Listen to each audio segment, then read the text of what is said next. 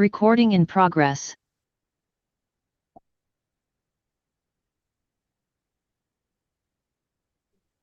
Okay. Morning.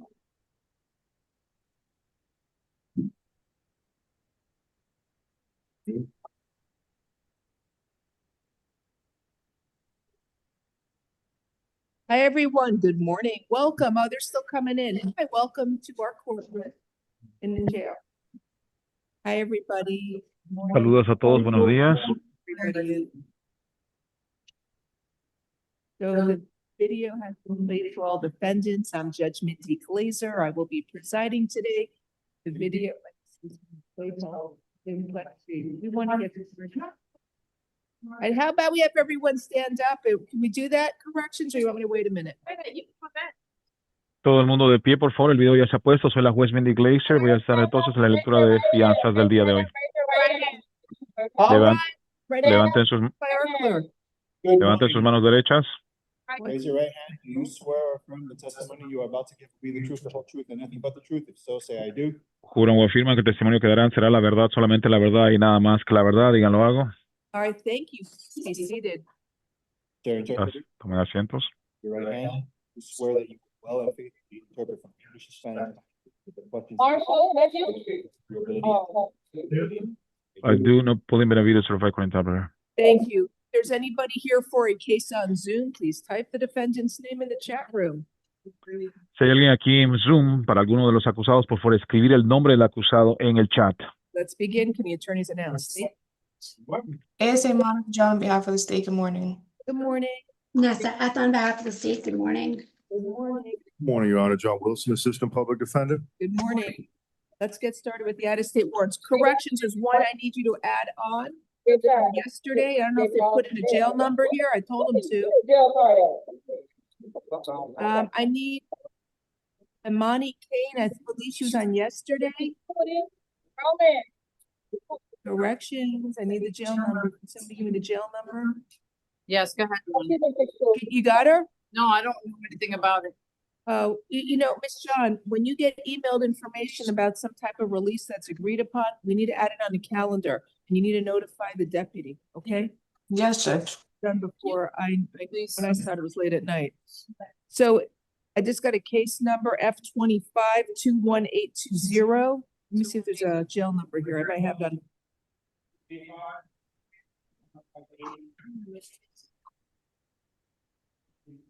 Yeah, that's the one from Maryland. Work from Maryland. Yeah, they gave me, yeah. So it's the jail number is.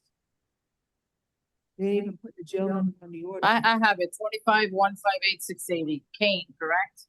Yeah, 250-158-680. Can you get the jail card in her, please? Yes. You need the body too? Yes, please. Okay. I don't know, what was the agreement for the release, Miss John? It was an RR, Judge. There was an oral release. They agreed to it. And you saw the email from the prosecutor in St. County? Yeah, the prosecutor emailed me. Okay. Yeah, stuff like that is we need to know about so we can have it ready to go.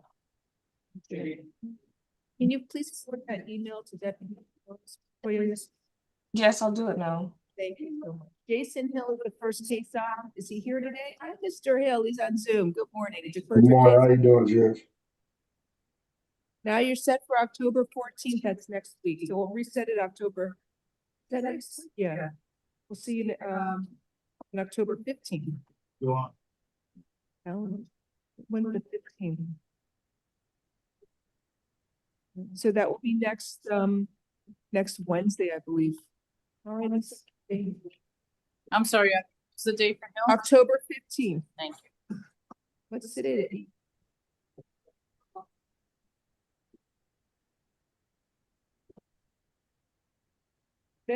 With Mendez, Mr. Mendez here is on Zoom at Metro West. This is when you need the Spanish interpreter. So, sir, you have locals pending. Your next court date is November 6th. We're going to reset this case on November 7th to see if you've closed out your Miami case.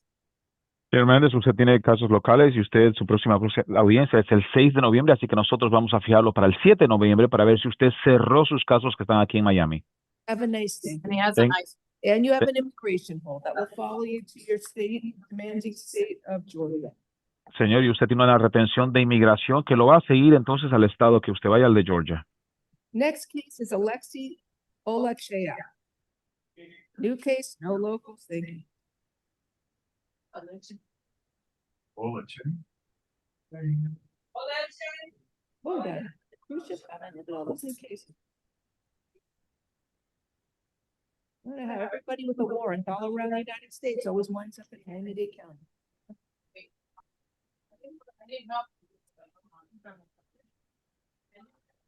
He's all the way. We got 5 new ones today. 4 new. Good morning. John, he'll need to stand it. Good morning, sir. You have an arrest warrant from the state of Colorado. This arrest warrant was issued September 8th of 2025. Buenos días, señor. Usted tiene una orden de aprehensión del estado de Colorado que fue emitida el 8 de septiembre de 2025. The charge is for racketeering. Es por conspiración para hacer actos criminales. There's no bond on the arrest warrant from Colorado. No tenemos fianza en el formulario de arresto de Colorado. I need you to tell me if you want to waive extradition or contest extradition. Necesito saber si usted quiere ser extraditado o prefiere usted, o sea, renuncia a quedarse acá y quiere ser extraditado inmediatamente o prefiere quedarse y pelear el caso aquí. A waiver of extradition is the quickest way out of this jail. Colorado would have up to 30 days to come and pick you up. If they don't pick you up within 30 days, you get released. El renunciar a pelear el caso acá de extradición, entonces sería el caso más rápido, la forma más rápida de ser liberado. Colorado tendría hasta 30 días para entonces venir a recogerlo y si no lo recogen, entonces usted sería liberado acá. The other option is to contest extradition, which means you want to fight the arrest warrant. You're not fighting the underlying charges, just the paperwork identifying you as the person wanted in Colorado. La otra opción que usted tiene es pelear el caso aquí del formulario de arresto que usted tiene de Colorado. Eso no quiere decir que esté peleando el caso de base, simplemente quiere decir que usted pelearía el caso que tiene usted de extradición. So if you contest extradition, you'll be in our jail at least 90 days so that the state can obtain the paperwork to try and send you to Colorado, and a lawyer will be appointed for you if you cannot afford one. Así que si usted pelea el caso de extradición, usted se quedaría acá hasta 90 días en las cárceles de nosotros. La fiscalía entonces trataría de obtener los cargos de Colorado para poder entonces enviarlo. Y un abogado sería asignado para usted si es que usted no puede costearse uno. Can you please tell me what you want to do? You want to waive extradition, agree to be transported to Colorado in 30 days, or fight the warrants and contest extradition? You'll be held here at least 90 days. Por favor, dígame entonces qué quiere hacer usted. Si usted quiere renunciar a pelear la extradición y usted sería enviado a Colorado y tendrían 30 días para hacerlo máximo, o usted quiere pelearlo aquí y entonces tendría que quedarse aquí hasta 90 días. ¿Qué quiere hacer? No, yo no puedo quedarme hasta 90 días aquí. Yo estoy bajo un tratamiento médico y yo tuve un accidente y todavía estoy con los puntos en la espalda y yo necesito salir lo más pronto que pueda. Yo estoy bajo tratamiento médico sobre un accidente. Un momento, señor. I cannot stay here for 90 days. I'm under doctor treatment right now. I still have the stitches in my back and I have to go through treatment. I cannot stay here. I've been in an accident. I just want to know what you want to do. Do you want to waive extradition and agree to be transported to Colorado, or fight the warrants? Can contest extradition? Solamente necesito saber qué quiere hacer, señor. Si usted quiere renunciar a pelear la extradición y esperar para que lo lleven a Colorado, o quiere usted pelear la extradición y quedarse aquí. No, yo me llevo para Colorado. Colorado. Okay, does that mean you want to waive and agree to go to Colorado? Eso quiere decir que usted quiere renunciar a pelear la extradición y está de acuerdo en ir a Colorado. Que me trasladen para Colorado. La extradición. Yes, to take me to Colorado extradition. Okay, fine. It's a waiver, no bond. We'll set it in 15 days to see if it gets picked up by then. In 15 days, the reset date is October 23rd. Perfecto, señor. Entonces renuncia a pelear la extradición. Lo ponemos entonces para reagendado aquí en 15 días. Tiene hasta el 23 de octubre para ver si se lo llevan a Colorado. There's no bond on the warrant, and also make sure corrections is getting whatever medical care he needs. No hay fianza en el formulario de arresto y vamos a asegurarnos de que correcciones le dé a usted todos los tratamientos médicos que usted necesite. And please make sure you sign the waiver paperwork at the jail. It just means you agree to be transported to Colorado. Asegúrese de firmar los documentos en la cárcel. Eso significa solamente que usted está de acuerdo en renunciar a extradición. Tenga buen día. Right, next we have Shanteria Sanders.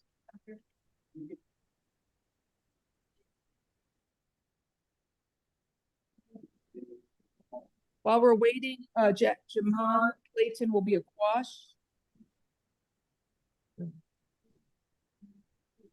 Morning. Ms. Saunders, you have an arrest warrant for the state of Georgia. The warrant was issued July 8th of 2025. The charge says failure to appear for a fingerprintable charge. There's no bond on the warrant. I need you to tell me if you want to waive extradition or contest extradition. Waiver is the quickest way out of this jail. Georgia would have up to 30 days to come and pick you up. If they do not pick you up within 30 days, you get released. Or you can contest extradition and fight the warrant. You're going to be in our jail at least 90 days so that the state can obtain the paperwork from Georgia to try and send you there. You want to waive and get out the quickest way? No, You want to contest extradition and fight the warrant? no, I don't want to fight the warrant. I want to. Pardon me, you want to waive and agree to go to Georgia? Yeah. All right, she lives in Georgia, looks like she's here on vacation. All right, so you live there, right? I used Pardon me? to live Oh, you don't live there anymore? there. All right, so it's a waiver, no bond. The reset date will be October 23rd. Make sure she's transported to Georgia. Please make sure you sign the waiver paperwork at the jail. It just means you agree to be transported there. If they don't pick you up within 30 days, I will release you. Okay, Thank you. Have a nice day.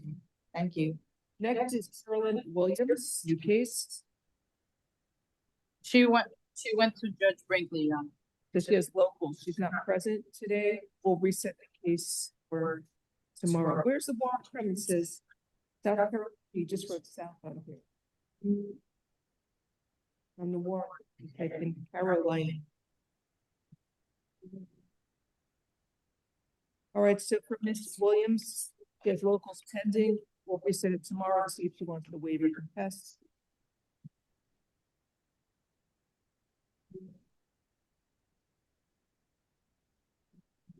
Let's reset 10A. And then 10-9. Next case is Ariel Hemingway. Good morning. Good morning. Ma'am, you have an arrest warrant from the state of Georgia. The warrant was issued December 2nd of 2024. The charge is theft by taking. So, ma'am, there's no bond on this warrant, and I need you to tell me if you want to waive extradition or contest extradition. Waiver is the quickest way out of this jail. Georgia would have up to 30 days to come and pick you up. They don't pick you up within 30 days, you get released. We set it 15 days to try and get you out of here quicker. The other option is to contest extradition, which means you want to fight the warrant. You're not fighting the charges, just the paperwork that says you're wanted there. You'll be in our jail at least 90 days if you choose to contest extradition. Those are the two options. What do you want to do? Waive and get out quicker, or contest and fight the warrant? waive. Smart choice, you get out quicker. Waiver, no bond. The reset date will be 15 days for October 23rd to see if she gets picked up by then. Please make sure to sign the waiver paperwork at the jail. It just means you agree to be transported to Georgia. Have a nice day. Next, Lewis 5, lost. Alden back is on Zoom, Metro West 3. Good morning, sir. Good morning, Miss. He closed, all of his locals closed. He was sentenced to 3 years. What do we need, a commitment order, or is he have CTS? What's going on? They was sentenced to 3 years state prison with 3-year minimum mandatory sentence with all credit time served, but I don't have the date yet. So I'm going to set it in 30 days for the commitment order. I don't know. Do you know how much credit for time served? It's only been here a year. And if it's 3 years, it looks like he has more time to do. So locals closed. We need the commitment order. So we set it in 30 days to try and get it. It may take a little long, but we just need that so we know what's going on. You're going to be, I guess, transported. I don't know, where do they go when they get transported from prison? You're going to have to go and be transported wherever the order take you, but this warrant will follow you. That's all I wanted to say. So when you get ready to be released after your sentence, then there's of Indiana would have up to 30 days to do up at that time. So I won't be able to get it to where it's ranked concurrent if I have to do it. First, you got to serve your sentence in Florida, then you're going to go to Indiana. So let me set it November 7th. That's 30 days. And we'll talk 30 days from today to see if we have it. You may or may not be here. Good luck to you. So, Miss Glazer, can I Yes, sir. ask you a question? Yes, sure. How can I get it to where I don't have to worry about it when I get out? Like, You don't, you're not gonna have to worry. They're gonna come pick you up when you're finished your sentence, or if they don't pick you up, make sure you turn yourself in, because you can always get rearrested.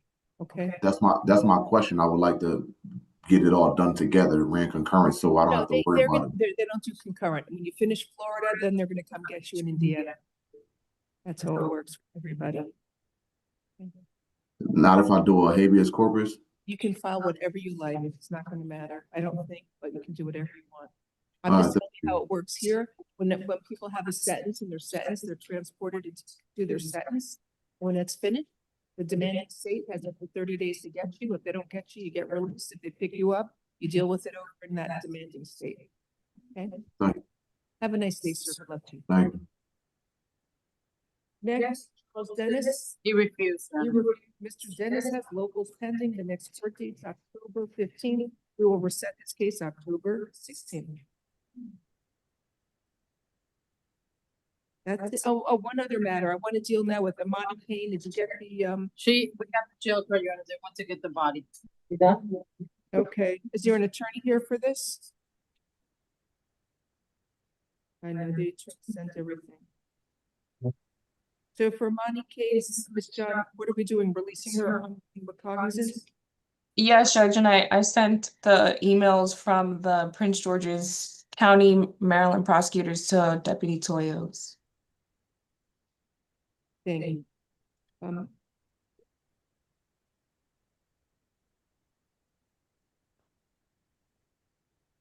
So corrections, let me know when she's there so I can give her the information. Yes.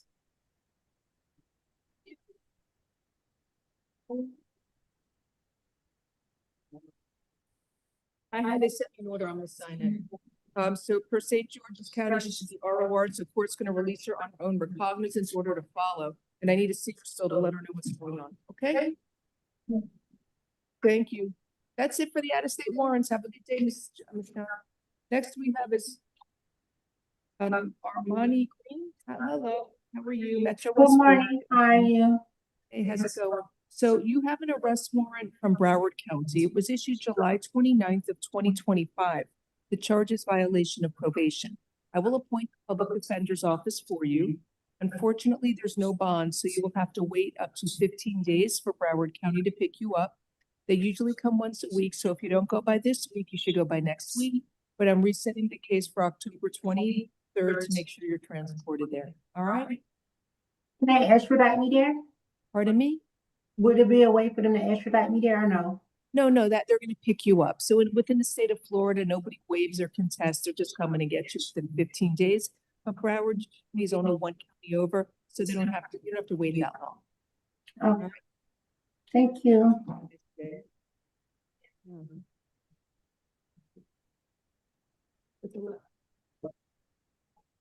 Thank you. Next case we have is Gabriel Douglas. He's a violent offender special concern. Is it TGK? Yes. Well, you're all done, Ms. Green, all right? Thank you. Thank you. I have Xavier Glass on Zoom. Hi, Mr. Glass. So you have a Broward County. It was issued June 18th of 2025 for grand theft. I will appoint the public defender's office for you. Unfortunately, there's no bond. You're going to have to wait up to 15 days. What? You're gonna have three? Oh, he has 4 cases. Three. 3 cases. You got a bond on the Broward warrant, $2,500. Then you have another warrant from Broward, no bond, for missing court for retail grand theft.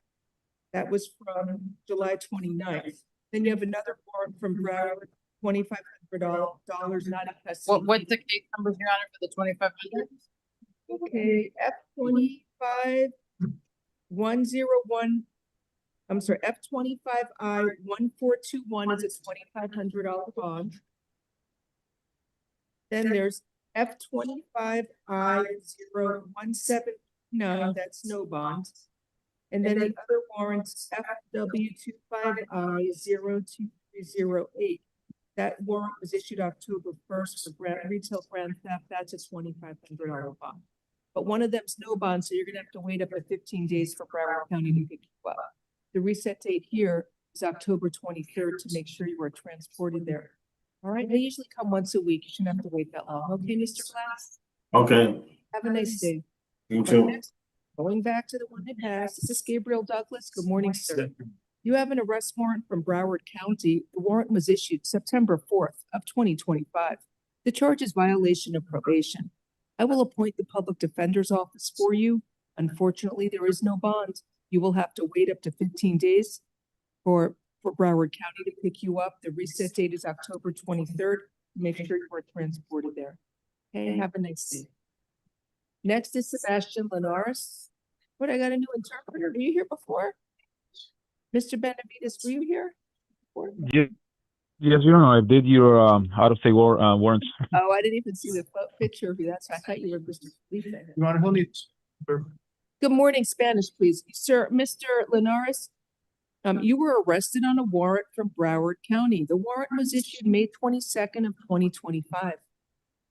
Buenos días, señor Linares. Usted fue arrestado en el programa arrestado en el 22 de mayo. What was the county? Apology, Your Honor. Broward. Del County. condado de Broward, perdón. So the charge is violation of probation. El cargo que usted tiene es quebrantamiento de libertad condicional. I will appoint the public defender's office to represent you on this warrant. Voy a asignar a los abogados de oficio para representarlos en esta orden de aprehensión.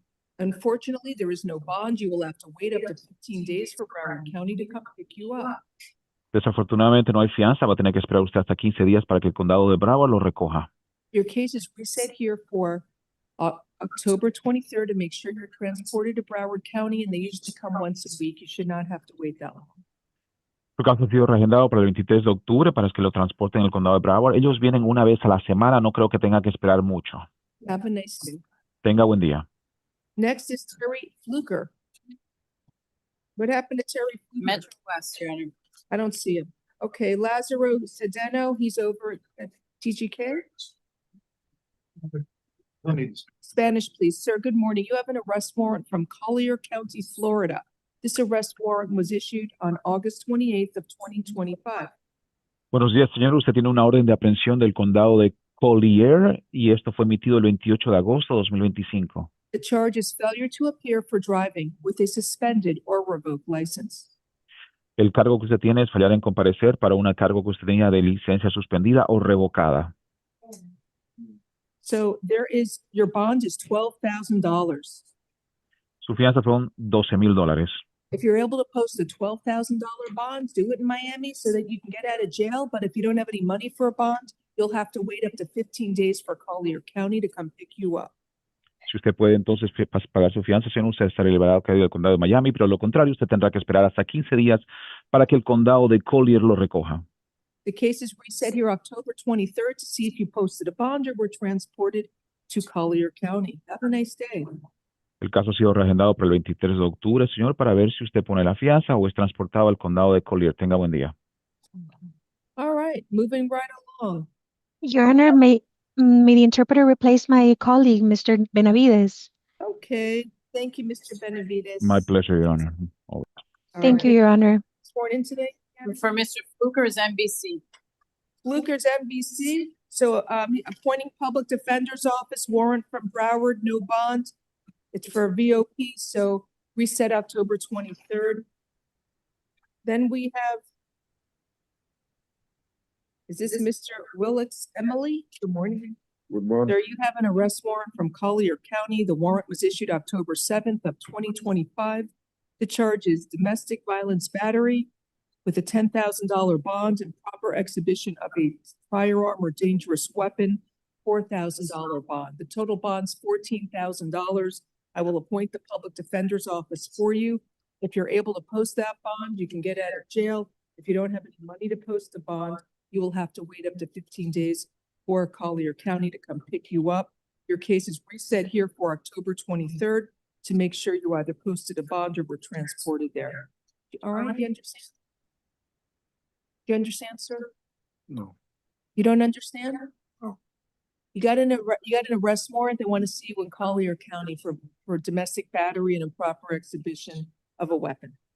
So it's I'm sorry, they're giving you a bond at $14,000. You can call a bondsman to get out of jail. Do it in Miami though, you'll get out quicker. Don't do it in Collier County if you call a bondsman.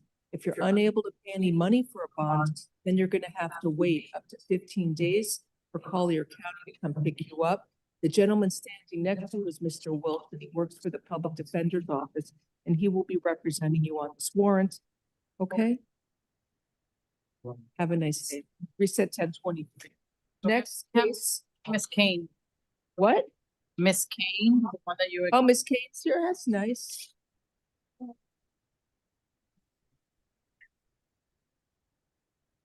All right, hi, Miss Kane. Apparently you hired a good lawyer because they got St. George's County to agree to release you on your own recognizance. I told them I'm gonna release you on your own recognizance and there's something in the order I gotta tell you 1 second. Let me pull it up.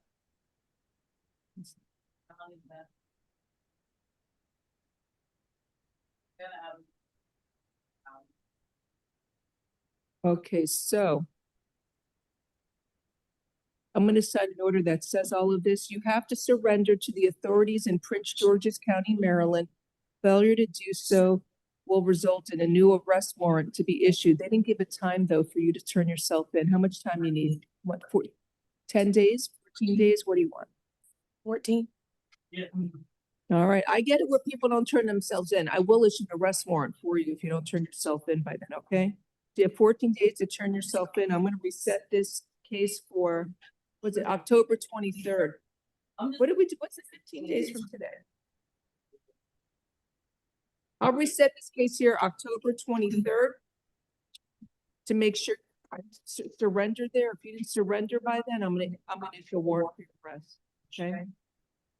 Don't wait up to 14 days. As soon as you get in, and try not to do it on a Friday either. Sit there on a weekend. Try and surrender like Monday, Sunday, Monday, Tuesday, Wednesday. Don't do it on a. I mean, not do it so quick. But I think you get a bond once you get there, so you just post the bond. So. What else? An arrest warrant will be issued for you if you fail to surrender in Maryland. You don't have to appear back here in Miami if you surrendered in Maryland. Don't worry about it. It's just to quash the warrant to make sure you surrendered. And also, we have your new address. You live in Miami now? Yes. Okay, so we have your address for all future court dates. So maybe you surrender there, and you should be able to get a bond once you get there. Stay in touch with your lawyers. See what they're doing. Okay. I don't know if it was Mrs. Clark or she was the lawyer. But yeah, Miss Dana Clark was the attorney. Okay, listen to what she says. Speak to her. All right. Okay. Thank you. Have a nice day. I'll sign the order soon. It still may take 12 hours. Process you. I don't know. I'll try and sign them this morning. Okay. Have a nice day. Thank you. And then. And then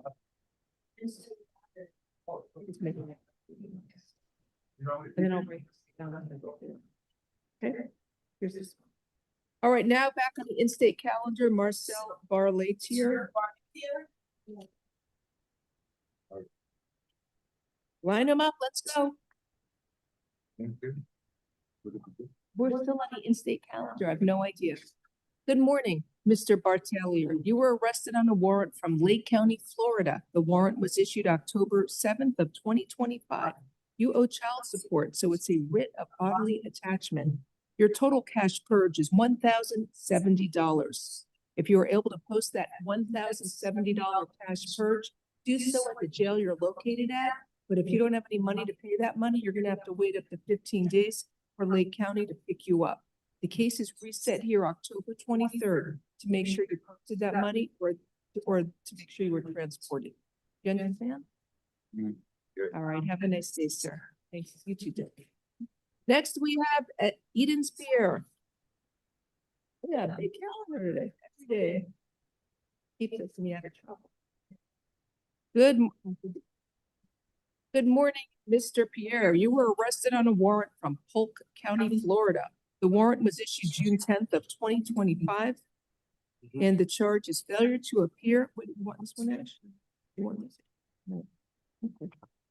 The warrant was issued June 10th of 2025. The charge is failure to appear for arraignment for battery Your total bond's $2,500. So if you can post a $2,500 bond, please do so at the jail in Miami. If you don't have any money for a bond, you will have to wait up to 15 days for the county to come pick you up. The reset date here is October 23rd. Have a nice day. Thank you. Thank you. Thank you, Ms. Ann. Will I see you later today? Next is Reiko Hernandez Padron. Good morning, sir. Do you speak English? He'll need interpreter. Spanish, please. Thank you. Hi, Gabby. Right. Did I swear you in or no? Yes. Do you swear or affirm you will not you. Do you swear or you will translate from English to Spanish, Spanish to English to the best of your abilities? If so state I do. I do. María Gabriela González, Certified Court Interpreter. Yo le voy a servir de intérprete, caballero. Good morning, sir. You have an arrest warrant from Broward County. The warrant was issued July 29th of 2025. Señor, tiene usted una orden de arresto originada en el condado de Broward, fecha de emisión 29 de julio. The charge is it looks like a failure to appear in court for driving with a suspended license. It's capious. Parece que se trata de falta de comparecencia por conducir con la licencia suspendida. Se emitió alias capias, orden de captura. It's a violation of probation, but he got arrested at the probation office. Y esto constituye quebrantamiento de probatoria, ya que fue arrestado en la oficina de libertad vigilada probatoria. So I'll appoint the public defender's office to represent you on this warrant. Le asigno a la Defensoría Pública para que le represente a lo largo de este proceso de la orden de arresto. Your bond is $100. Su fianza es de $100. So if you are able to post a $100 bond, you can get out of jail, pay it at the jail you're located at. Si es que logra usted pagar $100, puede salir liberado de la cárcel donde se encuentre. If you do not have any money to post the bond, you will have to wait up to 15 days for Broward County to pick you up. Y si no tiene dinero para pagar su fianza, tendrá que esperar hasta 15 días para que el condado de Broward le recoja. What's the matter? ¿Qué pasa, caballero? Yo tengo el dinero para pagar los $100, ayer lo estoy diciendo, pero no me han cobrado. I have the money to pay the $100, but they have not charged me. I don't know what you're talking about. Talk to the people at the jail on how you can pay it. If you don't pay it, the money to get out of jail, if you don't post the bond, you're going to have to wait up to 15 days for Broward County to pick you up. No sé de qué me habla, señor. Hable con el personal que está en la cárcel a ver de qué modalidad logra pagar. Si no pagara, tiene que permanecer hasta un máximo de 15 días para que le recoja el condado de Broward. So your case is reset here October 23rd to make sure you either posted that $100 bond or were transported to Broward. Y el caso se ha postergado aquí en nuestro tribunal para el 23 de octubre para asegurarnos que ya le han transportado o si ya fue liberado. Gracias. Yo voy a pagarlo ahorita. I'm going to pay it right now. Okay, thank you. Have a nice day. Muy bien, gracias. Buen día. That's it for the out-of-state warrants. Now we're ready to start our morning calendar. Very exciting. Good morning, Ms. Corey. Good morning, Rebecca Corey, Assistant Public Defender. Morning. So we're going to start now with a few out of turns. I have Francisco De Leon, Private Attorney Casanova. If you can let me promote you, sir. We're on page 7, and I'll do the correction cases.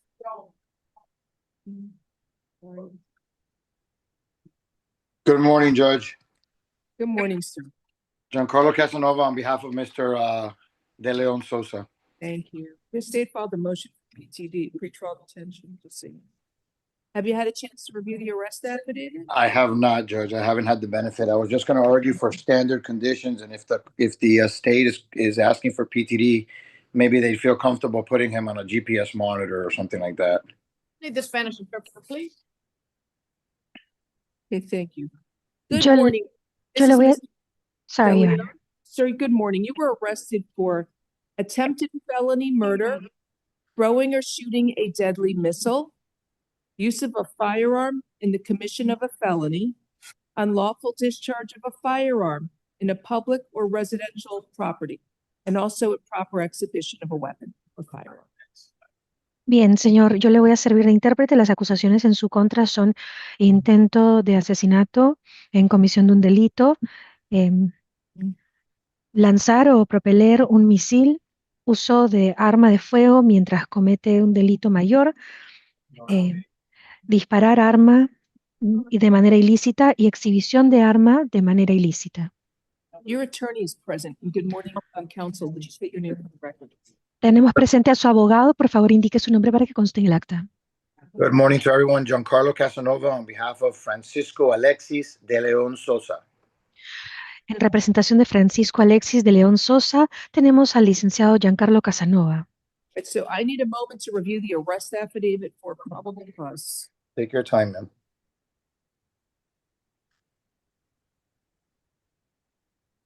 La señora juez procede a brindar lectura al informe de arresto. Tome su tiempo, nos indica la defensa.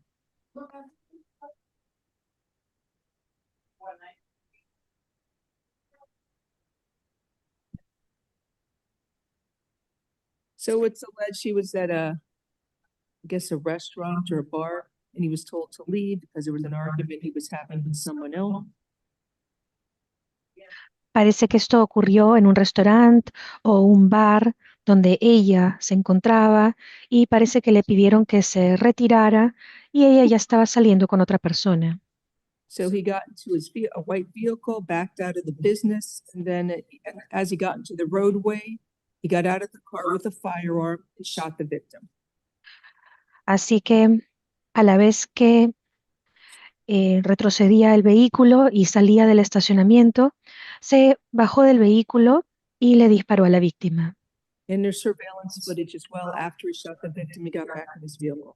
Tenemos disponible también la cámara de vigilancia donde figura que se metió al vehículo tras el disparo. And he's seen exiting from the front passenger side door of a white Toyota Highlander. Se le ve saliendo de un Toyota blanco Highlander por la puerta del copiloto. He also racked his firearm and tried to shoot him again, but the gun malfunctions. Trató de dispararle nuevamente, pero la pistola no funcionó. All right, so it goes on to the different witness.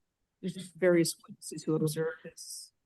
Existen varios testigos oculares. The victim said he doesn't know why the defendant would want to shoot him. He says he's never interacted with the defendant in any way, but he was able to confirm that the defendant's name is Alexis. La víctima indica, no sé por qué querría dispararme, nunca he tenido interacción alguna con el sujeto, no le conozco, sin embargo pudo confirmar que su nombre es Alexis.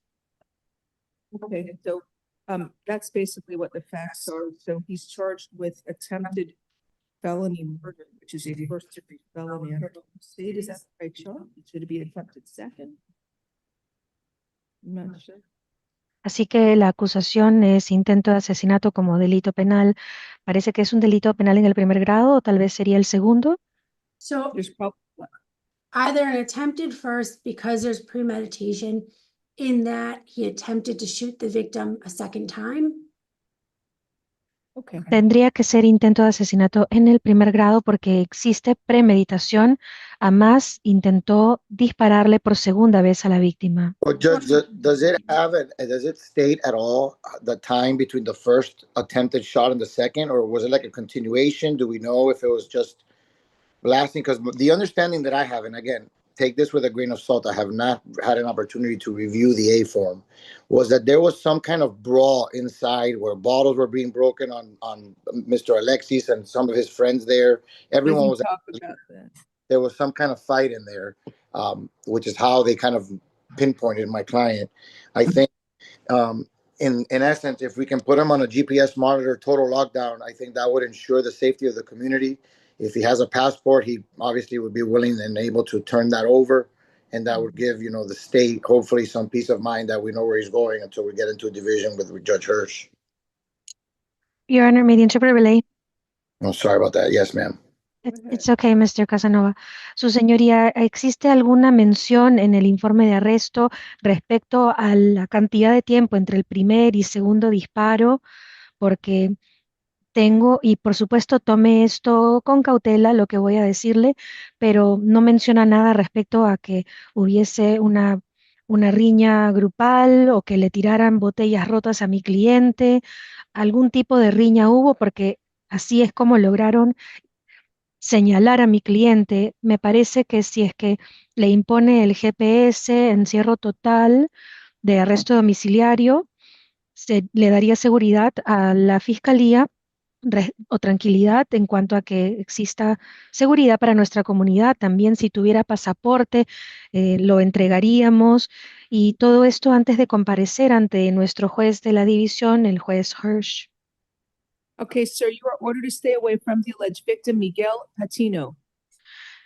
Orden judicial a emitirse, caballero, prohibido acercarse a la víctima, Miguel Patiño. No contact with the victim either directly, indirectly, in person, in writing, by telephone, or through third parties. No puede tener contacto de manera directa, ni indirecta, ni en persona, ni por escrito, por teléfono tampoco, ni a través de terceras personas. And you must stay at least 500 feet away from his home, school, and place of employment at all times. Tiene que conservar en todo momento la distancia mínima de 500 pies de la persona, del señor Patiño, su lugar de empleo, estudio y su hogar. Stay away from Republica Food and Lounge at 1260 Northwest 36th Street in Miami, Florida. Y no puede acercarse al local República, Your Honor. Republica Food and Lounge. Thank you. República Food and Lounge, ubicado en el 1260 Northwest, calle 36 del condado de Miami-Dade. There's probable cause for the charges, and I am granting the state's motion for pretrial detention pending final hearing. Existe suficiente fundamento legal para concederle a la Fiscalía su moción de prisión preventiva, así que queda encarcelado hasta su próxima fecha. Count 1 for attempted felony murder, a first degree felony, it's no bond. Primer cargo, intento de asesinato, no hay monto de fianza alguno. Count 2, there's probable cause for throwing or shooting a deadly missile, that is $7,500 bond. Existe base legal para la segunda acusación, lanzar misil mortífero, $7,500. For count 3, there's probable cause for use of a firearm during a felony. State, I don't know what bond you want, $1? It's fine. Dollar. Count 3. Count 4, unlawful discharge of a firearm in public is $500. Tenemos el tercer cargo, uso de arma de fuego en comisión de un delito penal, $1, aceptando la fiscalía. Y cuarto, exhibición de arma de manera ilícita, $500. Count 5, improper exhibition of a weapon is $500. Y $500 por exhibición ilícita del arma de fuego. All right, sir, you have a good lawyer. Listen to what he tells you, and you will see the division judge tomorrow, who will set a final hearing on the state's motion for pretrial detention. Bien, señor, cuenta usted con muy buen abogado, haga caso a todo lo que le indique. El día de mañana va a estar ante el juez de su división para fijar una fecha en cuanto a la audiencia de cárcel preventiva. All right, thank you so much, Mr. Casanova. Thank Y you. muchísimas gracias. Judge, we appreciate the accommodations. Muchísimas gracias al licenciado Casanova. La defensa agradece todas las pautas otorgadas. All right, next I'm calling Jarvis Bester on page 8 for this victim witness. What is he? Victim witness advocate? Mr. Alexander. Bester, not here yet. You know. He's not here yet. All right, Mr. Alexander is not here yet, so I'll recall it when he's there. I have one more. They're asking me to call out a turn. Page 7 for Christopher Martinez. Martinez.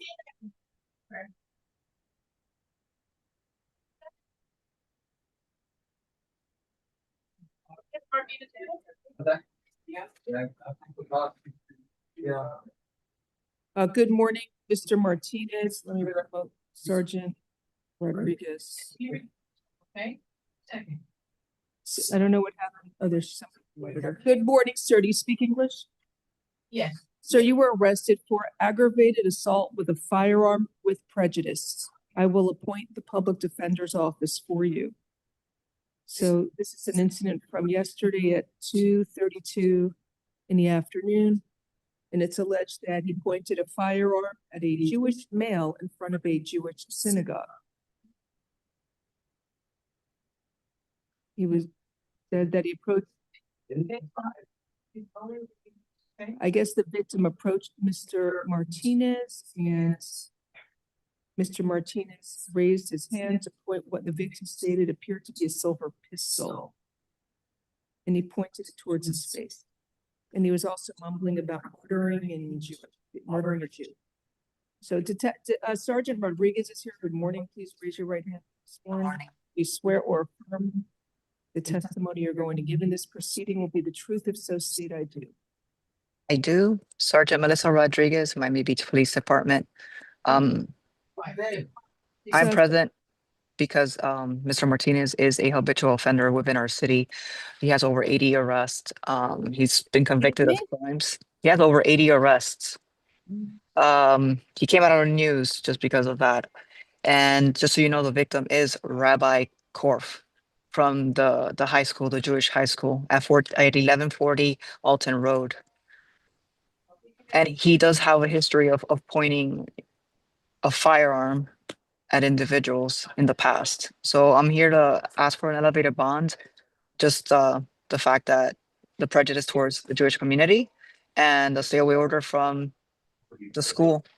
I just have a question. You said he has 80 arrests. I see he has several convictions, including felonies. Can you tell me why he wasn't charged with So possession? it wasn't an actual gun. It was a lighter that appeared to be a gun, and he has a history of pointing that same sort of item at people. So here's an arrest back from 2023. He allegedly did the same thing. We're not having a trial. We're not having this. Okay. Say you shouldn't point it in somebody's face. Is your life a secret? How is that? So, sir, Mr. Martinez, you're presumed not guilty. Your lawyer's trying to represent you. These are the allegations, and I have to read them, and I'm finding out what Sergeant Rodriguez has to say. Okay? So, Sergeant Rodriguez, do you have anything else to say? No, Your Honor, I just want you to consider the history and the circumstances for the elevated bond if possible and the stay away order. Can you let Ms. Corey speak right now? She's a very good lawyer. And I want to hear what she has to say. Do you have any questions for Sergeant Rodriguez? No, Judge. Thank you. All right, sir. Mr. Christopher Martinez, you are ordered to stay away from the Rabbi Menachem Korf. No contact with that alleged victim, either directly, indirectly, in person, in writing, by telephone, or through third parties. And no contact with the victim through social media or other electronic means. And very important, you have to stay at least 500 feet away from the victim, his home, and school and place of employment at all times. And stay away from the Lubavitch Education Center at 1140 Alton Road in Miami Beach, Florida. You're not allowed to go there, and if they see you over there, you're going to get arrested for violating the stay away order. Do you understand, sir? Yes, Thank you. So also yesterday's a Jewish holiday, Sukkot. So I don't know. The anniversary of October 7th as well. Oh, it's also the anniversary of October 7th. These are serious allegations, and I believe, I don't know, do you have any argument for our rule, Ms. Corey? Yes, Judge. Yes, you might know public cause for an aggravated assault. It appears to be an assault, but it was not a fire. They're indicating it was a. Well, the pistol resembled a legitimate firearm, and in the victim's eyes, I believe he thought it was a firearm. He thought he was going to die. But Judge, it's not a deadly weapon. It's a lighter. Okay. So because they were able to determine that, it would not qualify as a firearm or deadly weapon. That's why it qualify evidence as an assault, Judge. As a what? As an assault. A simple assault. Okay. State, would you like to respond? So an assault with the prejudice enhancement would make it a third-degree felony, requesting the increased bond no less than $25,000. So there is probable cause for, Ms. Corey's correct, your lawyer's correct, there's only probable cause for assault since it was not a real.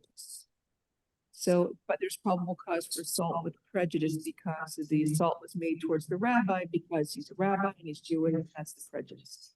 So based on his priors, he said he has. I think it would be a first degree misdemeanor because assault is a second misdemeanor. I don't believe so. Isn't assault the first? No, second degree. Battery is a second. Right, battery is the first degree misdemeanor. Assault is the second degree misdemeanor. Let's see, state, do you know is Let assault? me check. Ms. Corey may be right. I'll look into it. But it doesn't change the request for the increased bond. Sir, how long have you been in Miami for? For 5.5 years, Your Honor. How much? 5.5 years. And you have 80 arrests in 5.5 years? Your Honor, you see it on all of them. That's a lot. It's an M1. It's a first-degree misdemeanor. All right, so I believe an increased bond is warranted.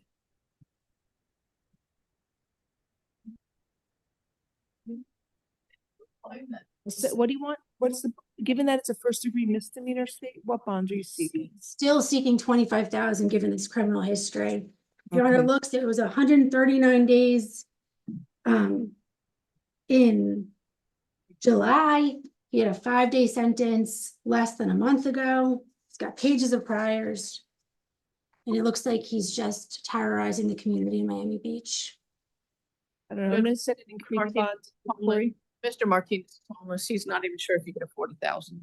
Well, I'm setting his bond at $25,000. Stay away from the victim, Rabbi Korf, and the Lubavitch Educational Center. Good day, sir. Thank you for coming in, sir.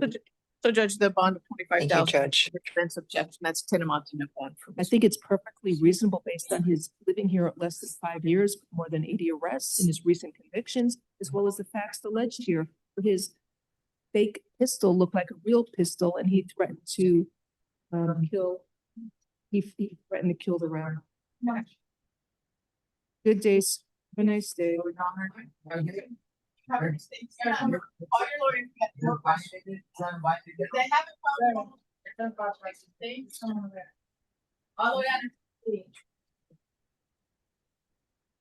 Okay, next case.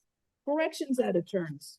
We have Bester on. Who? Oh, you have the one from, thank you. Let me recall Jarvis Bester. Is Mr. Alexander here? She can promote him.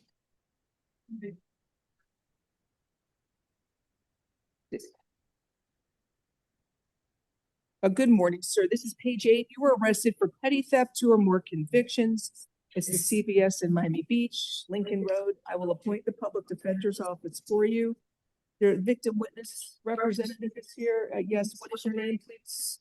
Good morning, Your Honor. Devin Alexander, victim representative, for the record. How can I help you, sir? Why are you here? Your Honor, we would just request a higher than standard bond. This offender is a repeat offender at the same store in Miami Beach. You know, he just makes the staff feel uncomfortable, they feel unsafe, and he's in there, according to them, almost daily. So we would just ask for a higher than standard bond, Your Honor. Okay. Any questions for Mr. Alexander? No, Judge. Judge, Mr. Bester does not have funds for a bond. He's currently homeless. Would Your Honor consider the tap for him? Sir, you are ordered to stay away from the CVS pharmacy store at 306 Lincoln Road in Miami Beach, Florida. You are not allowed to go to that store, and you must stay away from there. Do you understand? You're not allowed to go there. They don't want you there. Stop going in there. Just gonna keep getting arrested, okay? Trying to avoid you coming back here. Don't go there. Go to another city. They have other stores in other cities to visit. Anyway, let me review for probable cause. It's from yesterday.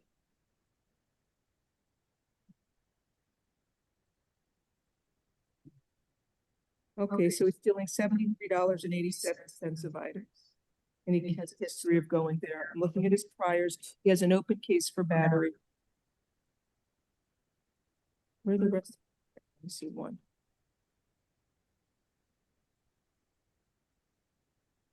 I'm setting a bond. What bond do you want? Your Honor, State? we would defer to the state. What? $5,000. $5,000 bond. An increased bond is warranted based on him continually going there and scaring the people working there. Good day, sir. Stay away from CVS. Thank you, Your Honor. Have a good one. Next, at a turn for corrections, page 10, Leonardo Guzman Diaz, 5 arrests. Diaz, Leonardo, 27. Good morning, sir. Do you speak English?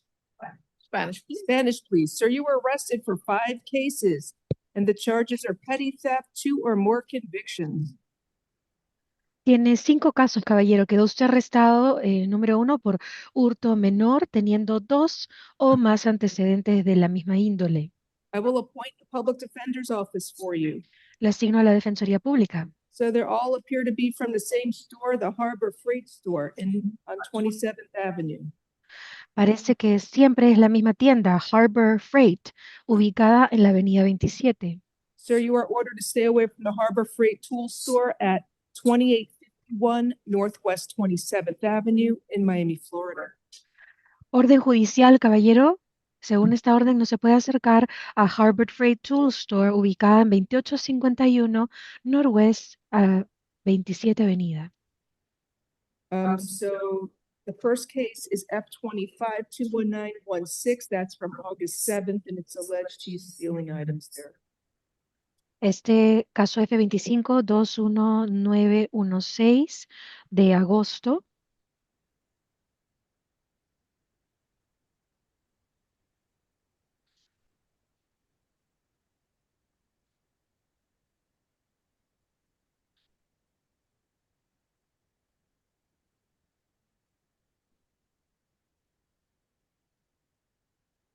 So in this case, he stole a wrench set. Your And Honor, can you he repeat for the stole interpreter? a wrench set, and he has mentions prior convictions. Thank you, Your Honor. Tiene varias condenas anteriores y en este caso robó un juego de alicates. So there's probable cause for the charge. Your bond is $2,500. Existe fundamento legal para los cargos imputados. 2.500 es el monto de fianza. The next case for F25-21915. That's from August 3rd. Tenemos el otro caso del 3 de agosto. He's stealing more wrenches.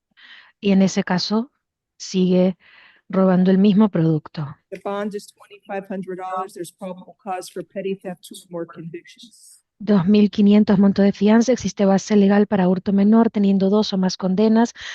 Son llave inglesa Then o llave de here's tuercas. another case for petty theft, 2 or more convictions from July 21st. Tenemos otro cargo del 21 de julio por hurto menor. He's stealing wrenches again, valued at Nuevamente, $99. nuevamente robando juegos de llave de tuercas o llave inglesa en el valor de $99. The bond is $2,500. Which Monto case, de- Your Honor? F25-21914. y esto es en el caso F25-21914.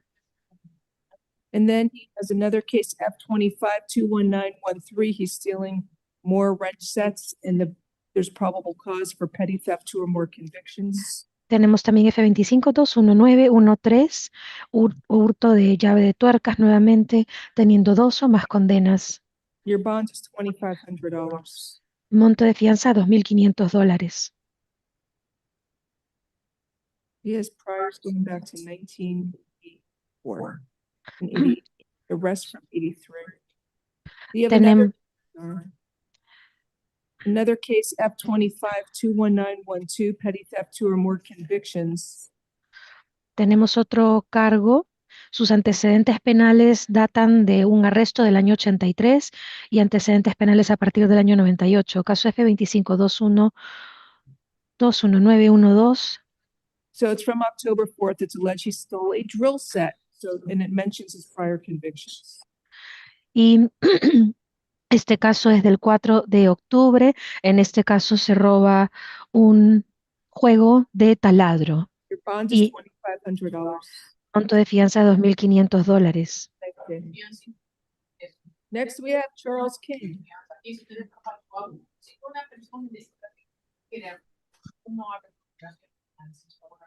Page 13, Charles King. Added charges.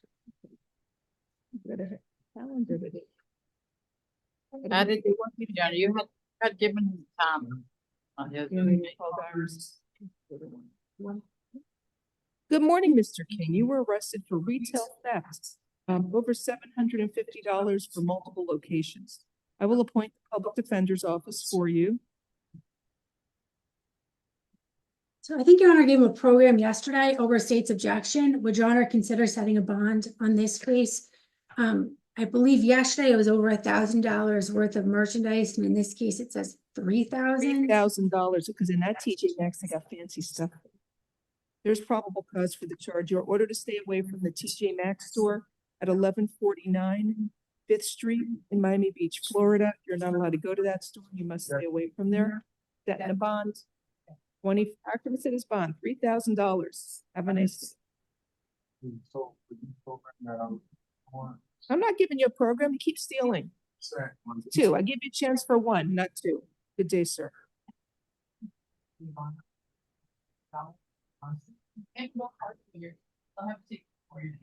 Next,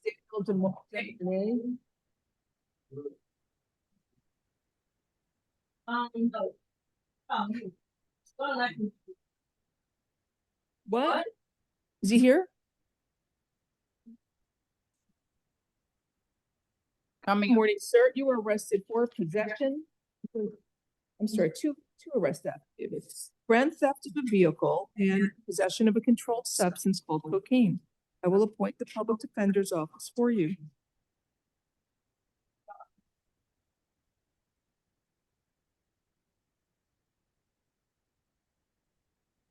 So this is about a stolen trailer.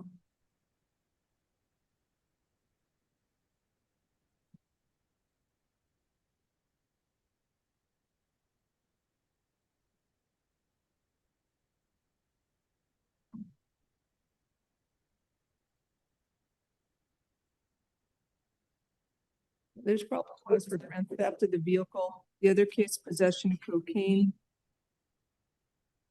There's probable cause for that charge. It came in on a bench warrant, 2 bench warrants. I'm setting a bomb. F25-21865 is $2,500, and the grand theft of the vehicle is also $2,500. Have a good day. Thank you very much. Both 100? Yes, ma'am.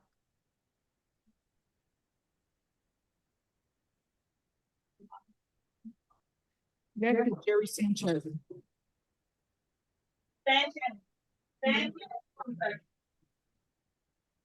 Yeah. You're gonna go see the lawyer over there. Thank you so much. Thank you so much, Ronnie. Well, all we got to do for Mr. Sanchez? Good morning, Mr. Sanchez. Sir, you were arrested for possession of cocaine and possession of drug paraphernalia. I will appoint the public defender's office for you. Is he eligible for free trial? I have to be tapped, Judge. He's got that. Tap, he has a lot of priors. Page 17. Tap alternate bond. It's going to be $2,500 count 1 and $500 count 2. Have a nice day. You have an address, right? Yes. Thank you.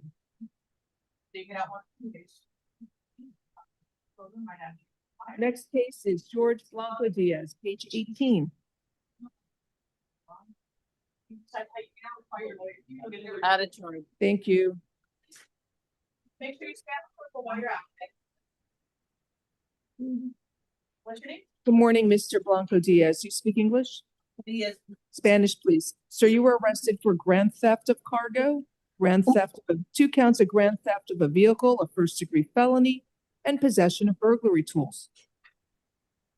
Señor, las acusaciones en su contra son hurto mayor de mercancía, 2 cargos de hurto vehicular y un cargo de tenencia de instrumentos para cometer allanamiento.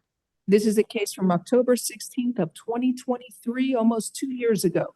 Este es un caso del 16 de octubre del 2023, hace casi 2 años atrás. Sir, can you afford to hire a private lawyer? ¿Tiene dinero para contratar abogado propio, señor? Yo tengo. I have an attorney. Who is the lawyer?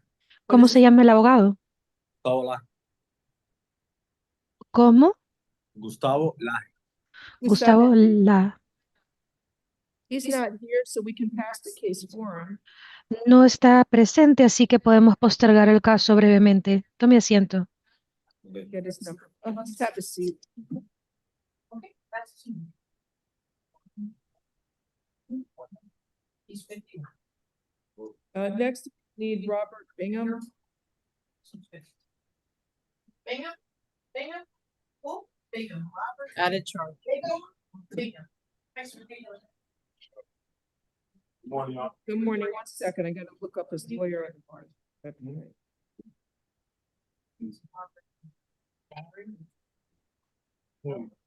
Yes, sir.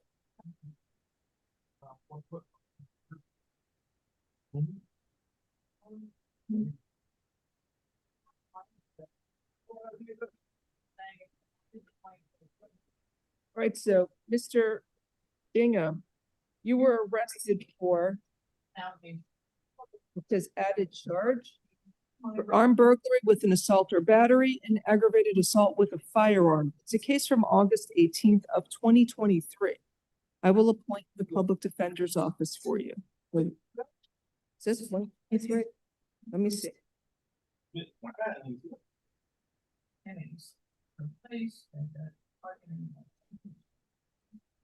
He's still together with Miss.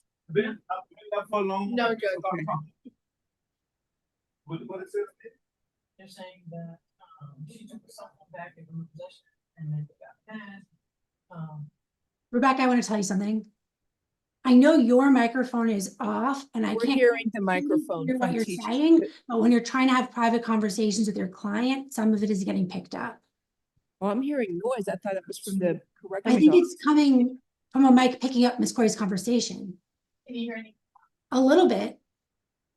Yeah, you got to turn off your speaker on Zoom. Or I think it may be from maybe a mic in the Where it's room. getting, where it's being picked up from.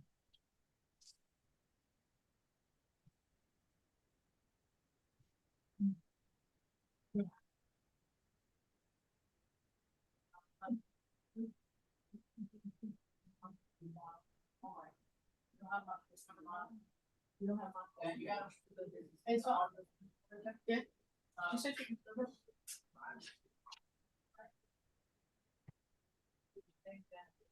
How can they do that? They can add it to your own. People get accused of things they didn't do all the time. Okay? So that's the thing actually file on it. But okay, the same thing, you broke into the house. All right, so I've reviewed the arrest affidavit, sir. You were ordered to stay away from the alleged victims. Is it, or you don't gave me her, not there? There were two victims stated. Right, the other one is AR, I'm sorry. You're ordered to stay away from the alleged victims TKW and AR. No contact with the victims either directly, indirectly, in person, in writing, by telephone, or through third parties. No contact with the victims through social media or other electronic means. And you must stay at least 500 feet away from the victims, their home and school, and place of employment at all times.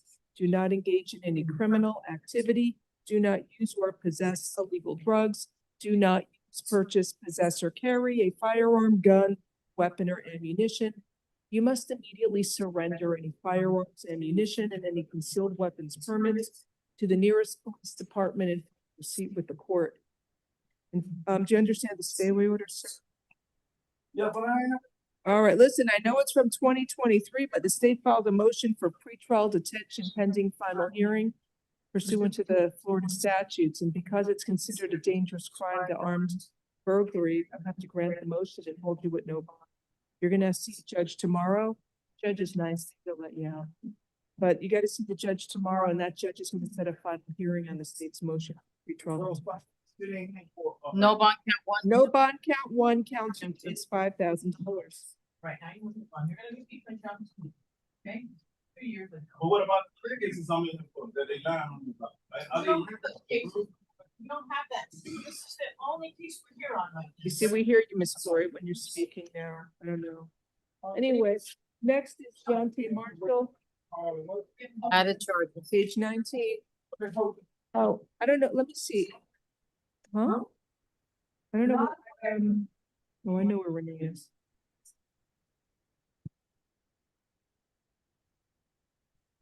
Let me call this lawyer to come to court. It is. Good morning. Good morning, Mr. Marshall. Yes, ma'am. Yes, ma'am. Yes, ma'am. Sir, you were arrested for 4 cases: retail theft with a prior conviction from September 14, grand theft September 2nd, and retail theft August 18th, and retail theft September 13th. So I will appoint the public defender's office for you.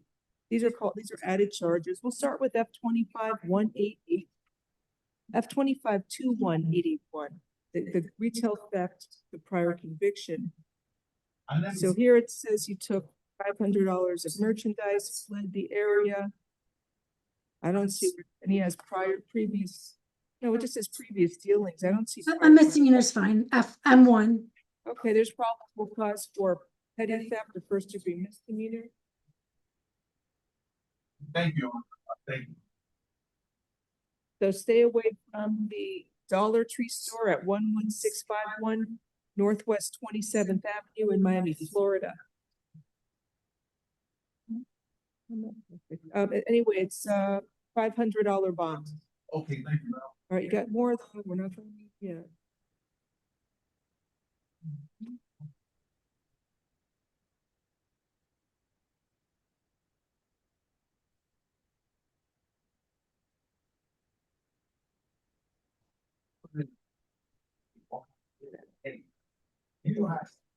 Next case you have is F25-21880. So this is brand theft. It says he stole numerous bottles of vitamins and put them in a great pillowcase. He filled the pillowcase with the vitamins and then left the store. Oh, I didn't know they sold pillowcases. They're selling every day.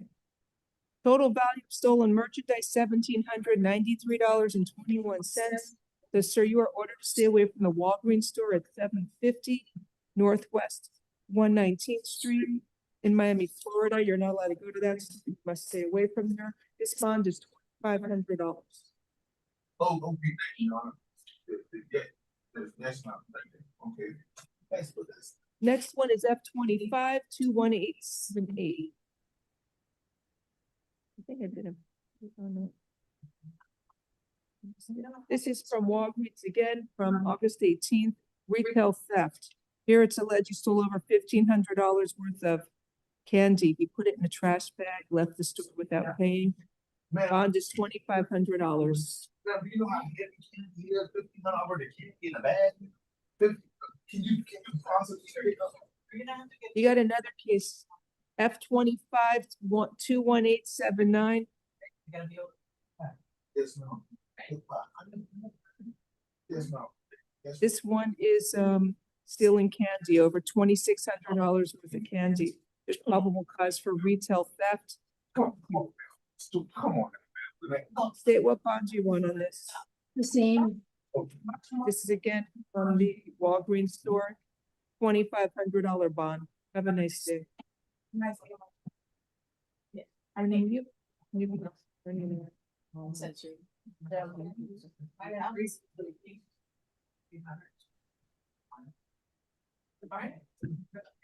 you. I appreciate it. Okay, move right along now to page 1. We're going slow. Sabrina Cross. That's not Cross. Why are you bringing him? The lawyer's not here, is he? Who did you call, Judge? Sabrina Cross. We're waiting for your lawyer, sir. Renee's gonna call now.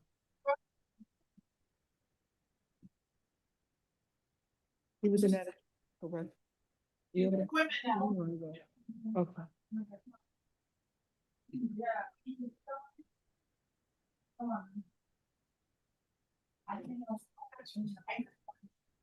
Good morning, Ms. Cross. How are you?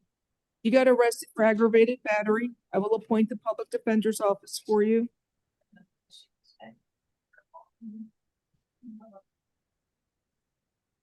It's a glass bottle and the victim received several stitches. There's probable cause for the charge. You are ordered to stay away from the alleged victim whose initials are CW. No contact with the victim either directly, indirectly, in person, in writing, by telephone, or through third parties. No contact with the victim through social media or other electronic means. You must stay at least 500 feet away from the victim, his home and place of employment at all times. Do not engage in any criminal activity. Do not use or possess illegal drugs. Do not purchase, possess, or carry a firearm, gun, weapon, or ammunition. You must immediately surrender any firearms, ammunition, and any concealed weapons permits to the nearest police department and file a receipt with the court. You may return to the victim's residence one time only within 48 hours of your release from jail. You must be accompanied by a police officer so that you can retrieve your personal clothing, health items, medication, personal and business-related paperwork and work tools. If you go to the victim's home without the police, or if you stay there, you will be arrested. Do you understand the stay away order? Yes. All right, do you have any money to post the bond? No, Judge. You want house arrest? Yes. House arrest with a GPS monitor, alternate bond, $7,500. Level 3 house arrest. And I'll do a curfew from 11 p.m. to 6 a.m. Have a good day.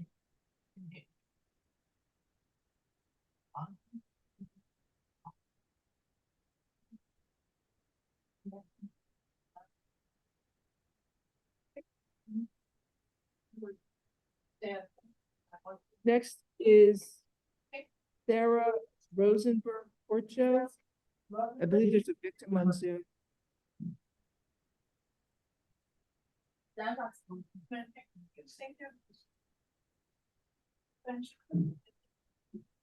Good morning, Ms. Rosenberg Porcho. You were arrested for criminal mischief over $1,000. I will appoint the public defender's office for you. I think there's a victim here. If they want to be heard, they have to raise their hand on Zoom so I can promote them. State, I'm gonna let you handle that. I promoted Ms. Caro to a panelist. You have to accept the Let me promotion. review. So she went to the victim's residence, takes a hammer and smashes the glass panels of the front door, $3,000 in damage. Victims inside and heard what was going on. And it was portion of it was captured by the victim's surveillance.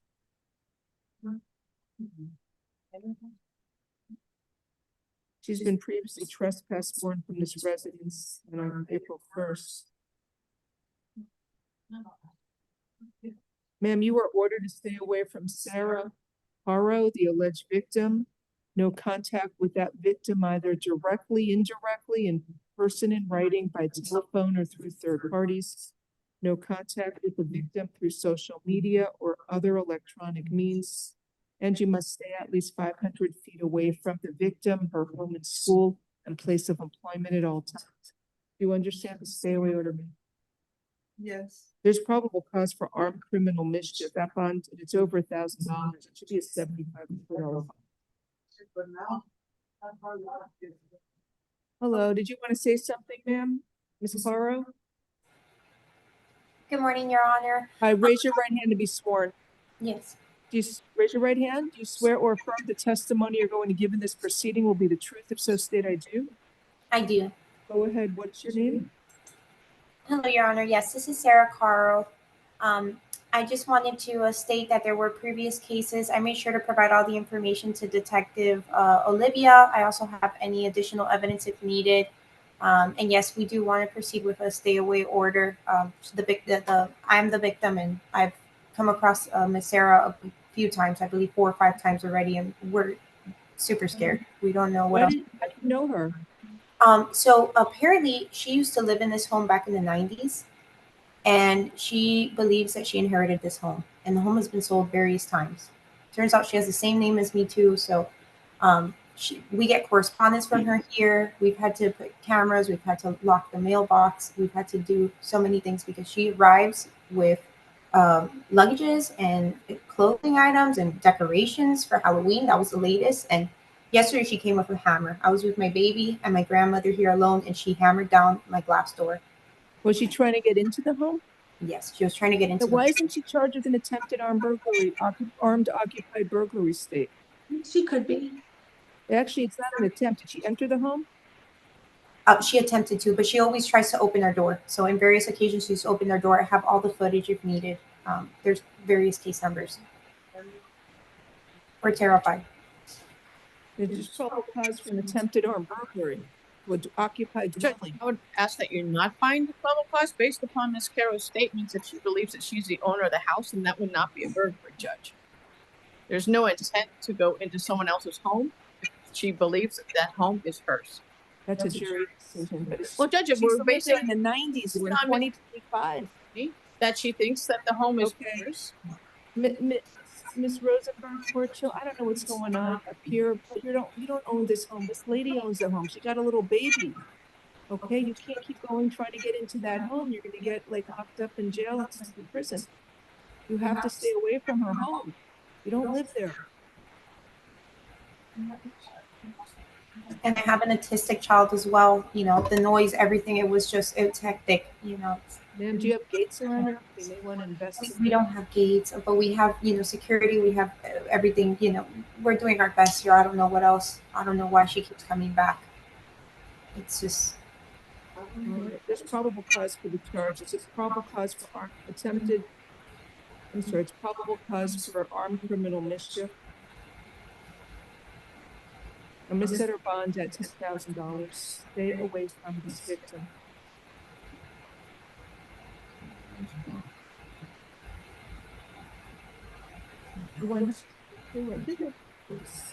That's what you go, maybe go to the hospital and get a mental health exam. You have hospital benefits?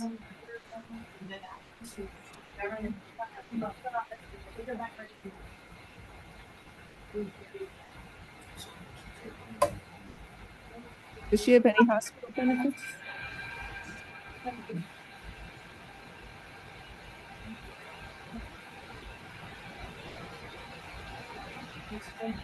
One minute.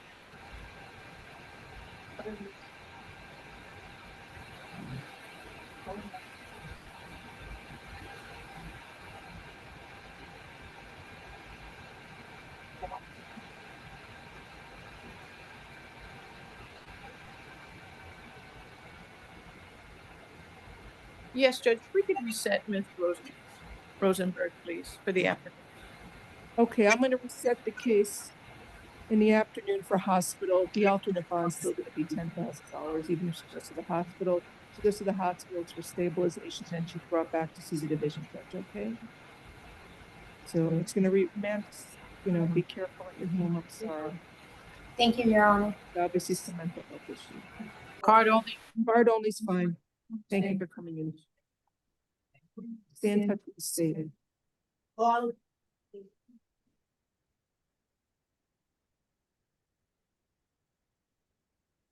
Next case we have, we're still on page 1, Dora Mitchell. Hi, Miss Mitchell, good morning. You were arrested for conspiracy for purchase of cocaine. I will appoint the public defender's office for you. Happens good. Yes. Unless, pre-trial. Pre-trial, please. Pre-trial services, is it conspiracy or completed? No, it was like an attempt. Okay. Pre-trial alternate bond. What do you want? $1,000? That's fine. Pre-trial alternate bond, $1,000. Have a nice day. Next, Aisha Grace, page 1. Come on, ladies.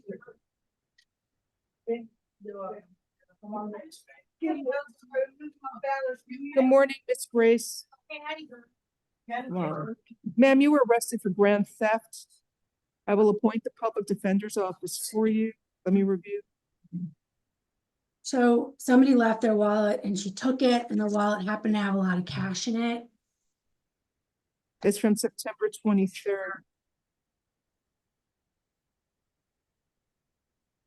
Next, TV, there's probable cause there. Ma'am, you were ordered to stay away from the Cybrarium at 80 West Maury Drive in Homestead, Florida. You're not allowed to get that location. You must stay away from there.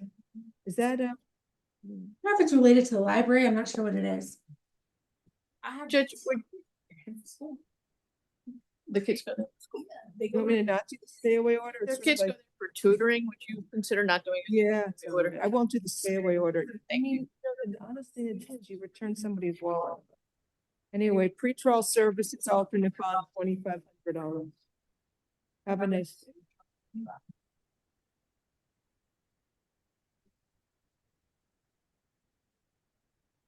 Jacqueline Solis, page 1. She refused, Your Honor. Added review, added charge. You want to waive our presence, Miss Corey, or you want to reset it? So many of them. She keeps getting, this is the one with the dead people I heard there. Yeah, it's the cars. We can waive it. Appoint the public defender's office, waiving presence.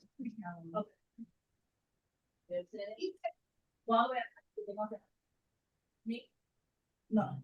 No, this So is one that gets people's IDs and then pretends they're them. Okay. Appoint the public defender's office, waiving presence 25. I don't know why they're all first because it was a U-Haul, but I don't see values. It does say 43,000. The next one's the lady with the. Oh, okay, count one is 2,500, count two, 2,500, and count three will be 5,000. Appointing public defender's office, waiving presence. You said we're right? Yes. Correction, she's no bond on the probation. The F20 case. Yes. Thank you.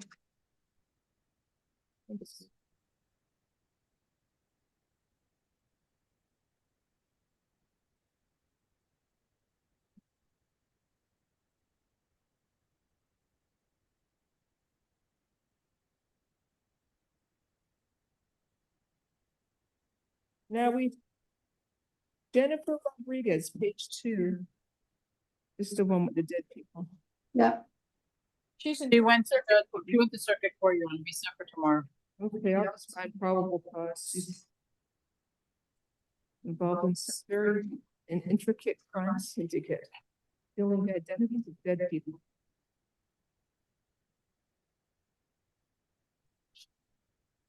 The reset for the afternoon.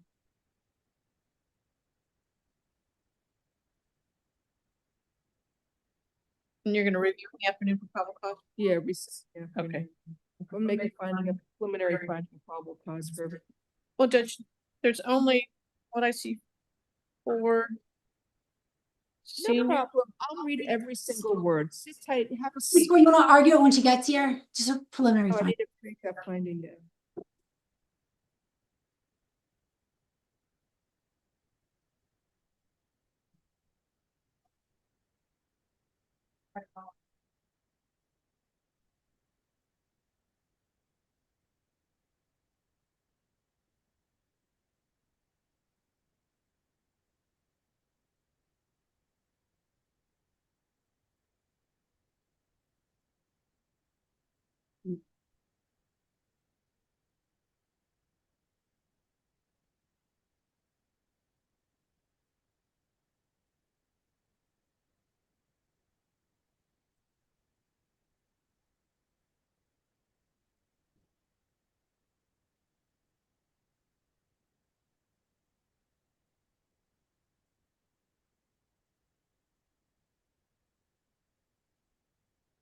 So what is it, just 5 fraudulent IDs?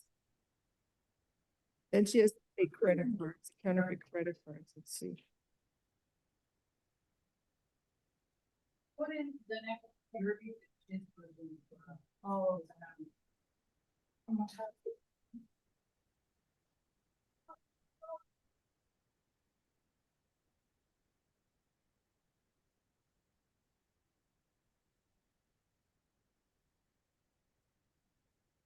I see 7. There's probable cause. 7 where it's minor or over 60 years old. Oh, no, just 7. It just should be. It's the F3s. They're all F3s. Okay.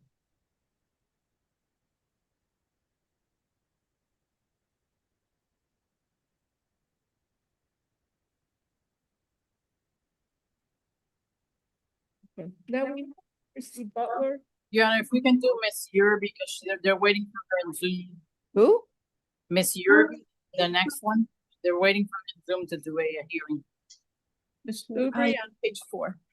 Oh, okay. Marie Ubri, page 4.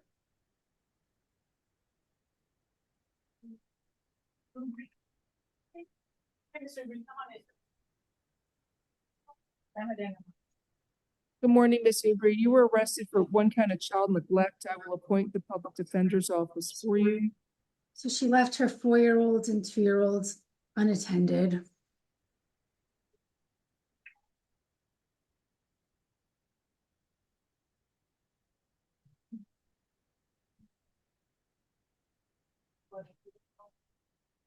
One of the children is autistic nonverbal. Yeah, she was taking all the kids to school. Left the. She's got no criminal history, and it sounds like she's going to family court next. Yeah. All right, ma'am. What do you want me to do? Supervised only? I guess just advise the defendant whatever the family court says goes. Okay. So, ma'am, there's probable cause for child neglect. I'm going to enter, I guess, only supervised contact with the 2 minor children whose initials are AF and MF. So it has to be supervised by another adult if you're going to be near them. Also, do not be physically threatening or violent towards them in any manner whatsoever. Do not engage in any criminal activity. Do not use or possess illegal drugs. And do not purchase, possess, or carry a firearm, gun, weapon, or ammunition. You must immediately surrender any firearms, ammunition, and any concealed weapons permits to the nearest police department. Follow with the court.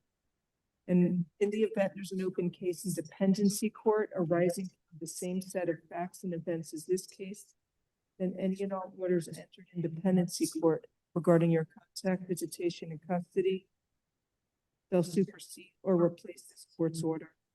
Do you understand that? So if in dependency court, they say you can have unsupervised contact, it won't be a violation. They say no contact, you got to follow what they say.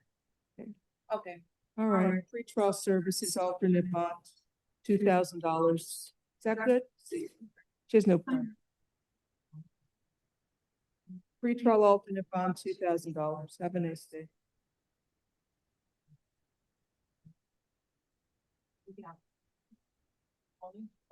Butler.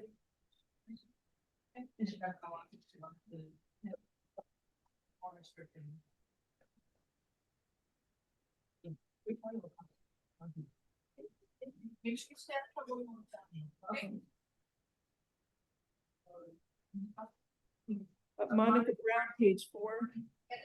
Judge, we have Miss Butler on the one that we found on page 7. On page 3. Oh, okay. Christy Butler. She has a probation. 1 minute. Also, to find that lawyer, please.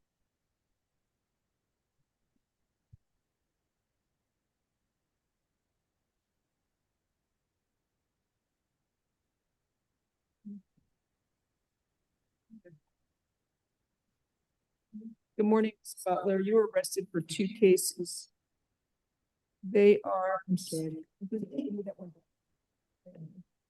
You were arrested for 2 cases. The charges are fraudulent use of or possession of an identification, fraudulent use of a credit card, and petty theft. It's from May 18th.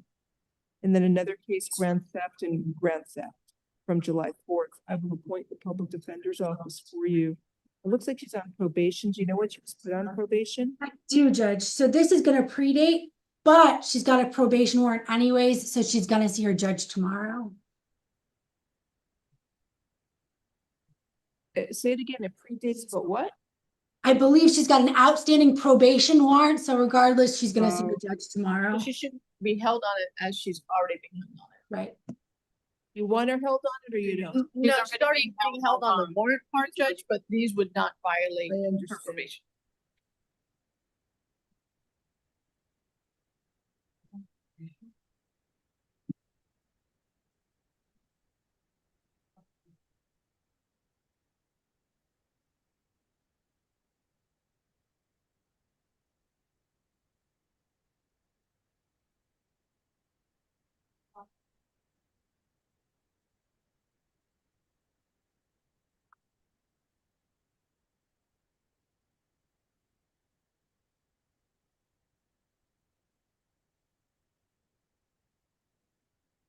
Okay, so there's probable cause an F25-21920. Ma'am, you are ordered to stay away from that Old Navy store at 1455 Northwest 107th Avenue in Miami, Florida.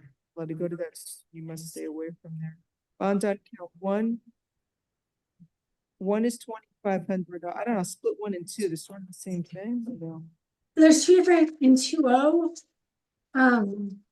She opened a credit card. Okay, yeah, you're on a good split them.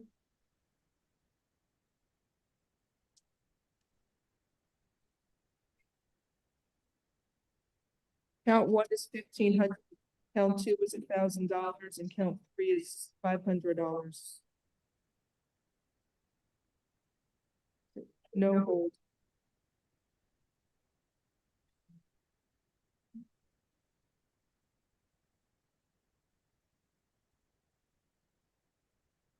The other case up 25-21876, your order to stay away from the Gap store at 11401 Northwest 12th Street in Sweetwater. Allowed to go to that store, you must stay away from there.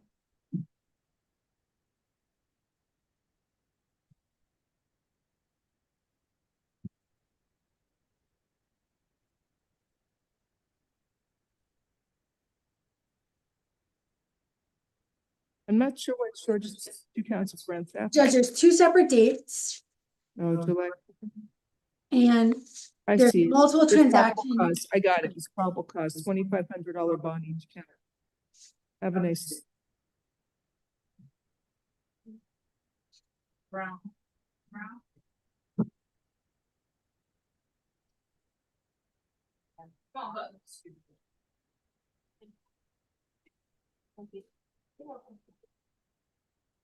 Next is Monica Brown, page 4. Good morning. On a felony bond. Ma'am, you were arrested for criminal mischief over $1,000, insurance fraud for a staged accident, and conspiracy to commit conspiracy for organized scheme to defraud. It's from September 6th of 2025. I will appoint the public defender's office for you.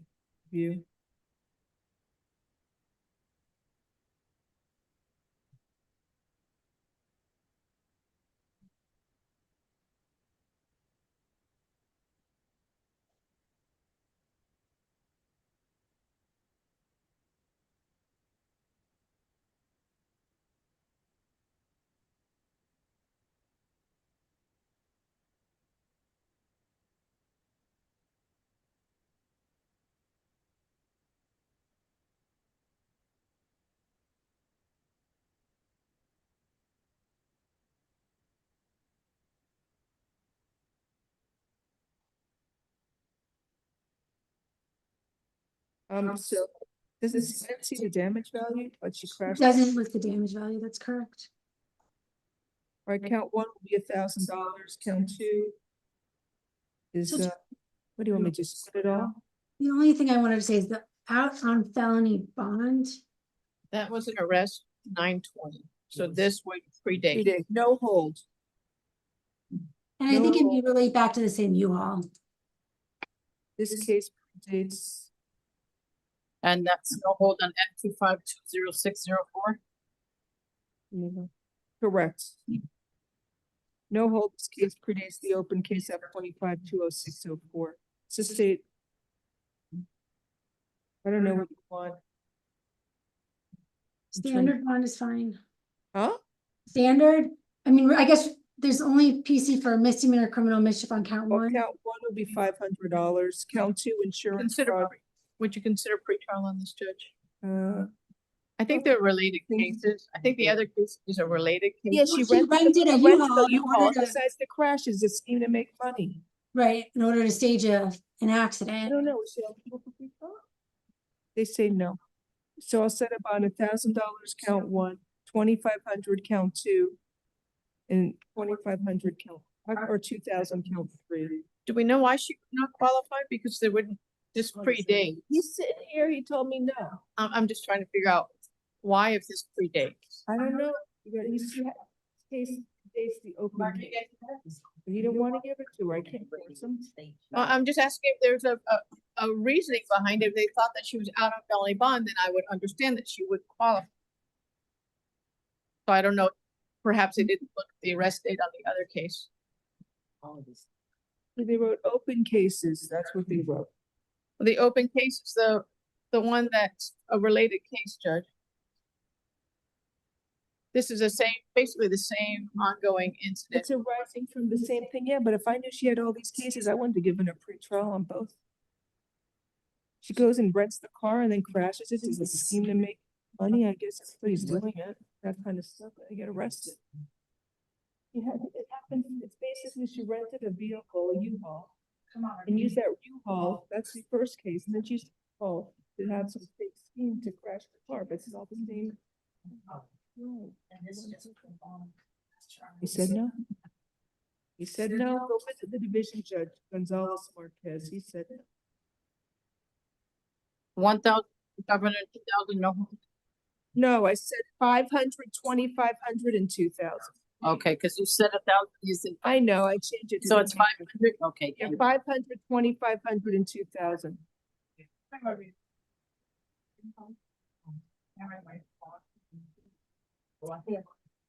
You can't on that, okay? Next is that Rodriguez, page 4. Good morning. And you were arrested for attempted possession with intent to sell cocaine, possession with intent to sell methamphetamine, attempted tampering with evidence, resisting an officer without violence. I will appoint the public defender's office for you.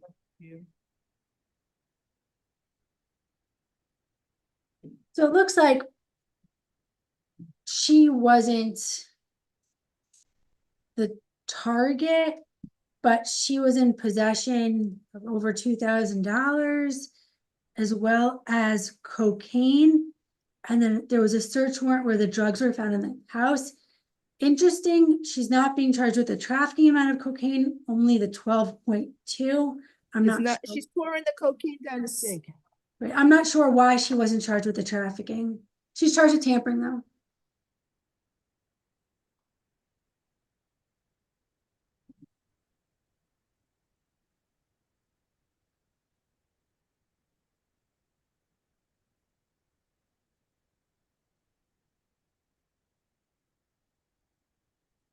Should have been charged with trafficking. It's not an attempt. There's probable cause for possession with intent to sell cocaine. Count 1 to $7,500.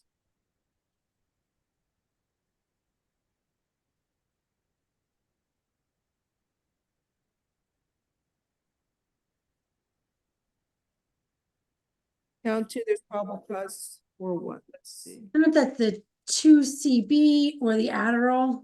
All right. One or the other.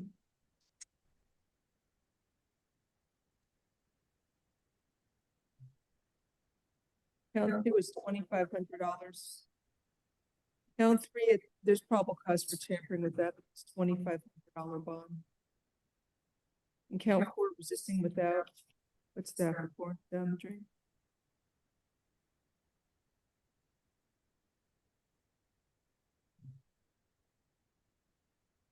I'm not sure what the resisting. It may be related to the tampering. I'll split them. How's that? Then count. But it says Rodriguez attempted to close the door as the officers were trying to enter. There's probable cause then. $500 count 4. Good luck.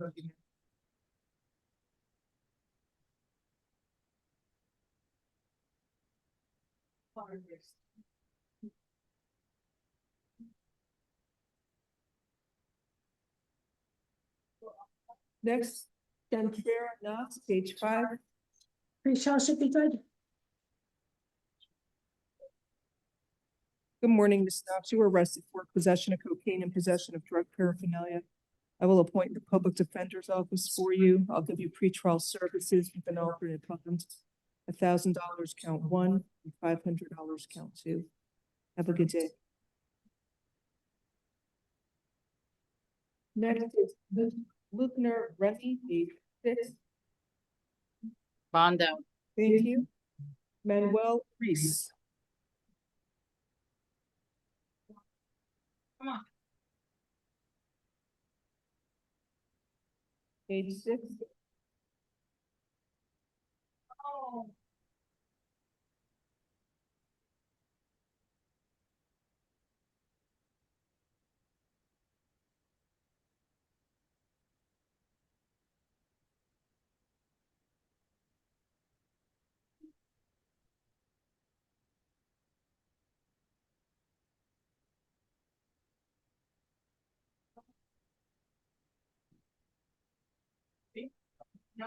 Good morning, Mr. Reese. Come on in. Come back. Ms. Reese? Come on in. Is he there?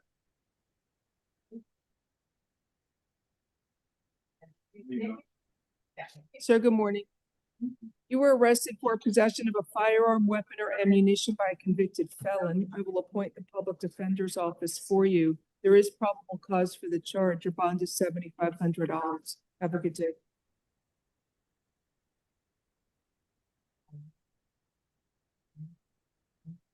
Next, Travis Jones, page 6. Joan should qualify for pretrial.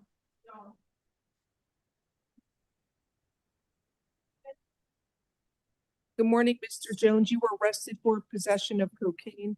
I will appoint the public defender's office for you. There is probable cause. Do you have a place to stay? No. Half alternate bonds. Going to be $2,500. Sir, I'm going to give you a date to come back to court. Is it the 7th November? Okay. October 7th, the arraignment date will be October 7th. No, November. November, I don't know if I keep doing that. November 7th at 9 p.m. Courtroom 6-2. Have a nice day, sir. Next, Peralta Hernandez. Yes, supervision wants no bond. Hold for F08 9202 F13 19246.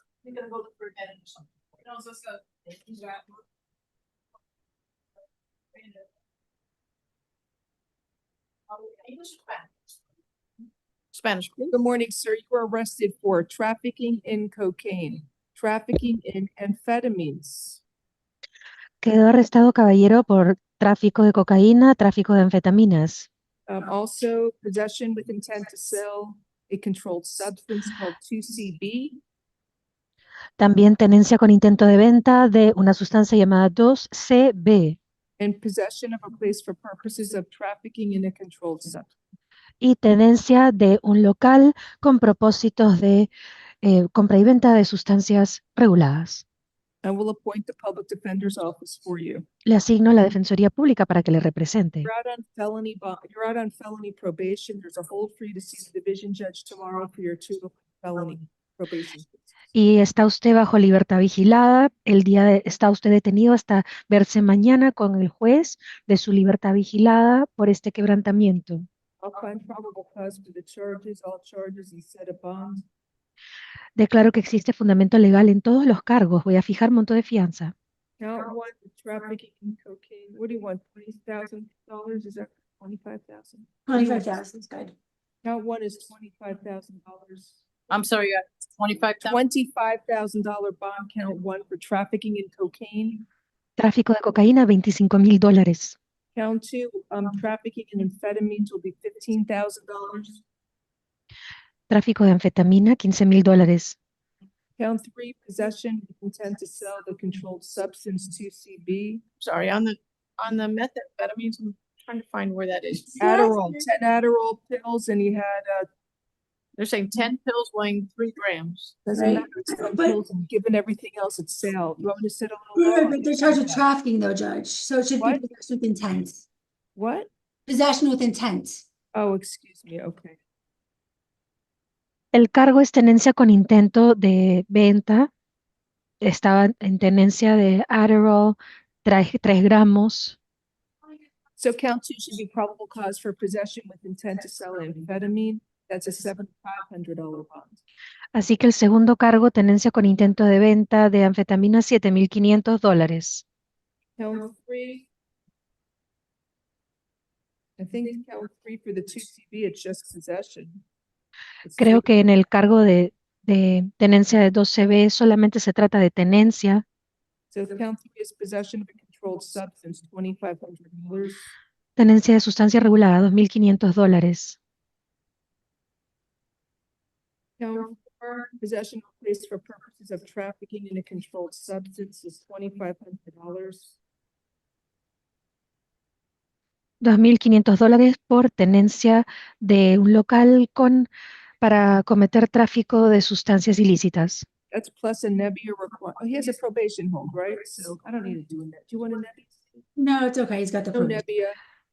No se le va a imponer la audiencia Nevia, ya que se trata de un quebrantamiento de probatoria, va a comparecer ante su otro See your juez. judge tomorrow. Have a nice day. Mañana estará ante su juez. Que tenga lindo día. Next is Darnell Norman. For Mr. Blanco Diaz that we passed, transportation sphere from Metro West. I don't know where this attorney is. Let's bring him in and I'll tell him. There was a said it. Mr. Leach didn't appear. B is here. He needs to raise his hand on Zoom. Let's bring him in and I'll tell him what's Coming up.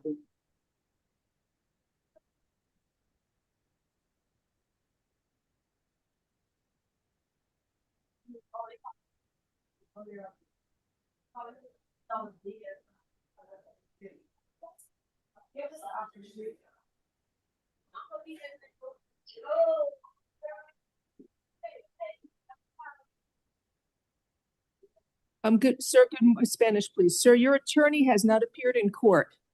Señor, su abogado no se ha presentado ante este tribunal. Okay. Okay. Did you pay, do you want me to wait? Do you want to waive his presence and I'll set a bond now, or do you want me to reset it because they're going to take you back to Metro West? ¿Quiere ceder a que no esté presente el abogado y proceder con la audiencia para yo poderle fijar fianza? ¿O quiere esperar a su abogado porque ya le van a retornar a Metro West? And then you have to come in later today or tomorrow. You'll be in Y jail. Whatever. entonces tendrían que traerlo hoy día, en la tarde o mañana. ¿Cómo desea proceder? ¿Sin abogado para que le fijen fianza o esperar a que esté presente el abogado? No, sin abogado, para que me fijen la fianza. I want the bond to be established without the attorney. Okay, let me review for probable cause. Bien, permítame revisar el fundamento legal existente.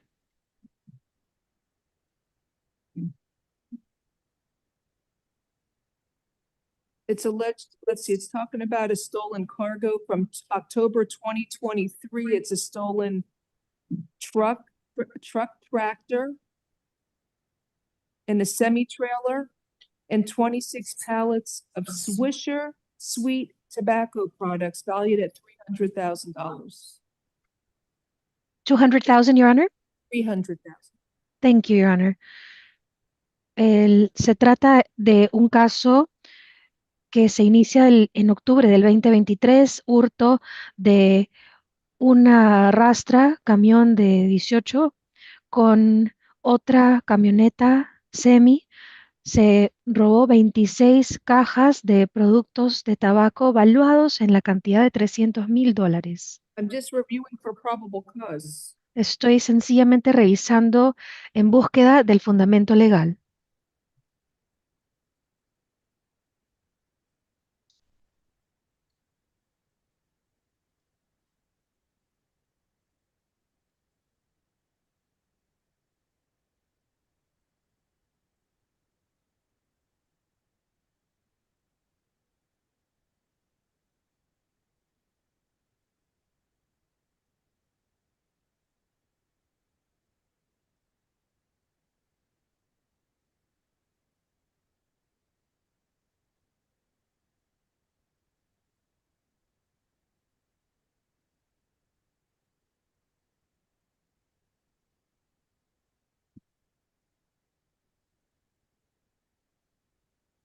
So he was the driver of this stolen tractor truck that had the stolen tobacco products. Entonces, el caballero era el conductor de este camión robado con la mercancía robada de productos en tabaco, And he fled on foot as they tried to conduct a trafficking. escapándose a las carreras a pie cuando estaban llevando a cabo la parada de tránsito. There would be probable cause for the charges. Is a possession of burglary tools. They had, I know there was a large 20 antenna signal jamming device and other tools designed for the commission of cargo thefts, used for cargo thefts. Así que el señor se encontraba en tenencia de los instrumentos para cometer el allanamiento y robo. Así que existe fundamento legal para todos los cargos, incluyendo el último, donde el señor estaba en tenencia de un dispositivo electrónico que impide las señales electrónicas del dispositivo antirrobo. Count one, grand theft of cargo city, okay, with 15,000, the standard amount. That's fine. $15,000 bond, count one. Primer cargo, $15,000. Count two grand theft of the vehicles. I think that they combine both the tractor trailer and the semi-trailer. I'll set that bond for count two. What do you want? 10,000? Is that okay? That's fine. $10,000, count two. Count three, the possession of the burglary. Is it burglar? We'll state it was a burglary going. There were 2 counts of the grand theft, Judge. Oh, it's two? I'm sorry. Oh, well, then I'm gonna split them. 5-5, Your Honor. Or no, it's 7,500 each. It should be. Count two will be $7,500. And count three is $7,500 because they're both valued over $20,000.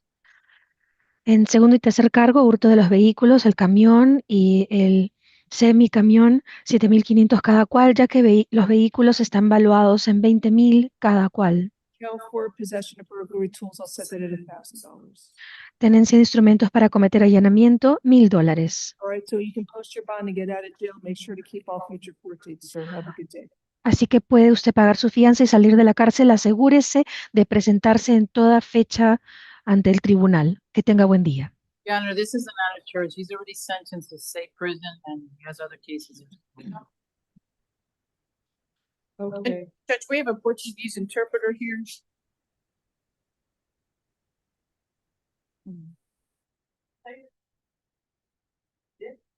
Who is this? What's your name? Mr. Norman? This is Mr. Norman. All right, after this, you'll have to call a case out of turn for a Portuguese interpreter. Hi, Mr. Norman. You were arrested for grand theft, a third-degree felony. I will appoint the public defender's office for you. Oh, I didn't know they got a Taco Bell in my name. That must be. Okay. So this is from October 7th. It's alleged grand theft. Let's say. There are 2 cases. Oh, that one is in possession of a controlled substance. So it says it's put the victim's phone in his pocket. I don't see that phone's valued at $1,500 as this iPhone 17. And then also they stopped when they had fentanyl police products on. So you are ordered to stay away from the Taco Bell at 1624 Washington Avenue in Miami Beach, Florida. You're not allowed to go to that location. You must stay away from it. Okay. He's out on bond. He's going to see the judge tomorrow. F25 $2,500. And then the other case, the F25 21893. There's probable cause for grand theft, $2,500 bond. Have a nice.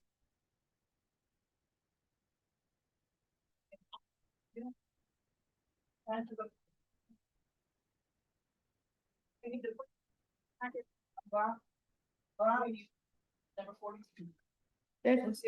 What do you want for the? He's not number 42. Tarquino Matthews. Page. Page 15. Good morning, Judge, from the Portuguese interpreter. Tarquino Matthews. Guilherme Taquinho Mateus, por favor. All right, ma'am, raise your right hand and be sworn, Madam Interpreter. Do you swear or affirm you will translate from English to Portuguese and Portuguese to English to the best of your abilities? If so state I do. Yes, I do. And for the record, my name is Susan Dix Barbosa, and I am a court-certified Portuguese interpreter. Good morning. Good morning.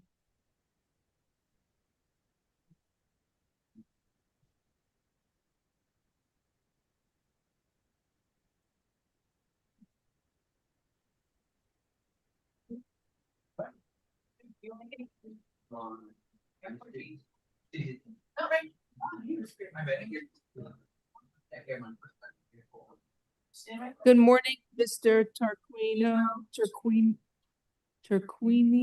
Matthews. You were arrested for aggravated assault with a firearm. Bom dia, senhor Guilherme Tarquinio Mateus. O senhor foi detido, acusado de agressão agravante com uma arma de fogo. Sir, can you afford to hire a private lawyer? O senhor tem recursos para contratar um advogado particular? No. I will appoint the public defender's office for you. Então, a defensora pública está sendo designado para representar o senhor. There is probable cause for the charge. Existe causa provável para essa acusação. You are ordered to stay away from the alleged victim, Corey Robinson. O senhor é proibido, chega próximo, tem que ficar distante da suposta vítima, Corey Robinson. No contact with the victim either directly, indirectly, in person, in writing, by telephone, or through third parties. O senhor é proibido ter qualquer contato direto, indireto, pessoalmente, por escrito ou através de terceiros. And you must stay at least 500 feet away from his home, school, and place of employment at all times. E o senhor precisa manter o mínimo de 500 pés de distância do local da escola dele e onde trabalha.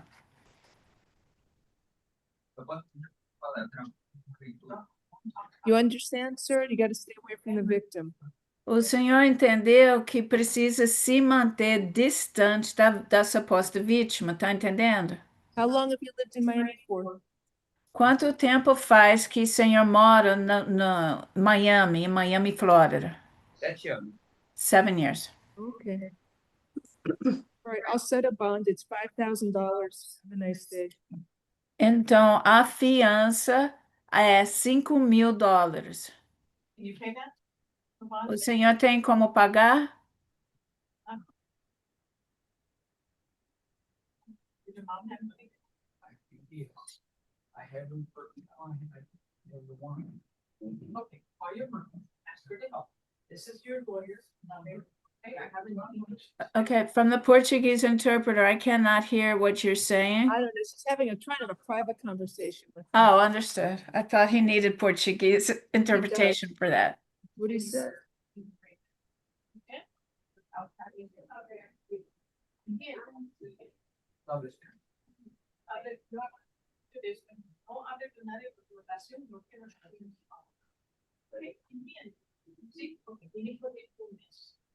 Ok, habla con su abogado. Ok, gracias. Habla con su mamá y dice que tiene una fianza de $5,000, es $500 para una fiancista. Ok. Usa el teléfono. Ok, gracias.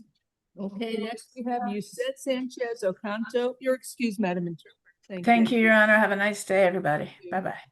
Page 8, Yusette Sanchez Ocanto.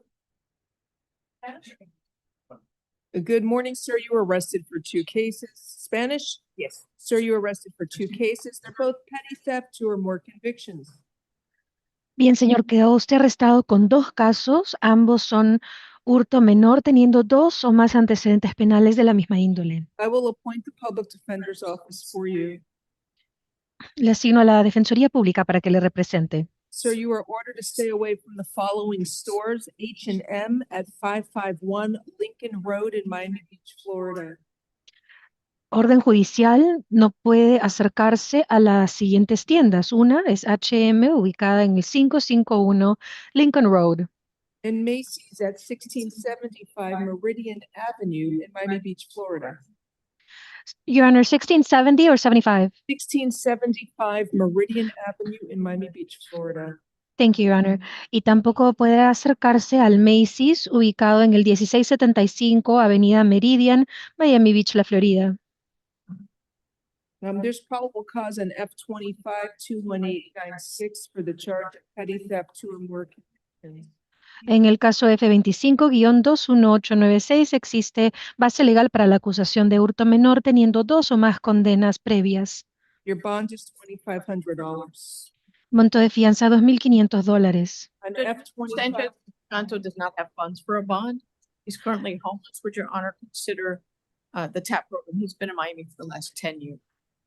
Indica la defensa que el señor no tiene los recursos monetarios para pagar monto de fianza, solicita el programa de fianza gratuita y lleva casi 10 años en Miami sin antecedentes y está en estos momentos desamparado. he has a 364 conviction for petty theft, 2 or more convictions from August 8th of 2024, as well as several other convictions from 2024. Bueno, pero cumplió con una sentencia de 364 en el mes de agosto del 2024, también por hurto menor, a más de otros antecedentes. He has two 364 convictions from August 12th of 2025 for burglary and grand theft. Y también tiene 2 sentencias de 364 emitidas el 12 de agosto del 2025 por allanamiento y hurto menor. And he has numerous arrests, a lot of them no action since 2022, when I don't know when he moved here, but maybe around the time. Y tiene numerosos arrestos que datan desde el 2022. No sé cuánto tiempo lleva viviendo acá, pero esos son los antecedentes. I'm not giving him any type of program. I'm setting a bond. He has a lot of criminal contact with our community. No le voy a otorgar ningún programa de fianza gratuita. Voy a fijar monto de fianza monetario porque tiene mucho contacto con nuestro sistema legal en nuestra comunidad. Sir, stay away from the H&M store at 551 Lincoln Road in Miami Beach, Florida. Prohibido acercarse según orden judicial a la tienda H&M ubicada en 551 Lincoln Road. The bond on the second case is $2,500 as well. There's probable cause for petty theft, 2 or more convictions. La fianza en el segundo caso, también $2,500. Existe fundamento legal para la acusación de hurto menor teniendo 2 o más condenas previas. Good day. Next case is Michael Stefano. No enhancement, maybe tap.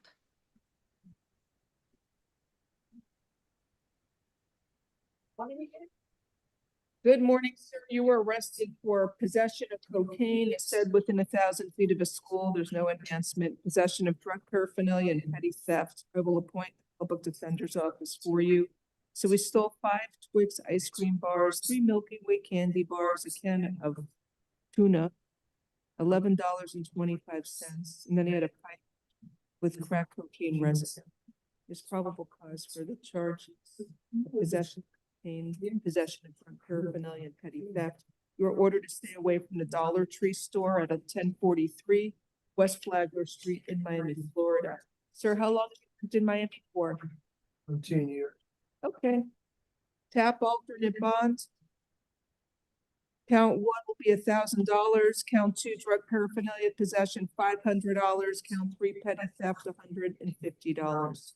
Have a nice day. Future court date? The arraignment date will be November 7th at 9 a.m. Courtroom 7-4, Judge Milton Berg.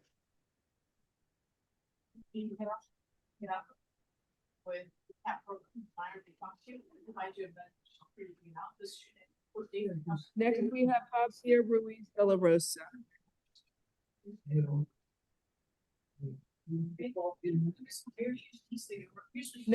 here, Javier Ruiz de la Rosa. Thank you, sir. Have a nice day. Thank you. Have a nice day. Okay? Absolutely. Thank you. This whole one? Yeah, he is working. Thank you. Javier, English or Spanish? Spanish interpreter, please. Your Honor, he has a hold for immigration. Thank you. Sir, you were arrested for dealing in stolen property, grand theft, organized scheme to defraud, and public assistance fraud greater than $200, and 4 counts of fraudulent use of personal identification. Your Honor, the first charge, please, once again. Stealing and stolen property. Thank you, Your Honor. Señor, tiene orden de detención por parte de la entidad migratoria, mencionan en la cárcel, compra y venta de bienes robados, hurto mayor, esquema para cometer fraude organizado, fraude contra el sistema de asistencia pública y 4 cargos de estar en tenencia de documento de identidad fraguado. So I will appoint the public defender's office for you. Le asigno a la Defensoría Pública. So he's using somebody's stolen electronic benefits card that was stolen in Pasco County to go shopping at Sam's Club in Doral. Así que estaba utilizando una tarjeta de beneficios en una tienda para hurto en Samsung en el Doral. Your Honor, Pasco County, you said? Pasco County, that's where the person's electronic benefits card was stolen from. Thank you, Your Honor. Estaba utilizando la tarjeta de beneficios públicos de una persona de el condado Pasco. So, he's using the victim's electronic benefits card on September 6th to purchase over $1,100 of merchandise. El 6 de septiembre se encontraba realizando estas mismas transacciones. Your Honor, on September 6th, he was doing He used the stolen electronic benefits card to purchase $1,113 of merchandise. utilizó la tarjeta de beneficios para hacer una compra en la cantidad de $1,113. Then again, on October 7th, he was placing a large quantity of Nutella products in his vehicle, consistent with the previous transaction he committed. Y el día 7 de octubre está poniendo en el carro bastante mercancía proveniente de la transacción anterior. Sir, you were ordered to stay away from the Sam's Club's business at 8425 Northwest 13th Terrace in Doral, Florida. Bien, señor, tiene terminantemente prohibido por medio de orden judicial acercarse a la tienda Sam's Club ubicada en 8425 13 Terrace en el Doral. Okay, and so you also have an immigration hold, so be aware of that. También tiene orden de detención por parte de la entidad migratoria, tenga eso pendiente. Count one, there's probable cause for, I believe, for dealing in stolen property. Primer cargo, existe fundamento legal para compra y venta de bienes robados. I set that bond at $5,000. Monto de fianza $5,000. Count two, there's probable cause for grand theft. That bond, I'll split it with, actually, it looks like two. I'll split 2 and 3. Count 2 will be $1,500. Count 3, organized scheme to defraud, is $1,000. Segundo cargo, hurto mayor, $1,500. Tercer cargo, esquema para cometer fraude organizado, $1,000. Count 4, public assistance fraud will be $2,500. Y $2,500 por fraude contra el sistema de asistencia pública, $2,500.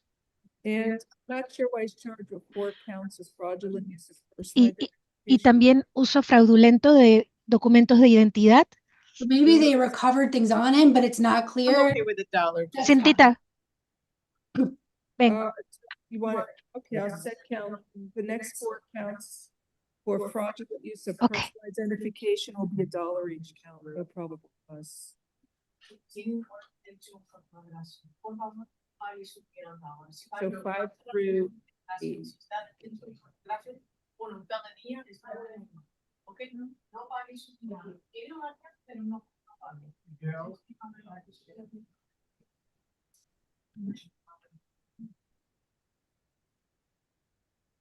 Okay, aquí está el para que a ver con su programa de paso. No, a ver, relación así su okay, no pague. Okay. Okay, next is Amy Quintero.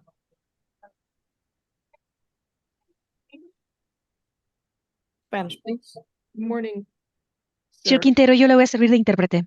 So you were arrested for burglary with an assault or battery, domestic battery by strangulation, false imprisonment, aggravated assault with a deadly weapon.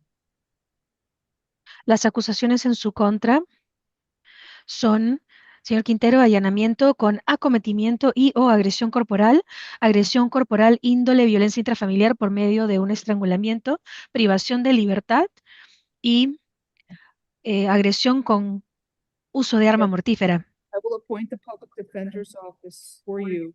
Le asigno a la Defensoría Pública para que le represente.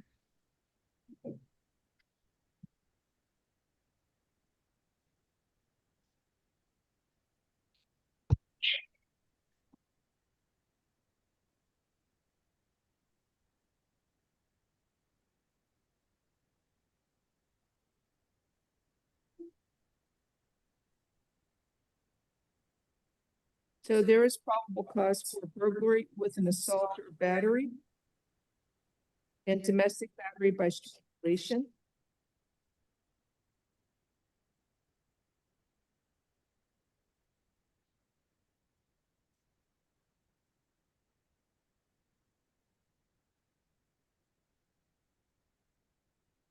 There's also probable cause, I don't know, the false imprisonment, he dragged her into the house, tried to put her in his truck, grabbed a machete. He threatened her with the machete telling her to get in the truck or he's gonna kill her. It looks like an attempted kidnapping. Yep. Armed kidnapping.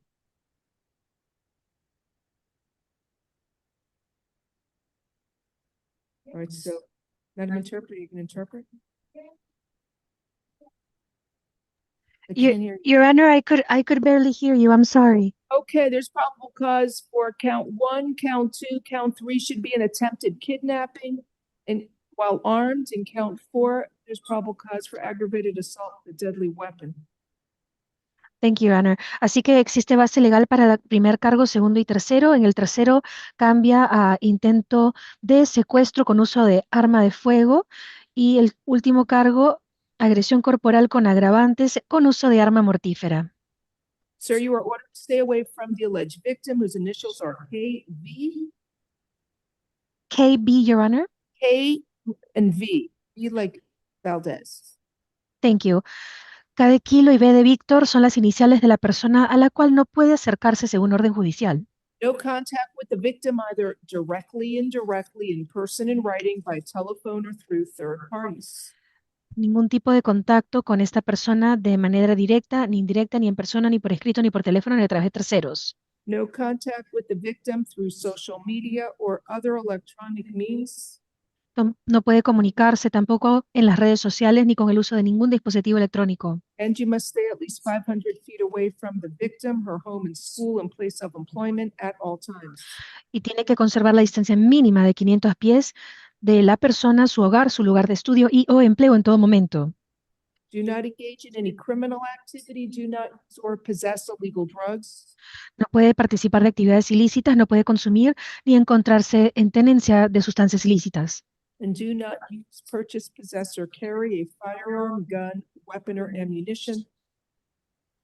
Tampoco puede utilizar, comprar, ni portar, ni tener entre sus pertenencias arma blanca, arma de fuego, ni municiones. You must immediately surrender any firearms, ammunition, and any concealed weapons permitted to the nearest police department and follow receipt with the court. Cualquier arma de fuego, municiones o permiso para portar arma oculta que tenga entre sus pertenencias debe entregar al departamento de policía más cercano presentando recibo ante este tribunal. You understand the stay away order, sir? Entiende la orden de alejamiento, señor. Thank you. So as to count 1, the burglary with an assault or battery, that's no bond. Primer cargo, allanamiento en conjunto con acometimiento y agresión corporal, no hay monto de fianza disponible. Granting the state's motion for pretrial detention pending final hearing. A partir de conceder la moción de la Fiscalía en cuanto a cárcel preventiva. Count 2, there's probable cause for the domestic battery by strangulation, $5,000 bond. Segundo cargo, agresión corporal, índole violencia intrafamiliar por medio de estrangulamiento, $5,000 de fianza. Count 3, there's probable cause for attempted armed kidnapping, $7,500 bond. Y existe base legal para la acusación de intento de secuestro con uso de arma de fuego, $7,500. Count 4, aggravated assault with a deadly weapon is $5,000. Good luck to you. Y cuarto cargo, acometimiento con agravantes con uso de arma mortífera, $5,000. Buena suerte para usted. Next case, Antoine Lewis.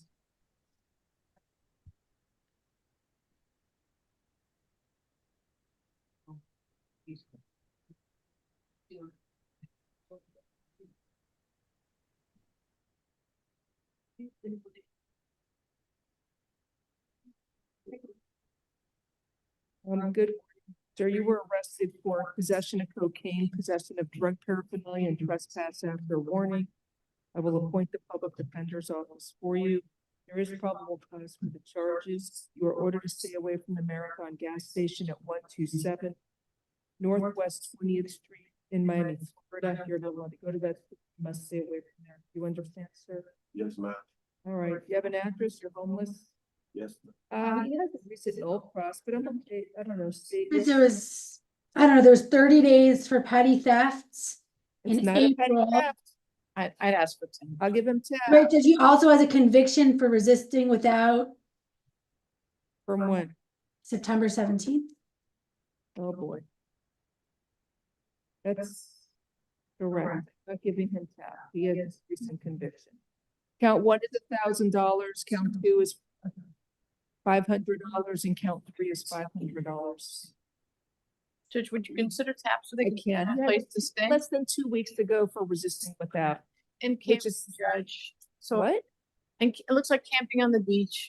No, but he has, I don't care. He has something that he doesn't listen to the police and he may not come back and it's 2 weeks ago. I don't care about the petty theft in terms of not giving tap. It's that resisting. But TAP can help to find a place to stay, and if homelessness is an obvious issue of what's going on, Judge, then they could help to address that and find him a bed in a shelter. Go see the division judge. It's Judge Wolfton. She's real nice. I'm not, I state you're objecting to tap because of that. Well, no, but if you look, he did 30 days. It looks like on multiple. But he's not stealing. He's not stealing. He just has. And then he's got the resisting without from a couple of weeks ago. Resisting is he refused to leave the sidewalk, saying Plus he nonsensical things. Where are you from, sir? Are you from Miami? Yes, ma'am. Don't you have any family or anybody that can help you? No, I got me myself now. That's a good thing. I'll give him tap. Let's see if he can get on his feet. All right. Tap alternate bond, 1,000 count one, $500 count two, and $500 count three. Well, I don't mind. You have to come back to court for your arraignment. November 7th at 9 a.m. courtroom 225, Judge Wolfson. Thank you. All right. Good luck to you, sir. Maybe TAP can help you find housing and get you for counseling. But stay away from that Marathon gas station. You gotta stay away from the gas station. She's gonna be prevented. Next is the young distance spreader.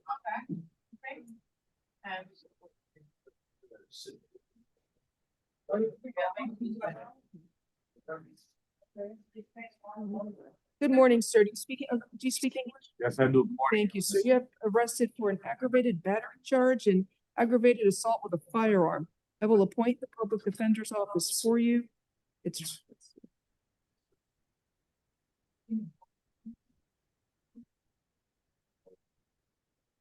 Oh, this is always terrible when this.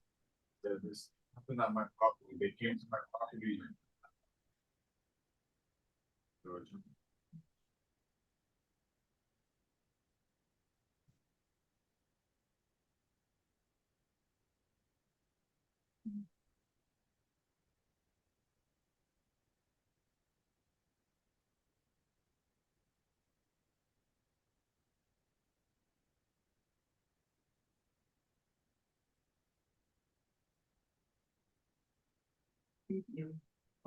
Sick. Yeah, which one? This will repeat. Victim had a broken right forearm. There's probable cause for the charges. Sir, where's the other stay away order? There's Victim's one. brother? I don't know. There's only one person listed as the victim on the back. Okay. Sir, you were ordered to stay away from Michelle Carreno, the alleged victim. I guess that's the mother of your child. No contact with the victim, either directly, indirectly, in person, in writing, by telephone, or through third parties. No contact with the victim through social media or other electronic means. And you must stay at least 500 feet away from the victim, her home, and place of employment at all times. Do not engage in any criminal activity. Do not use or possess illegal drugs, and do not use, purchase, possess, or carry a firearm, gun, weapon, or ammunition. Must immediately surrender any firearms, ammunition, and any concealed weapons permits to the nearest police department. Follow receipt with the court. So, sir, if you want to see your child, you're gonna have to go to family court, file a petition to determine paternity. What? Please do that. Yes, please. I really. Good luck to you for that. I'm setting a bond. Count one will be $5,000. Count two will be $5,000.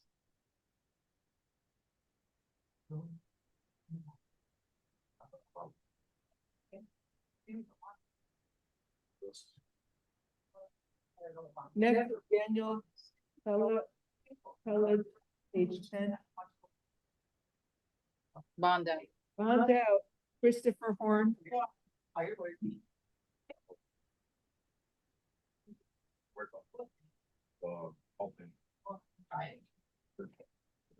And when you get out, when you get out, your boss is here. Thank you, Ron. Okay, take care. All right, Mr. Horn, good morning. You were arrested for aggravated assault with a firearm. I will appoint the public defender's office for you.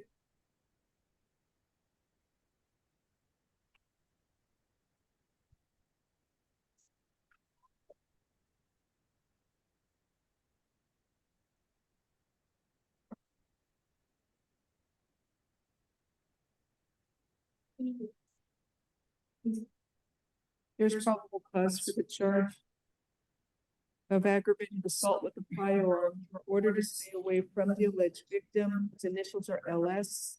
No contact with the victim either directly, indirectly, in person, in writing, by telephone, or through third parties.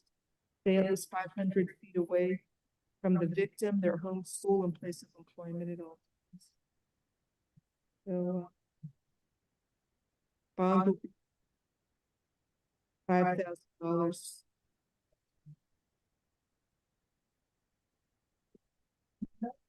Have a good day.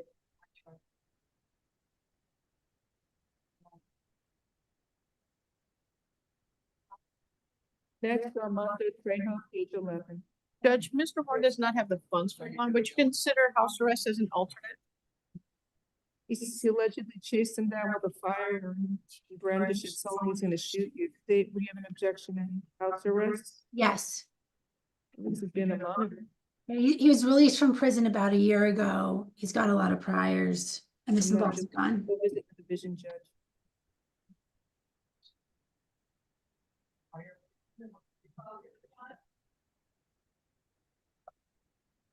Come on, sir. Armando Trejo is next.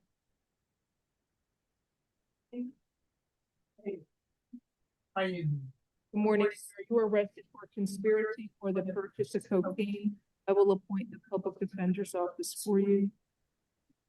So are you okay with pretrial statement? Yes. Pretrial services alternate bond $1,000. Okay. Have Judge, a can nice- we have tap, please? Tap alternate bond $1,000. You have to go to court for your arraignment on November 7th at 9 a.m. courtroom 6-3. Judge Delancey, have a nice day. The notice. And the chat person needs to meet with you. Okay. I don't know what they say about cocaine. Next. Ms. Corey, you gotta work on that mic because I just heard what he said. Oh, I don't think. I can't work on a mic that I don't know where this is coming from, and I don't think it's right that we should continue court all the time with, I can't ever have a private conversation with my clients about anything, Judge. I mean, I Talk to your IT people. I don't hear it. But I mean, I heard him say I just bought cocaine and he's being charged with attempted I purchase. don't have, this is not the public defender equipment. This is the county equipment. But if you're trying to protect his rights, I don't know, you're his attorney. I'm not using that. I didn't hear anything. Well, I don't, Miss Ethis apparently is hearing something. Can't be used against. I mean, I think he can't. Well, it shouldn't, but I shouldn't be able to hear it if it's private. Don't talk about the facts, sir. I'll have to tell everybody, don't talk about the facts of your case that can be used against you. Do you have Alexander Bova? Bond them. Thank you. Caesar Morgan, page 11.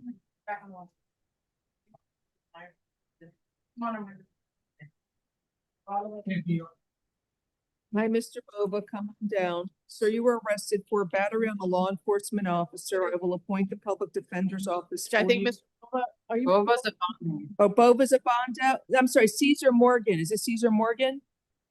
Yes. Sir, good morning. You were arrested for battery on a law enforcement officer. I will appoint the public defender's office for you. You don't get, you give me stay away order from Ross Dress for Less? Because he was charged with the bat, Leo, I should have.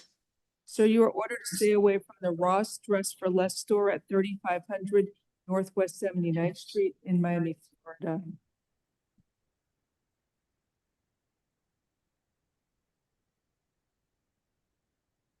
There's probable cause for the charge. Your bond is $5,000. Have a nice day.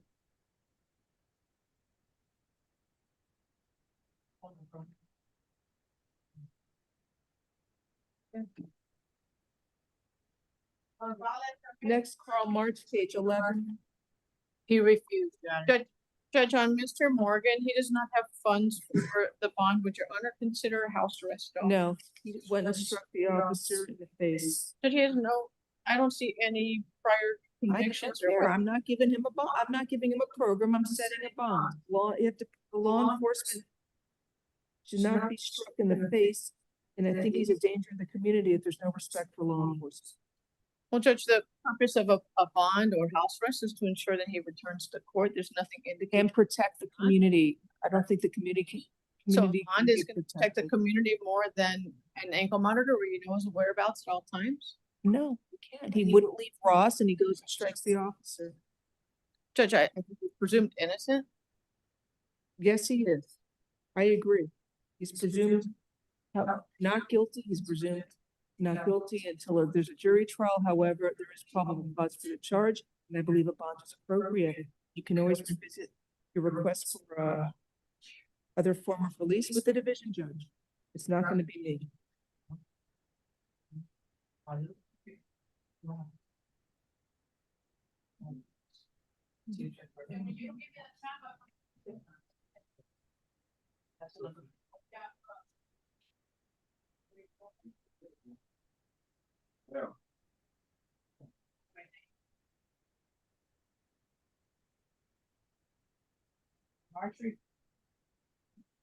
Right next, Ms. Seth, you're gonna send over that same order for Ross, please. Yes. Page 11, Carl March. He refused to combat. He refused. Waive his presence. Appoint the public defender's office, waive presence, bond will be $2,500.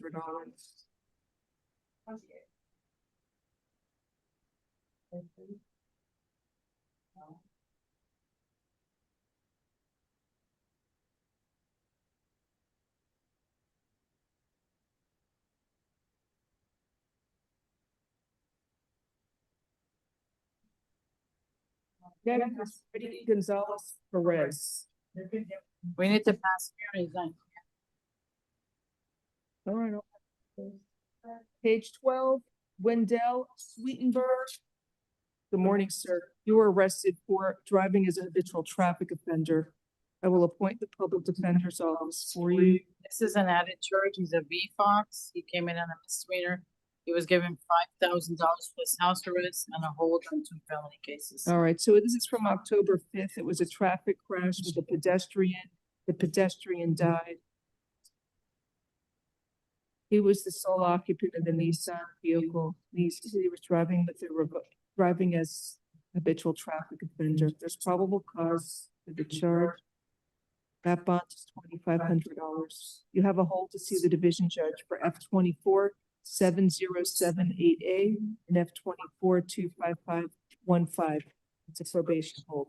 In addition, no driving, sir. You are a danger to drive. You killed somebody driving. Don't drive. Good day.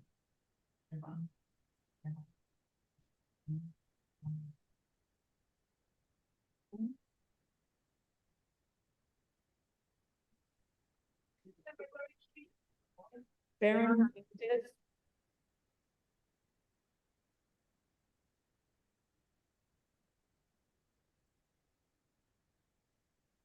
page 13.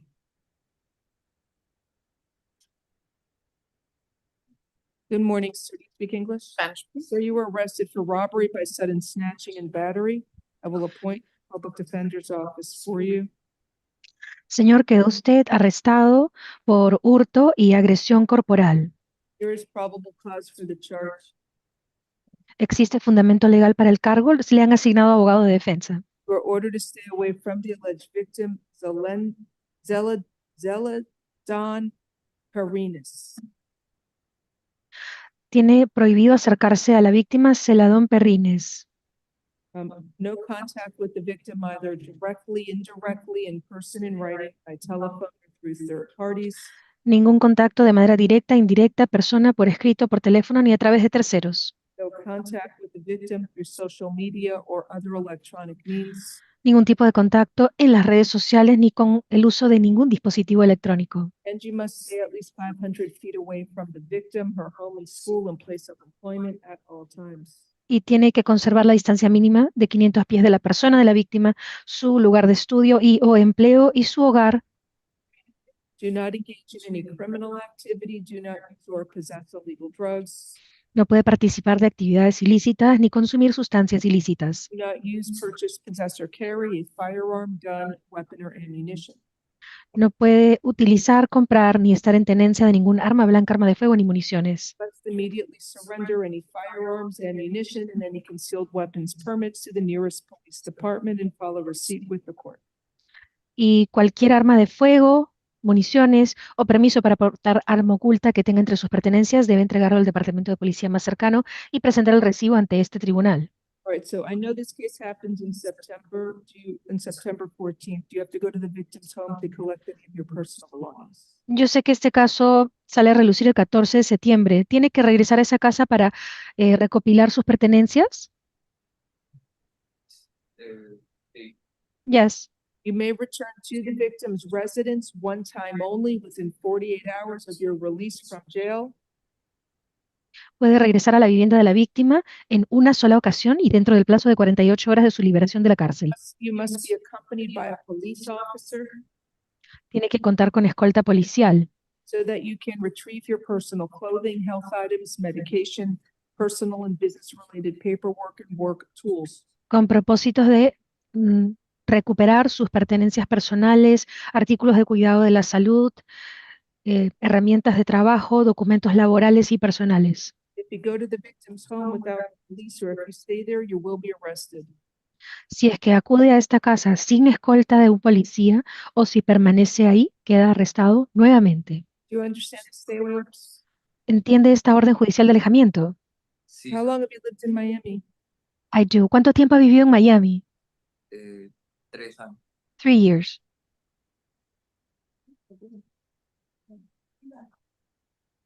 Okay, pretrial services, alternate bonds. Count 1, robbery by sudden snatching is $2,500. Count 2, battery is $1,000. Have a nice day. Bien, señor, el hurto, $2,500 y agresión corporal, $1,000 son sus fianzas. Ya se puede retirar, que tenga buen día. Next, Sebastiano Dominique, page 13. Bond out. Bond out.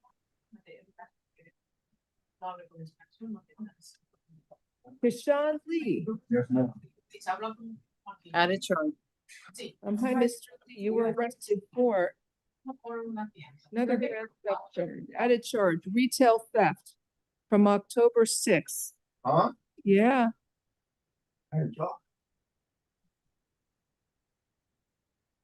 So that's retail theft, multiple locations. I don't know, it should be grand theft. So he's with his friend, Mr.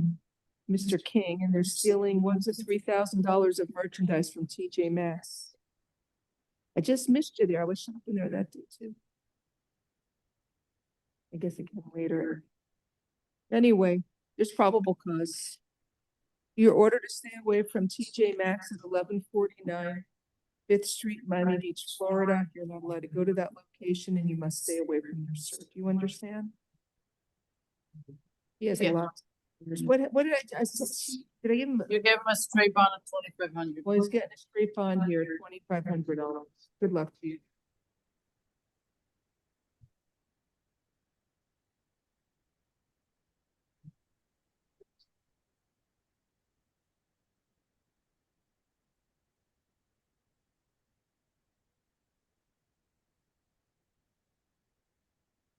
Next case, Garfield Grant. Page 14. Good morning, Mr. Grant. You were arrested for false imprisonment, grand theft, and battery. I will appoint the public defender's office for you.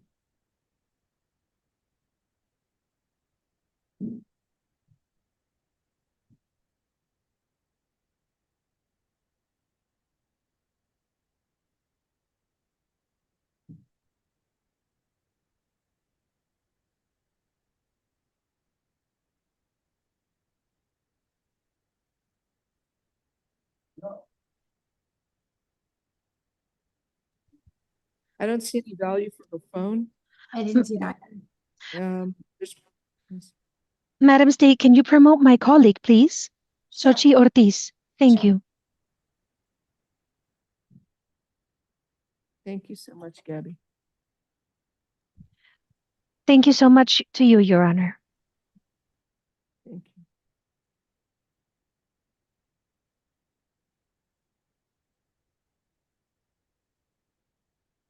I guess there's probable cause for count 1 and 3, and count 2 would be better.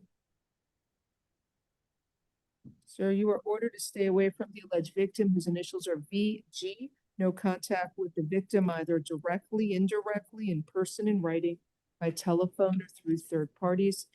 No contact with the victim through social media or other electronic means, and you must stay at least 500 feet away from the victim, her home, school, and place of employment at all times. Do you understand the stay away order?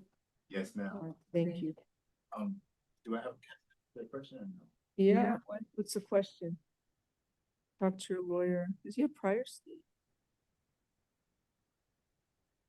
The paper with the priors. Does he have, No. do you have Mr. Grant's paperwork here? I didn't, the only thing, Judge, it was a LNP that was dropped.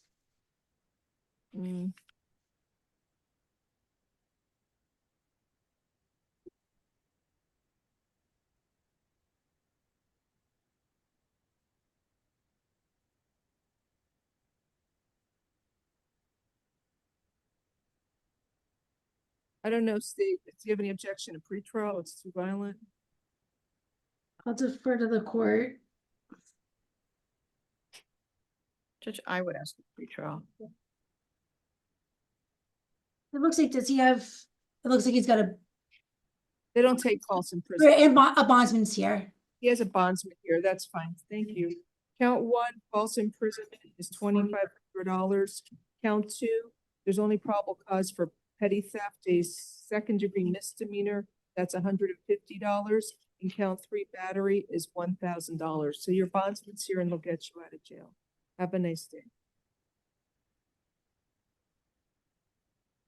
Next, Alfonso London, page 14. It's now the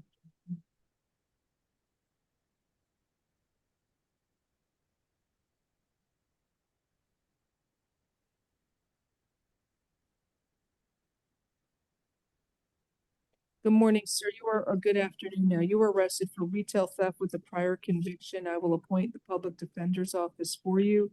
I guess it should be petty theft with a prior conviction. He's stealing food, I think. He paid for something, didn't pay for the rest. You're ordered to stay away from the Dollar Tree store at 1043 West Flagler Street in Miami, Florida. You're not allowed to go to that store and you must stay away from there, sir. Priors going back to the 80s, but I guess Do tap. Signal 100, tap alternate is homeless. Tap alternate bond. I'll set it at $1,500. Stay away from that Dollar Tree. You have to come to court for the arraignment on November 7th at 9 a.m. courtroom for 3. Have a nice day.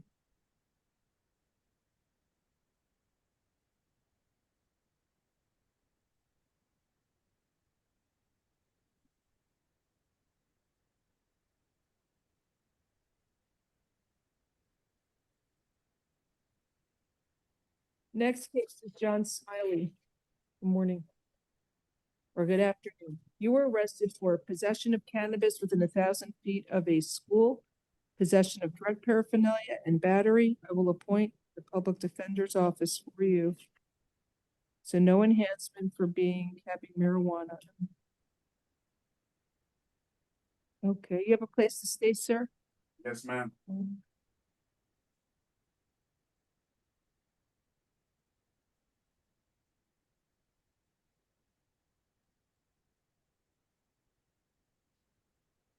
Judge, it's violent and he was sentenced to 180 for felon in possession earlier this year. So he struck the victim on the head with a closed fist.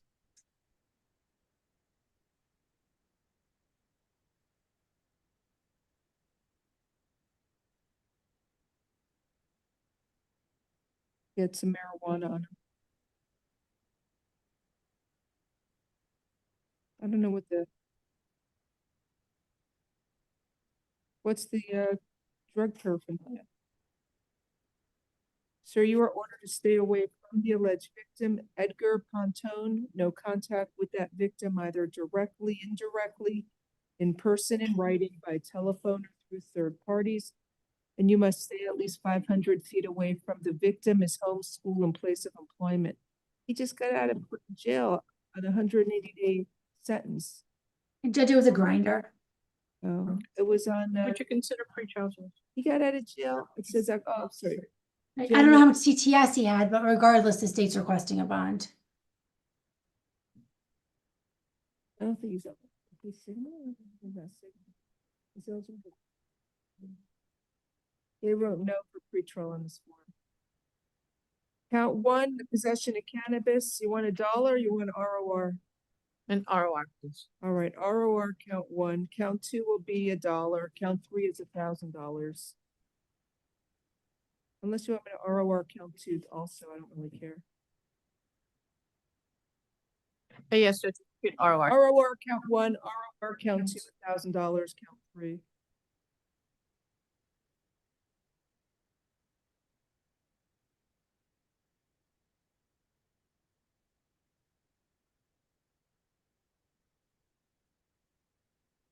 Next, you have Giancarlo Corta.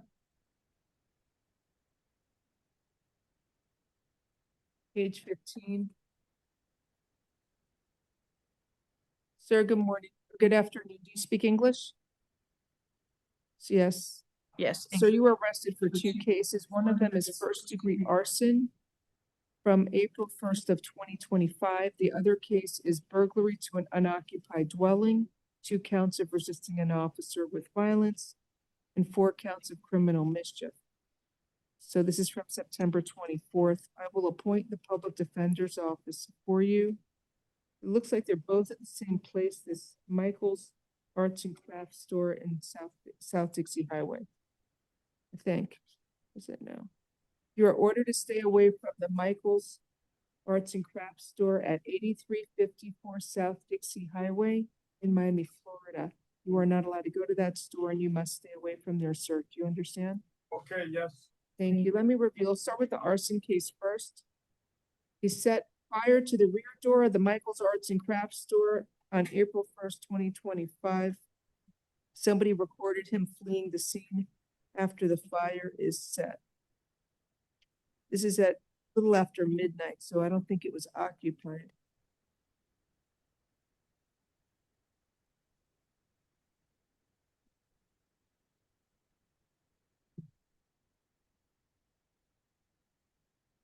Just say it's at a first-degree felony or second degree? I think it's a first-degree felony because, let me look at the definition.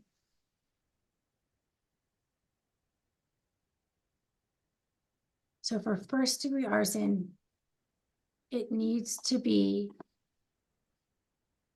a dwelling or its contents or structure or contents thereof where persons are normally present. But it also says, or a structure the defendant knew or had reasonable grounds to believe was occupied. I don't know if there's security there overnight, Judge. He says he's going to keep trying to damage this business bad. It can damage the business until the damage reaches $100,000, which he claims to be owed.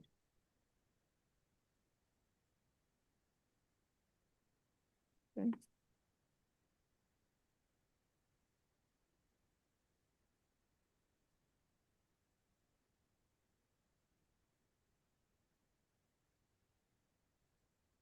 If you look at the statute. No, I think it's probable cause for first-degree arson. Judge, you're saying first-degree arson? Looks like it would be second degree. Since it's not occupied, there's no reasonable expectation that Michael's store will be open at 12:15 in the morning. They could have. So it says he used to work there. He was fired from Michael's, and it says business establishment. $100,000. What is it? Huh, I'm just looking at the statute. I guess this is the subsection. The structure. It's not during the normal hours of occupancy. So then it would be a second degree arson. Unless they knew somebody was in there. I don't know if there's security. There's probable cause for second degree arson.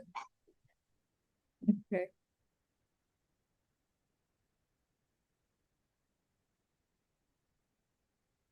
All right, that bond will be, what do you want? $7,500 plus? Would you add the house arrest to the bonds? Yeah, $7,500 bond. That's plus house arrest. I'll deny the state's motion for pretrial detention. Unless you want to withdraw it based on the court's finding. I would deny House it. arrest, level 3 house arrest. Curfew from 11 p.m. to 6 a.m. And let's see the next case. Plus house arrest. Level 3 house arrest. That's GPS roaming, but you got to be home 11 p.m. to 6 a.m.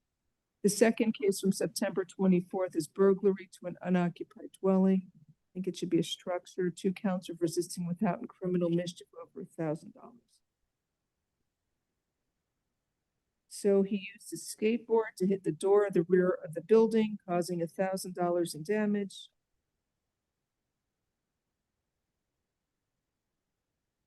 They have a photo when he was able to identify himself. He shattered the window. Total damage, $1,200.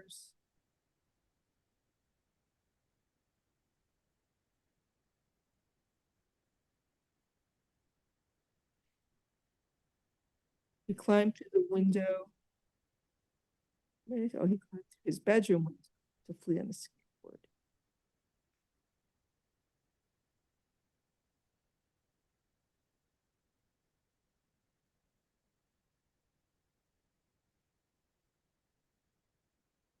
He tried to strike an officer.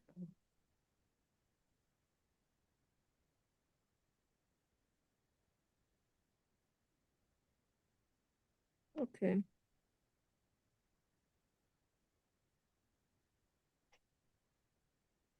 What's the burglary to the dwelling? Is that he ran through So somebody's it yard? says that, one second, let me find it. It said that Why is it 4 counts of criminal mischief? he went into, I think, a backyard. Let's see.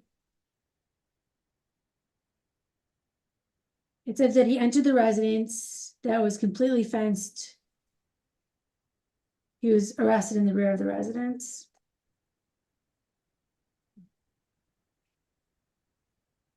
All right. Count 1 burglary, the unoccupied dwelling is $7,500. Count 2, resisting an officer with violence. I guess he tried to strike the officer. That's $2,500. Actually, it's $2,000. No. Count 3, resisting without is $500.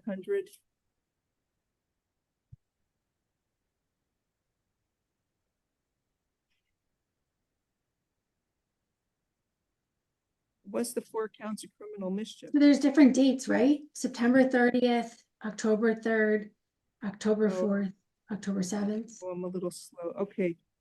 $1,200, he shattered the window on October 3rd. October 4th, he used a skateboard to shatter the window, $1,200.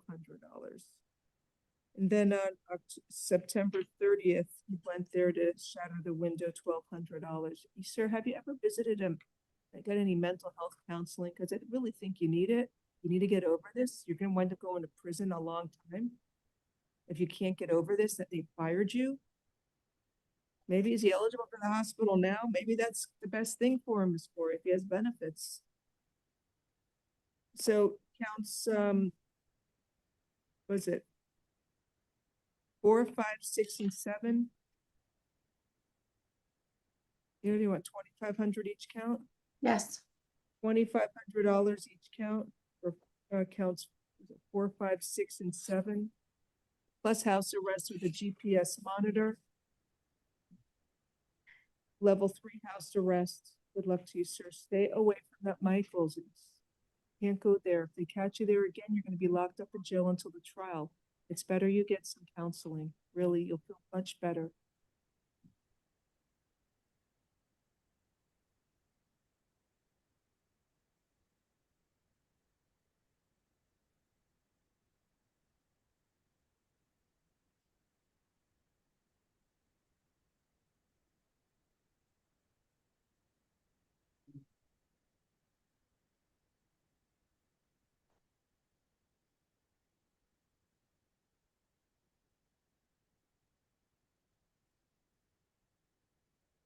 Next up, 16, Whitney Lemure. Added charge to the refunds.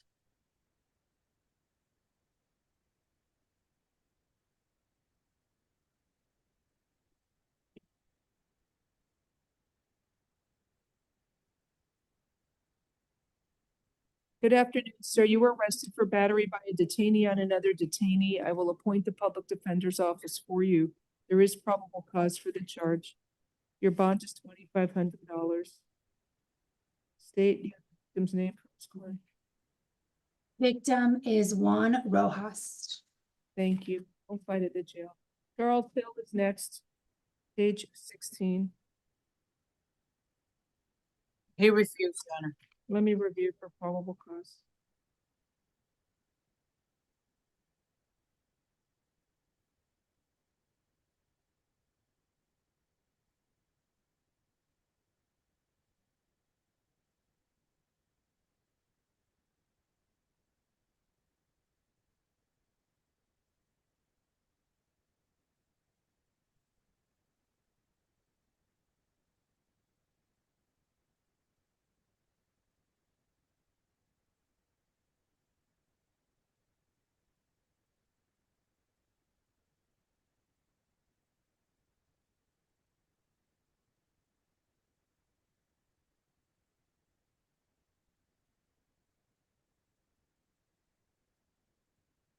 I'll appoint the public defender's office for Mr. Hill. We'll be invoking Mr. Hill's right. I'll make a preliminary Right to finding. being silent. I'll make a preliminary finding of probable cause. We set it for the afternoon. I'm sorry, what happened, Mr. Hill? He refused court. Ah, thank you.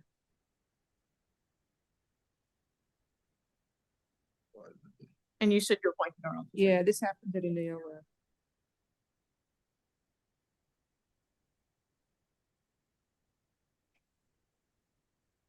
Next, Tedrick McIntyre. Good afternoon. He sir. refused, Your Honor. He review. Petty theft with prejudice and resisting theft.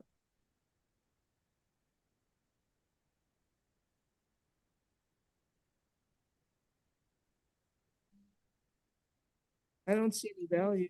No, no, find PC on misdemeanors. Alright. So count one's probable cause for petty theft, a second degree misdemeanor, and count one resisting without is a first degree misdemeanor. Reset it for the afternoon.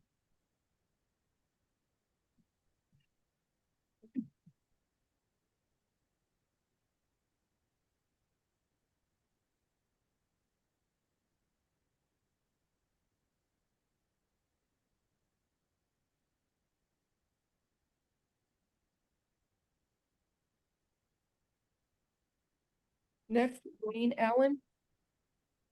Is Mr. Allen? You there?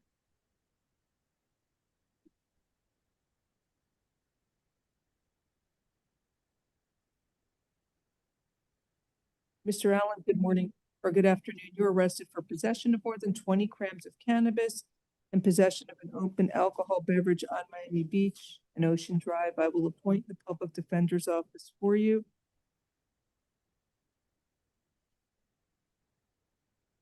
There's probable cause for the charges. Okay. He has recent convictions. I guess that's why they arrested him for possession of cannabis. Cannot prohibited camping. They don't want you over there using marijuana on Ocean Drive. They're going to arrest you and keep bringing you back here like they did 2 weeks ago or 3 weeks ago. How long have you been in Miami for? Like on and off 4 months, man. All on and off for how long? 4 months. 4 months? No. Where'd you live before that? I actually got a job opportunity out here. So like northern Hollywood Beach area. We can't really hear him, Miss Cora. No, you Um, lived before in North Hollywood? No, I live in Hollywood Beach. Like Hollywood Beach. I don't know, State. Do you have an objection to Tab? Yeah, because he's got so many recent arrests. And They all got dismissed. Not all of them. I see convictions from last month. Oh, there's convictions from last month. Oh.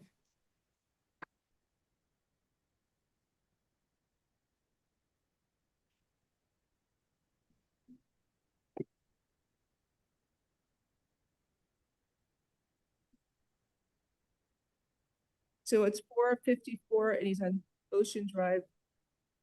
He's drinking from a plastic bottle that appeared to be liquor, and then they confirmed it was liquor and he had cannabis on him. Okay, I'll set a bond. What bond? Judge, would you consider an R1? No, Please, Ma, I don't have no money. I can't do that because of the recent arrests and convictions. And they stole, that's a different case for a different timing, but they Do you have anything out of two- Broward? Let me see.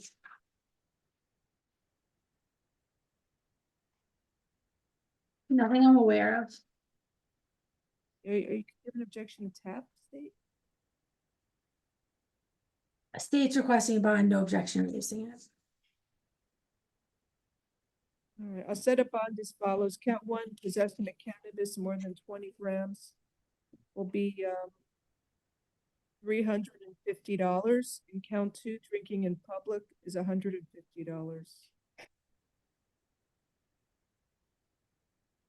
Or I can get the TAP program. You can try and get free housing. Why don't I do that? Listen, I know you have the recent convictions. I'll go on a limb and I'll give you the TAP program. Stay off of Ocean Drive. Okay, I'm going to order you to stay away from 10th Street and Ocean Drive. Don't go there. If you, other than TAP, yeah, same alternate. TAP alternate, $350, count one, $150, count two. Stay away from 10th Street and Ocean Drive. You go to 9th Street, you go to 11th Street, stay off of 10th Street. They don't want you there smoking marijuana and drinking in public. You got it? Maybe go back to Hollywood. They don't have, of course, the rules the same there. I don't know. Go further north, but just don't do that in public there. Okay.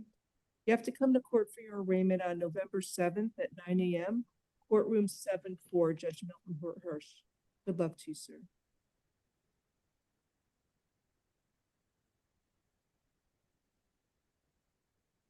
Next is Raphael Lawan, page 18.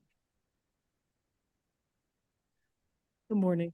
Good afternoon, sir. You were arrested for one count that says first degree, what is it, murder or cocaine? It says first degree murder.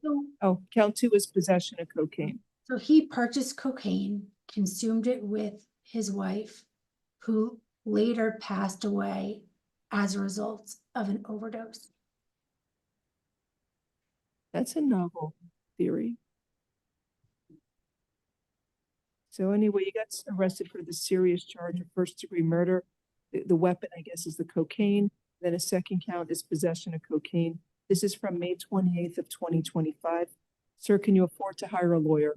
Yes. Do you want me to reset this case in the afternoon to give you an opportunity to have a lawyer present in court with you? No. I have the public defender working this afternoon, right now. Do you own your home? Do I own my home? No, ma'am. I'll appoint the public defender's office for you. So let me review.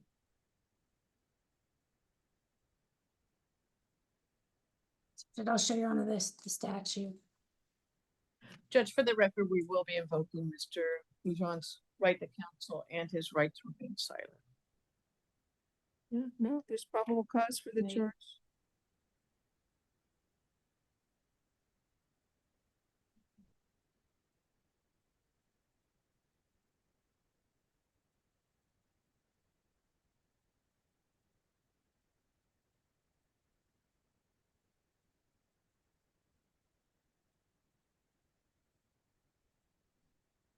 State filed a motion for pretrial detention pending final hearing pursuant to Florida statute 907.041. And because first degree murder, is it a first or second? Did he intend to kill her, or is it just an accident? So it is. It's like a felony murder.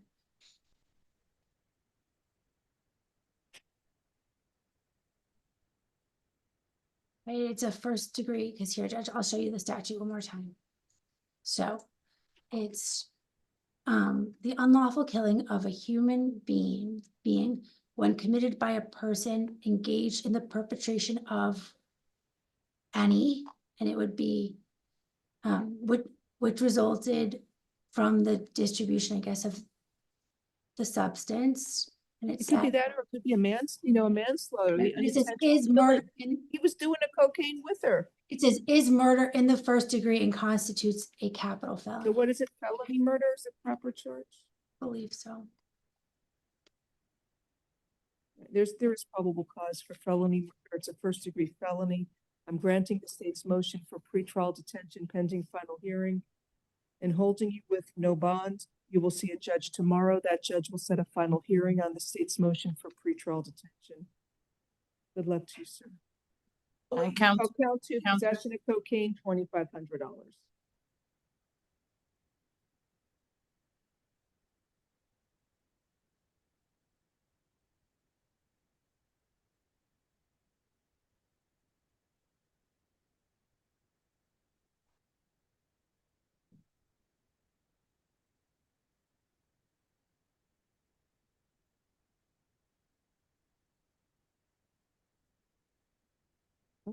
You want to tell Jerry I'll be up in a few minutes, or I should see if David Young can do it.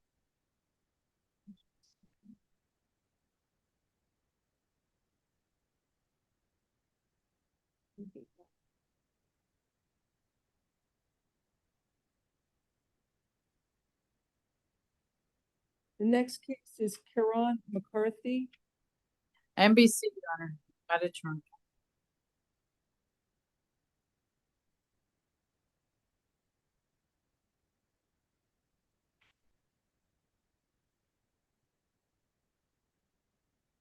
One second.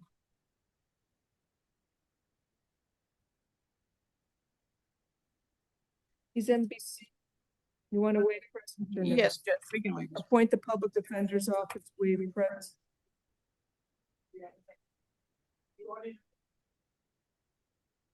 There's probable cause. $2,500.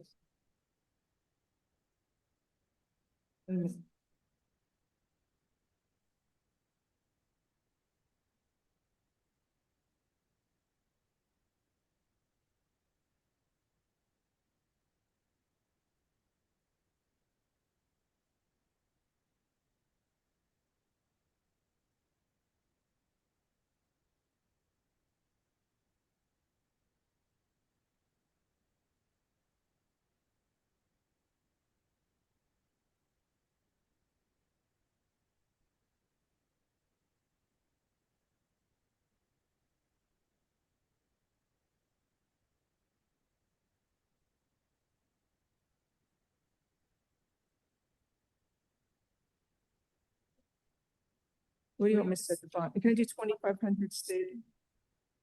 Okay. $2,500 bond.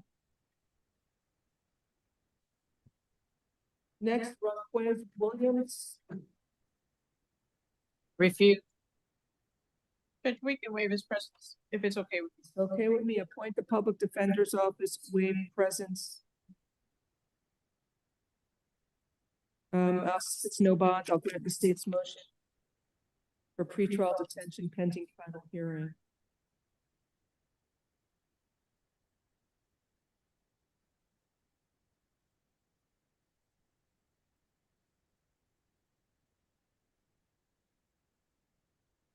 So then we have Arnold Williams. Refuse. We can waive his presence if it's okay with you.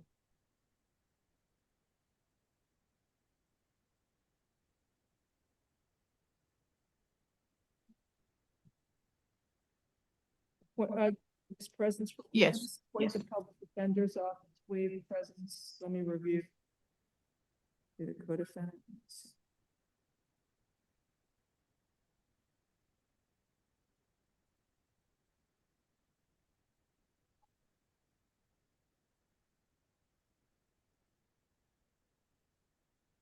There's probable cause for the charge. Appoint the public defender's office, waive presence bond. It's no bond. Granting the state's motion for pretrial detention with no bond. PD's appointed. And you said refusal, right? Yes.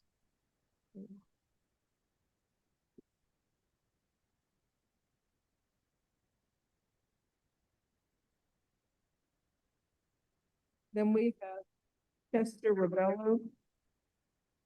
Refuse. Waive his presence. appoint the defenders of waiving presence.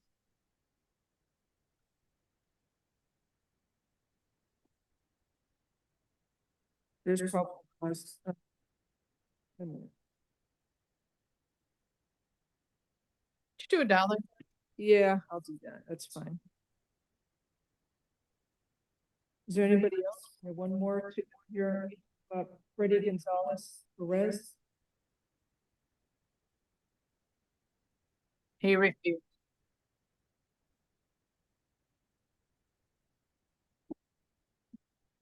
We'll waive it.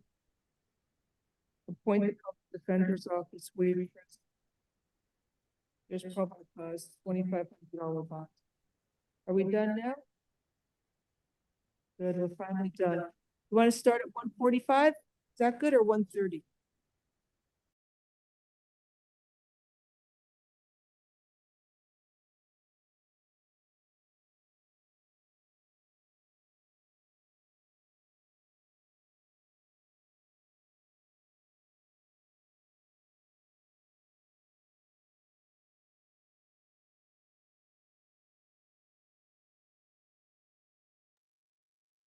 We're ready to go. Let's start. I'll start with no clerk. Recording in progress.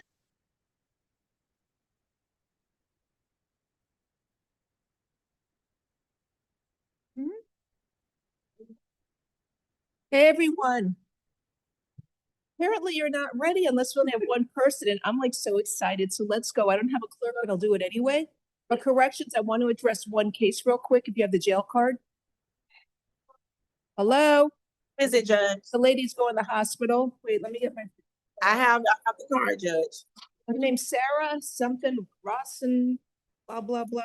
Judge, I have the card. Custody release her to Southern Winds Hospital. Wait a minute, I sent an order and I got the order back.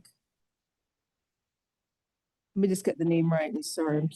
Judge, can you hear correction? I hear you. I hear you. Listen, custody release Sarah Rosenberg Corcho. Case number is F25-21889 to Southern Winds Hospital.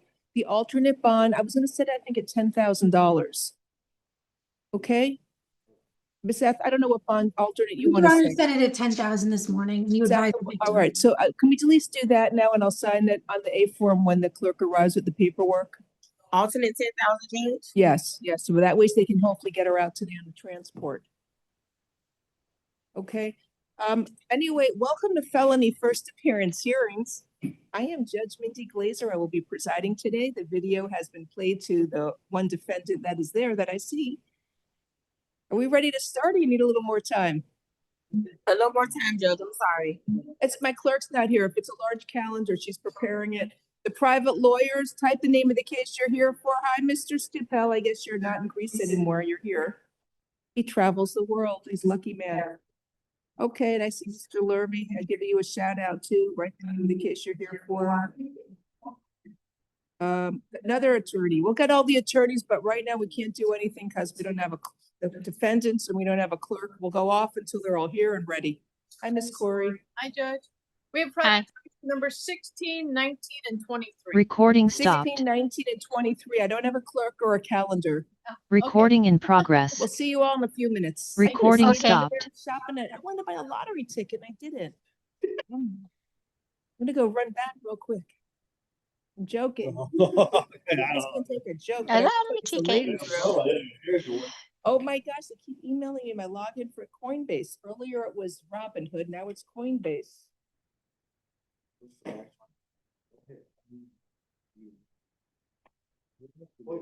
Each one we go, you know how they go tomorrow. I think regularly. What? What?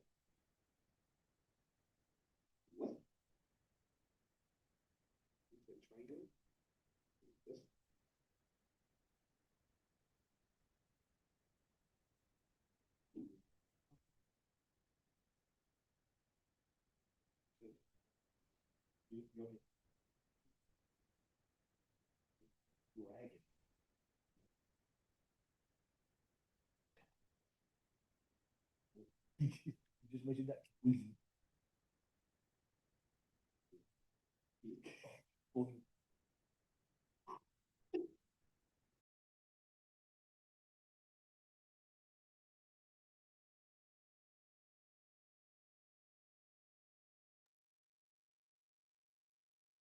afternoon, everyone. Welcome to Felony First Appearance Hearings. I am Judge Mindy GLAZER. I will be presiding today. The video for first appearance hearings has been played to all defendants. I need everyone to please stand up, raise your right hand to be sworn in by our clerk.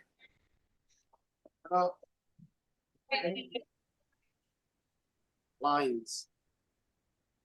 All right, so you swear or affirm the testimony you're going to give in this proceeding will be the truth? If so, state I do. Is the interpreter supposed to interpret when I say that? Did you know that? Yes, Your Honor, I'm sorry, I couldn't see them in the screen.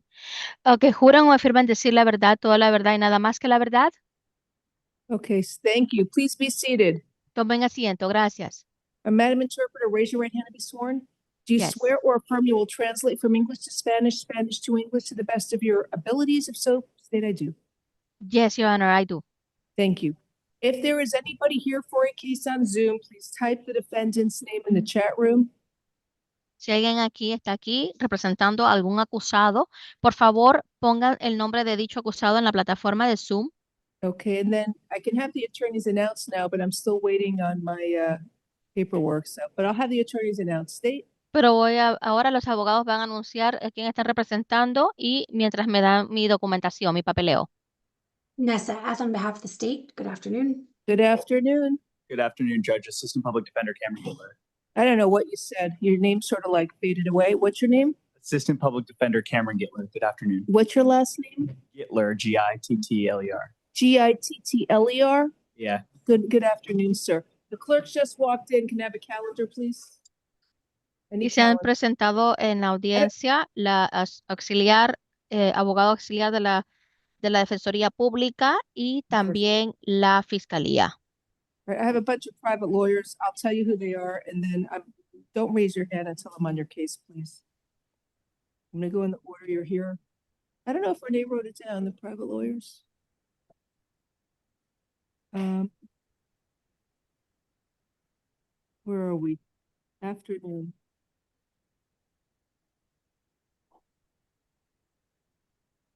I like how somebody writes, I am the attorney. I don't know what you're the attorney for. You got to write down the name of the case you're here for. I need Jose Corona. What page is he on? Let's see. That's for Mr. Lurvy.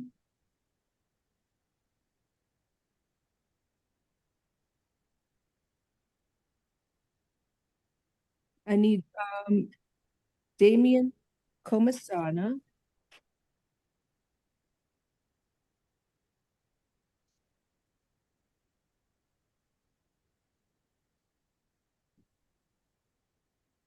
See, I had another private lawyer. Mr. Corona's present.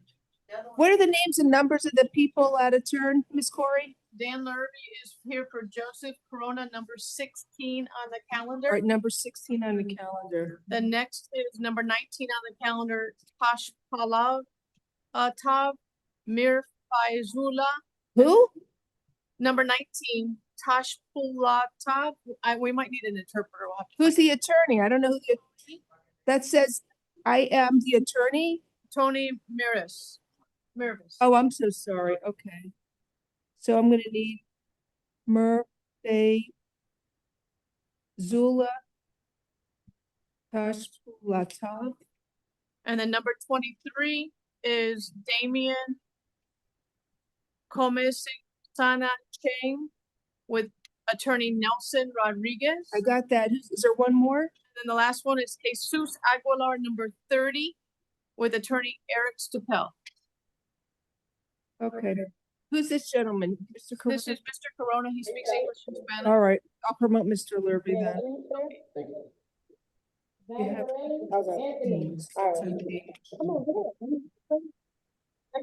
That's you? 16. Get up. You gotta have a seat over here. Good afternoon. You're Mr. Joseph Corona? Anthony. Anthony Corona. I'm sorry. That was my bad, Judge. It says here on the paper, Joseph Corona. What is your name? I hear too much going on. TGK, I hear you talking. What is your name, sir? Joseph. Joseph Corona. Sir, you were arrested. Is that him, Mr. Lurvy, your client? Yes, Daniel Lurvy on behalf of Mr. Corona, Your Honor. Good So you got afternoon. arrested for armed possession of a controlled substance, possession of THC, possession of cannabis, possession of drug paraphernalia. Page 16, page 6. So Mr. Lurvy is here. I got to get a copy of the arrest affidavit. So Judge, I think pre-trial's okay. I don't know what counsel's looking for. Judge, he's looking for a bond. He would prefer to post the bond instead of pretrial services. I'm hoping the court would consider a $2,500 bond. All right. So it's 2 counts of the one is 5. All right, count 1, armed possession of a controlled substance. The THC will be $1,000. TGK, I hear you talking on your speaker. Can you just mute yourself, please? Count 2, the possession of the THC oil is $500. Count 3, possession of cannabis. I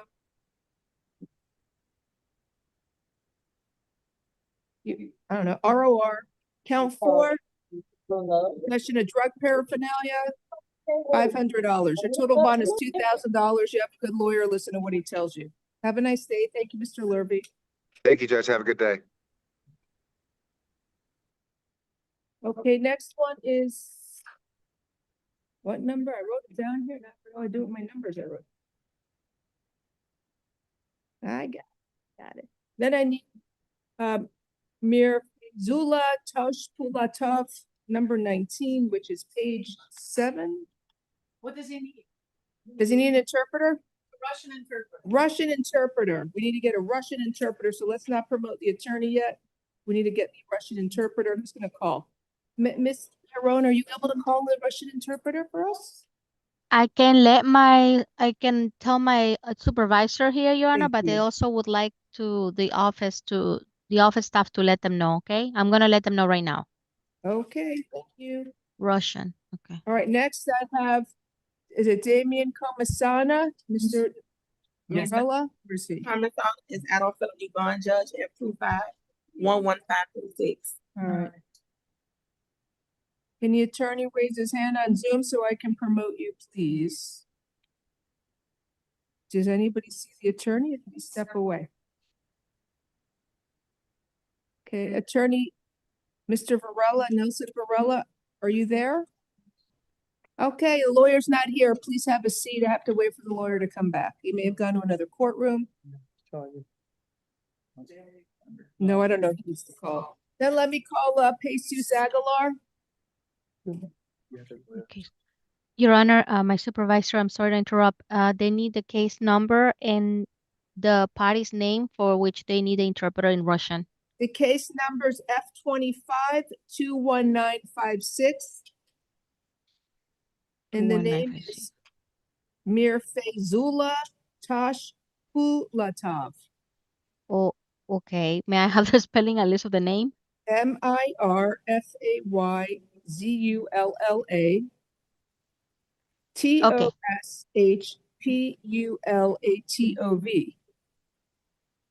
Okay, thank you, Your Honor.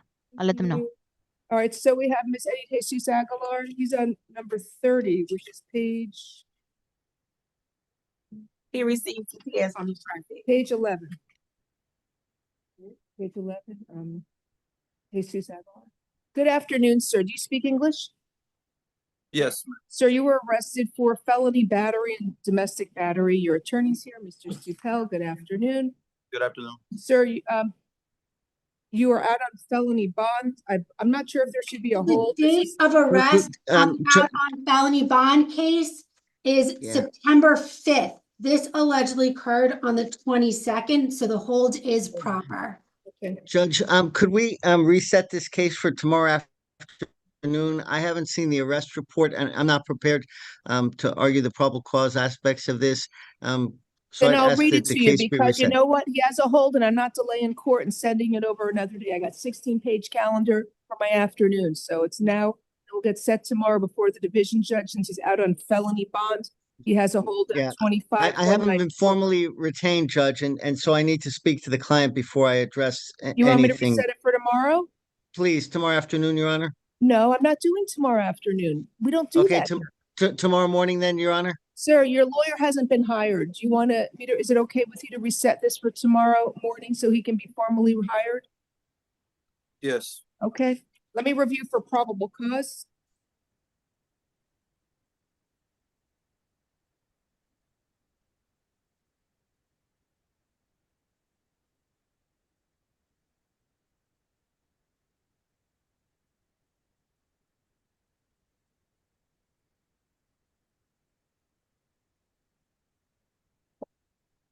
So that he punched the victim twice, she sustained a fractured septum on her nose. There's probable cause for felony battery and battery. Is there a stay away order? Ramona? Domestic. Jesus, I'm sorry, Jesus Aguilar, pardon me. Could you send me a copy of the arrest report? Because I don't can't have do it. that. I'm sorry, get it from the state. You got to go to the clerk. They have to redact it. State, did you provide the stay away order? I think so. Stay away And from the arrest victim? report to my last name, Stupel1@hotmail.com. We're not sending it, Mr. Stupel. I Okay. can't send anything. No, I'm asking the state. I'll have to email the clerk's office. You have to write to felonyfr@miamidade.gov and they have to redact the copy. But I think if you email them today, you should be able to get a copy tomorrow. Yeah, It's it's a very very difficult. serious charge, sir. Yes. So the case is reset tomorrow morning, Judge? 1 second. I just want to read the stay away order to make sure he's not calling her tonight. Sir, you are ordered Okay. to stay away from the alleged victim, Carmen Priscilla Rodriguez. No contact with the victim, either directly, indirectly, in person, in writing, by telephone, or through third parties. No contact with the victim through social media or other electronic means. You must stay at least 500 feet away from the victim, her home and school, and place of employment at all times. Do not engage in any criminal activity. Do not use or possess illegal drugs. And do not use, purchase, possess, or carry a firearm, gun, weapon, or ammunition. You must immediately surrender any firearms, ammunition, and any concealed weapons permits to the nearest police department and follow receipt with the court. You may return to the victim's residence one time only within 48 hours of your release from jail. You must be accompanied by a police officer so that you can retrieve your personal clothing, health items, medication, personal and business-related paperwork, and work tools. If you go to the victim's home without the police, or if you stay there, you will be arrested. Do you understand the stay away order? Yes, I understand. All right, so you have a good lawyer. Listen to what he tells you. I'm going to reset the case for tomorrow morning to see if he's ready to proceed then. If you're not ready tomorrow morning, I can always reset it in the afternoon, okay? What time is that tomorrow morning? Well, probably any time. It depends what time we finish the extraditions. Anytime after 9:30, it could be closer to 10. Okay. Okay. Thank you, Your Honor. Should be able to send it to Mr. Stupel in minutes. You're going to send it. You can type your name in the chat room and maybe Ms. Corey's office can send a copy. Okay, I'll do that now. Thank you, Your Honor. Thank you. Thank you. All right, we'll see you tomorrow. Judge. Reset tomorrow Thank for you. private attorney. All right, so can I start on page 1 now? I don't know if Mr. Nelson Varela's back. I can do his case, but I don't think he is.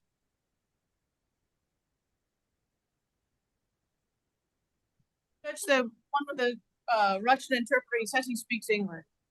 Oh, okay. You speak English? Yes, I do. Some of the parts, it's a little bit. I am. What page? It's number 19, which is page 7. Page 7. Okay, so we're going to call off the Russian interpreter because it costs us money to have to get one. Are you okay with that in English? Yeah, my lawyer. Yeah. Yeah. All right, good afternoon. This is Mr. Murfezula Tosh. I'm sorry. Yeah, Mr. Tosh Mulata Murfezula. His attorney's here. Where's the lawyer? I got Mr. Murray. He's going to be. So, sir, you were arrested for felony battery. It's from September 28th. Hello, Tony Mervis here for Mr. Mir Faizullah Tashpolatov. Good afternoon, sir. Do you have any Good argument regarding probable cause? No, Judge, nothing with regards to probable cause, just a couple of arguments that the court should be aware of. Yes, sir. Your Honor, this is a case where the complainant's mother was trying to extort Mr. Mir Faizullah Tashpolatov. She was calling him. She was coming to his house asking for $100,000, saying that she would not, she wouldn't go to the police if he paid her the money. Also, further, Judge, the complainant, when the injury occurred, the injury didn't occur from what the complainant is saying. It occurred from her falling. That's what she said when she went to the hospital. She didn't file the report right away. She only went when she realized that Mr. Tashpolatov was not going to pay the mother $100,000, which that number came out of thin air. There's no reason to think that he could pay her that amount, but she was adamant about getting that amount of money from Mr. Tashpolatov. And when he started to ignore the mother, that's when they went to file a police report. All right, so just there's probable cause, state's requesting a bond and a stay away order. He allegedly threw the cell phone at her and caused injury to her eye. It says permanent damage to right eye. Yes. So isn't that a little vague? It says permanent. I think there's enough for a felony battery. I think it's enough for felony battery. All right.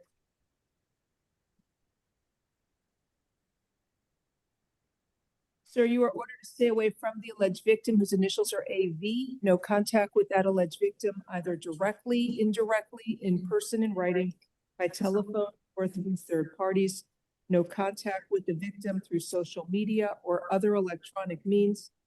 And you must stay at least 500 feet away from the victim, her home and school, and any place of employment at all times. Do not engage in any criminal activity. Do not use or possess illegal drugs. And do not use, purchase, possess, or carry a firearm, gun, weapon, or ammunition. You must immediately surrender any firearms, ammunition, and any concealed weapons permits to the nearest police department and file a receipt with the court. And sir, do you have to go to the victim's home to collect any of your personal belongings? Yes. You may return to the victim's residence one time only within 48 hours of your release from jail. You must be accompanied by a police officer so that you can retrieve your personal clothing, health items, medication, personal and business-related paperwork, and work tools. If you go to the victim's home without the police, or if you stay there, you will be arrested. Do you understand the stay away order? Yes. Thank you. So I agree with your attorney. There's probable cause. The bond is $5,000. You have a good lawyer. Listen to what he tells you. Most importantly, stay away from the victim. Thank you, Mr. Mervis. Have a nice day. Thank you very much. Thank you, Judge. Have a good day, everyone. Okay, I can start on page 1 now because I don't I don't know if Mr. Nelson Rodriguez Varela came back. We'll start with page 1.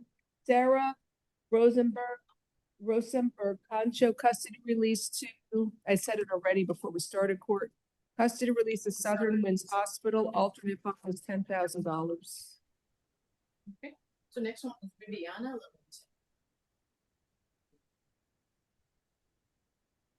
Then we have Viviana Lorenzo, page 1. Pre-trial's good.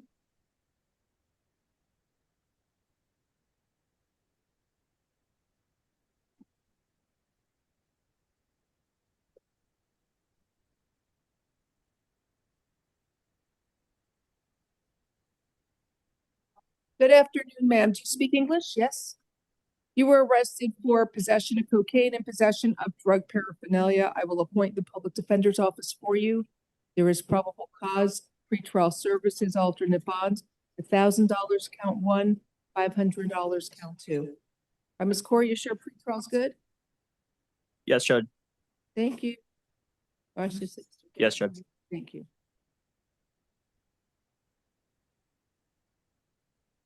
Next, we have Zachariah Simon. Can we pass? They're gonna put on Zoom. Thank you.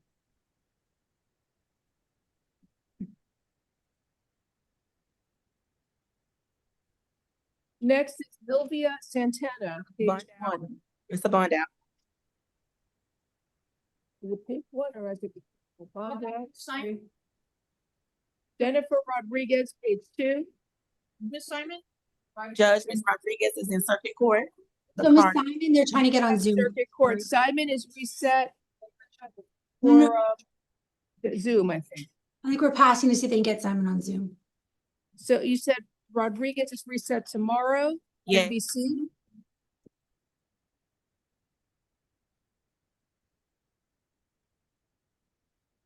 Then we have Damir Jones. We're on page 2 or 3. No, bottom of page 2. Hello.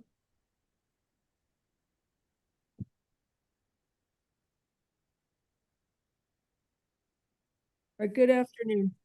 Sir, you were arrested for 1 count of human trafficking, 1 count of lewd lascivious battery on a child, 1 count of possession with intent to sell cannabis within 1,000 feet of a school, and I will appoint the public defender's office for you. I need a review for probable cause.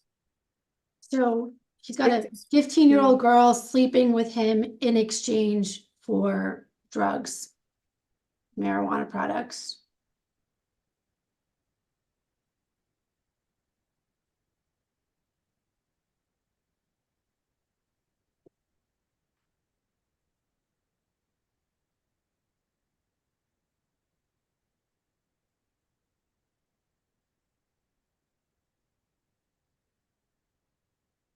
Sir, there's probable cause for the charges. Your order to stay away. I don't know, intent to sell within 1,000 feet of a school. What's that?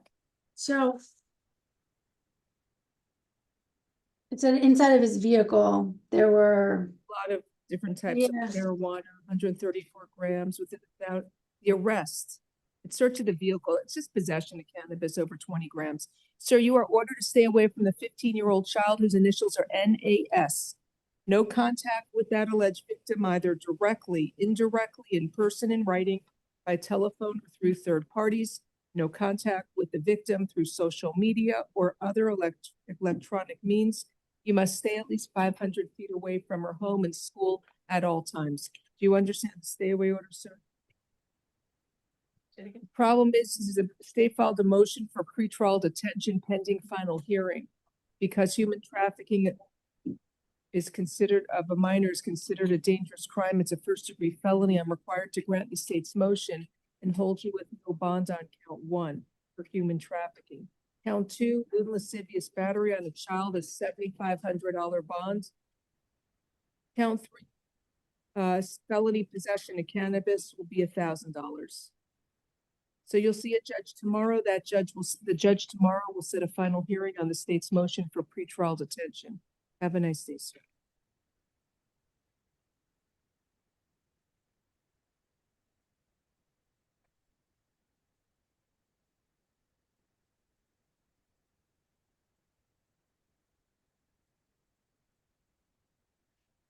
Next is Pedro Lopez. Good afternoon, sir. Do you speak English? Spanish, Judge. Sir, good afternoon. You were arrested for attempted aggravated battery with prejudice and attempted tampering with physical evidence. Señor, tiene 2 acusaciones: intento de agresión, agresión física con perjuicio y también manipular con pruebas físicas. I will appoint the public defender's office for you. Voy a nombrar a la Defensoría Pública para representarlo. So I need a review for Right, I think it's an aggravated assault with a deadly weapon, no prejudice. Dice la Fiscalía que considera que es agresión con un arma mortífera, no sin perjuicio. I don't know about the tampering. It just says that they found the knife, I guess, against a wall. 1 second. First of all, the last case, there's somebody here for Jones, Damir Jones. Is that the right one? Oh, no, the Simon. Somebody was here for Simon. Where is that? They want to know. Pardon me. I'm trying to tell somebody on Zoom when to go to court. Go ahead. I'm sorry. Right, so it's an aggravated assault with a deadly weapon, and I'm not sure about the tampering. It just says they found the knife in a parking lot. Encontraron el cuchillo en el parqueo y no estoy segura sobre ese cargo, pero sí agresión física con un arma mortífera. Okay, I gotta read everything. Also, we didn't do Simon yet, so put your hand down and wait. We're waiting for her to appear on Zoom, okay?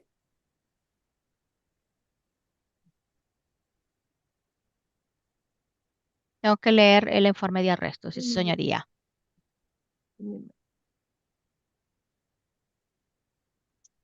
Sir, you are ordered to stay away from the alleged victim, Angel Rebel. Señor, le ordeno que tiene que mantenerse alejado de la supuesta víctima, Ángel. What's the name of the victim, Your Honor? Angel Rebel. Ángel Rebel. No contact with the victim either directly, indirectly, in person, in writing, by telephone, or through third parties. No contacto ni de manera directa ni indirecta, ni en persona, ni por escrito, ni por teléfono, ni por terceras personas. And you must stay at least 500 feet away from the victim, or the victim's home, school, and place of employment at all times. Tiene que permanecer mínimo 500 pies de lejos de la víctima, de su lugar de vivienda donde esa persona reside, de su escuela o de empleo en todo momento.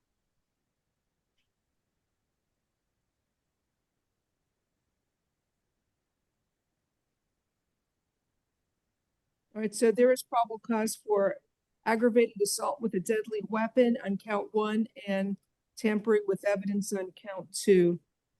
Ok, si hay un motivo fundado para agresión con agravantes con un arma mortífera, primer cargo, y manipular con pruebas, o eso es el segundo cargo.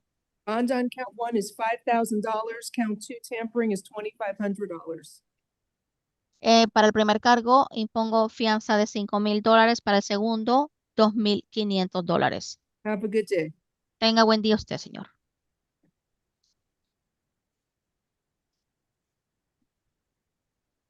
Next is Adam Gonzalez, page 4. He refused, Judge.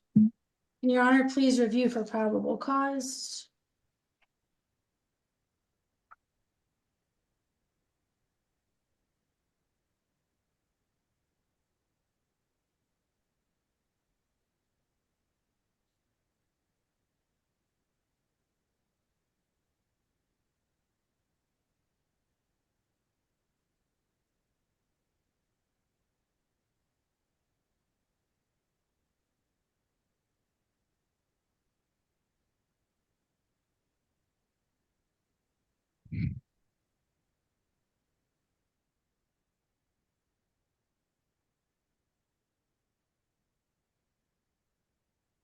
Judge, he refused. Yeah, Right.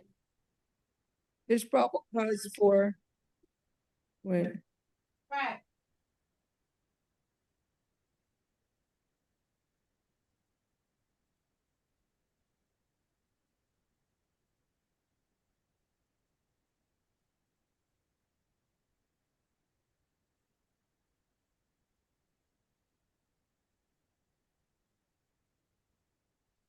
there's probable cause for count 1, count 2, count 3, and count 4, reset in court tomorrow.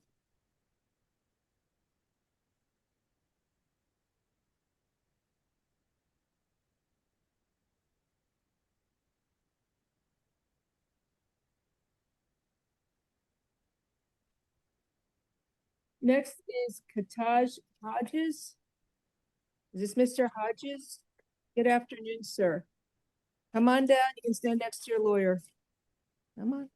Judge, this is Mr. Pratt. Judge, you should have Mr. Pratt next. Then who's this gentleman? This is Mr. Mr. Pratt. Pratt. Oh, I'm so sorry. This is Mr. Christopher Pratt. What's this one over here for? Good afternoon, Mr. Pratt. You were arrested for 1 count of second-degree murder with a weapon. Sir, I will appoint the public defender's office for you. We'll invoke our right to counsel and our right to remain silent. All right, let me review. There's an incident at Arthur Woodard Park by 99th Street and 12th Avenue, I believe.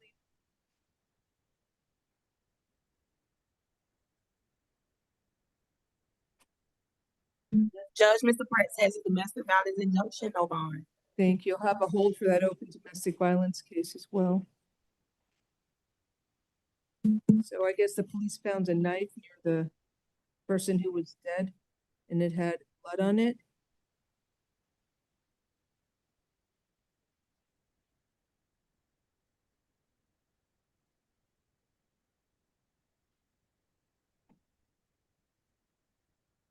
So he stabbed the victim because he was saying things to him. I guess he thought he was afraid. He stabbed him in the chest.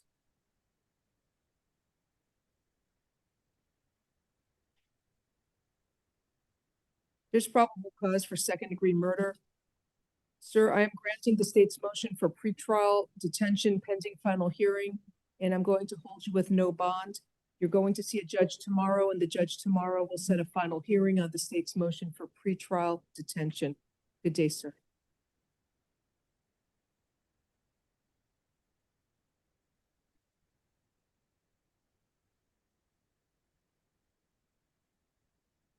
Next case is Kataja Hodges. Hello, Mr. Hodges, come on down.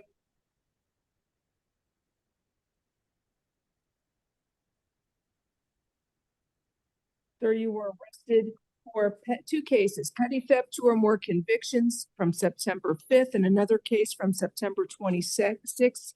No, sorry, September 22nd, retail theft with a prior conviction.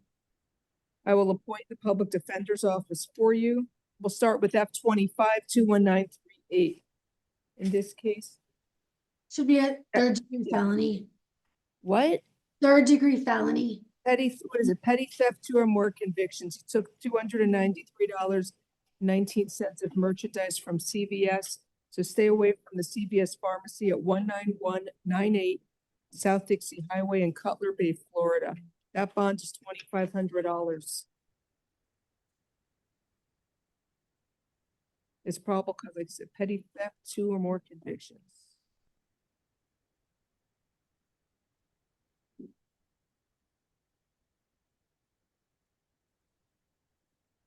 The other case, F25-21940, is petty theft, 2 or more convictions from September 5th. You are ordered to stay away from the TJ Maxx store at 20505 South Dixie Highway in Cutler Bay, Florida. The bond on this case is also $2,500. Have a nice day, sir.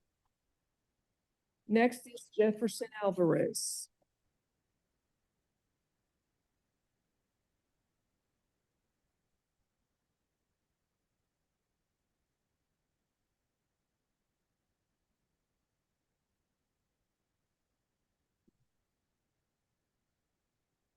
You have Mr. Alvarez there?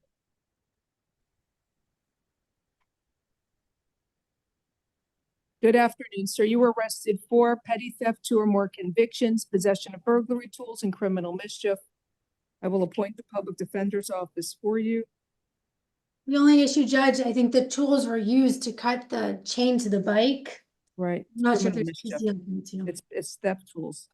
So he's at Miami Beach stealing a bike. He's cutting a chain off. He uses bolt cutters. Then he gets on the bike and rides it away, depriving the victim of her property. They were able to video him as he was driving away or riding away. Bicycle was valued at $150. Lock was $25. He has multiple prior convictions for petty theft. So, sir, you are ordered to stay away from 7107 7th Street in Miami Beach, Florida. You're not allowed to go to that location. You must stay away from there. It says here he's homeless. I'm looking at his priors. I do see a lot of priors going back to like 2013. The most recent being 150 days for a sudden snatch from October 1st. I'm setting a bond. Count 1, petty theft, 2 or more convictions is $2,500. Count 2, no probable cause, release outright. And count 3, criminal mischief, is $150. Have a nice day, sir.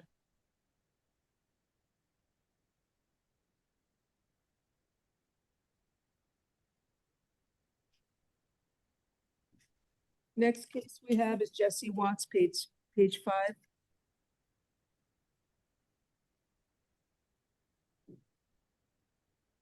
Good afternoon, Mr. Watts. You were arrested for possession with intent to sell cocaine and attempted tampering with evidence.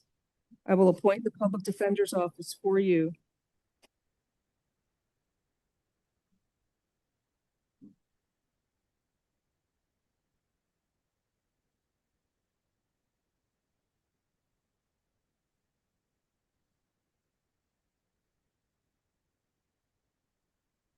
It's within 1,000 feet of a church or convenience store also.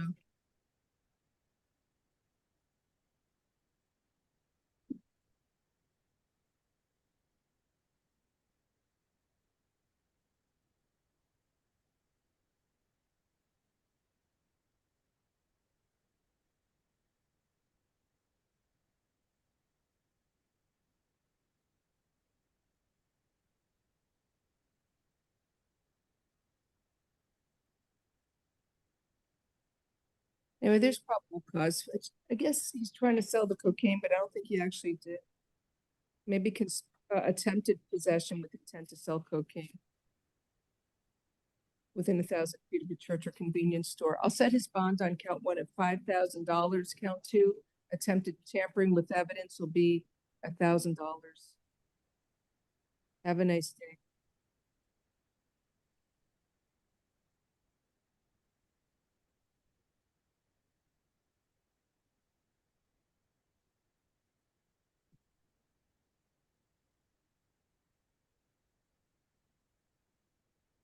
Next, Dimitri Placide. Good afternoon. Sir, you were arrested for retail theft with a prior conviction, possession of cocaine, and resisting an officer without violence. Public Defender's Office is appointed. The defendant was convicted of petty theft, 2 or more convictions. Sorry, let me scroll up. I can't really hear you. Speak louder. The defendant was convicted of petty theft, 2 or more convictions, F24 20240. And that was on November 19th of 24. November 19th of 24. Thank you.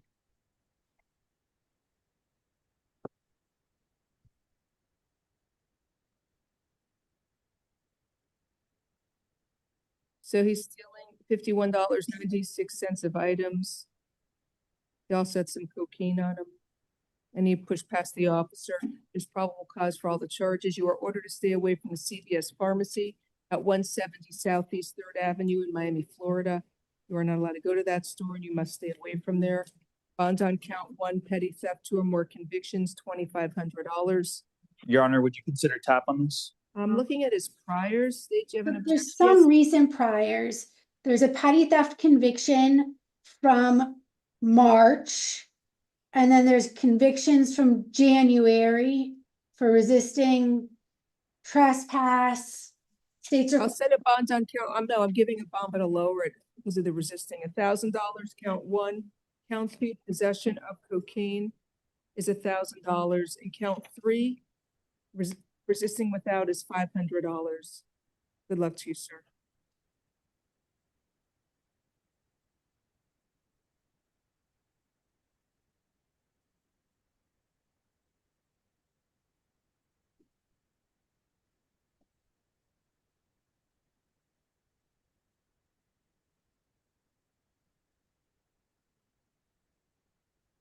Next is Anthony Vagnarelli, page 6.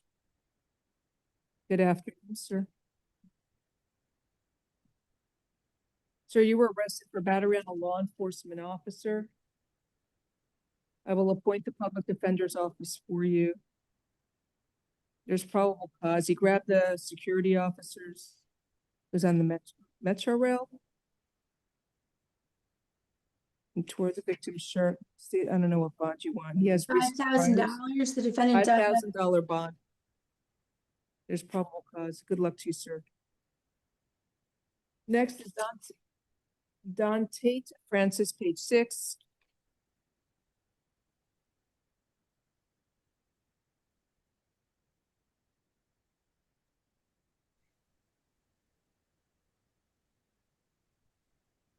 Corrections, any luck? Do we know when they're bringing in Zachariah Simon, by the way? 1 second, Judge. See, let me know. Hi, Mr. Francis. You were arrested for possession of a controlled substance called cocaine. I will appoint the Public Defender's Office for you. He said it's not cocaine, but the officer said he had 2 bags of cocaine. Is he eligible for pretrial? Pretrial services, alternate bond, $2,500. Have a nice day. Alternate 25, Judge? Yes, ma'am. Next, Michael Clark, page 7. Oh, she's here. Hi, Miss Simon. Good afternoon. Just so you know, there is somebody here for you as well. Hi, Miss Simon. Talk loud, could Miss Simon, you were arrested for serious charge. It's a molestation charge. I am appointing the public defender's office for you. Ms. Simon, do not make any statements or comments about what happened. Okay. Don't say anything, Ms. Simon. So there is probable cause for the charge. Who's the person here on Zoom? A witness. Is that the mother? Ellison? Yes, my mom's Miss Ellison? I'm scared to talk. You're scared to talk? Tell the judge. You could tell the judge. Talk loud and tell her. Ms. Simon, don't talk about what happened. Hello? Hi, ma'am. How are you? Hi, I'm fine. All right, so your daughter's here. She got arrested for something she was talking about. She admitted to while she was being Baker acted. So I'm appointing the public defender's office for her. The state, ma'am, I'm ordering that you stay away from the alleged victim whose initials are LW. No contact with that victim, either directly, indirectly, in person, in writing, by telephone, or through third parties. No contact with the victim through social media or other electronic means. And you must stay at least 500 feet away from the victim's home at all times. Do not, or school, do not engage in any criminal activity. Do not use or possess illegal drugs. And do not use, purchase, possess, or carry a firearm, gun, weapon, or ammunition. You must immediately surrender any firearms, ammunition, and any concealed weapons permits to the nearest police department, and file a receipt with the court. And you may return to the victim's residence one time only within 48 hours of your release from jail. You must be accompanied by a police officer so that you can go there and retrieve your personal belongings. If you go to the victim's home without the police, or if you stay there, you will be arrested. So do you understand what I'm saying about the stay away order, ma'am? I muted her. If you want to unmute her, correction, so she can respond. Excuse me, Your Honor, I'm the one who called the police on her. Okay. So here's the situation, Judge. I know the defendant probably has some mental health, competency issues. I understand where the disclosure was made, but these are extremely serious charges. The state is requesting that Your Honor grants the motion for pretrial detention, let the defendant appear before her judge tomorrow, so maybe some things can start happening in terms of getting her an attorney, maybe appointing doctors, etc. All right. Ms. Ellison, does your daughter Yes. have anywhere else she could stay? No, ma'am. DCF was saying something about a HOPE program or to put her in a women's shelter. Do you, does she have any, like, SSI or any type of government benefits? Does she have anything? What, ma'am? Any type of government benefits or Medicare or Medicaid, anything like that? Yes, she has Medicaid and SSI. So you can address that before the division judge, Ms. Corey. I'm granting the state's motion for pretrial detention pending final hearing, holding her with no bond. And you'll see the judge tomorrow. It's before Judge Wolfson in courtroom 2-5 at 9 a.m. Okay, can I do it through Zoom? Yeah, through Zoom. You can go online and you can look for Judge Wolfson's Zoom ID number. And Ms. Corey, and if you find out there's hospital benefits, maybe that's best to address it before Judge Wolfson, okay? So Ms. Simon, these are serious matters. I'm holding it with no bond, and you're gonna see the new judge tomorrow, okay? Good luck to you all. Have a nice day. Okay, thank you. For coming in. Thank you. Next case we have is Michael Clark. Oh, hi, Mr. Clark. Good afternoon. Sir, you were arrested for driving with a suspended license, third or subsequent conviction. I will appoint the public defender's office for you. There is probable cause. Will pretrial take him? Yep. Pretrial alternate bond, $2,500, no driving unless you have a good license. By the way, I read something about the clerk's office waiving fees for like something or other for people to reinstate their license. I don't know if it was fees or interest, but try and get your license reinstated. If you come to court with a good license, usually they dismiss it. All right. Pretrial alternate, $2,500 with a no drive order unless he has a good license.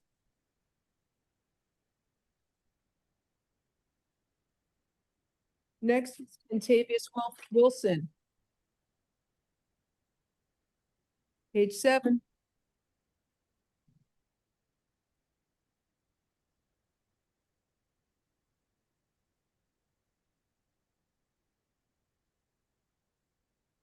On Wilson, I think Cal 4 should be maybe tampering.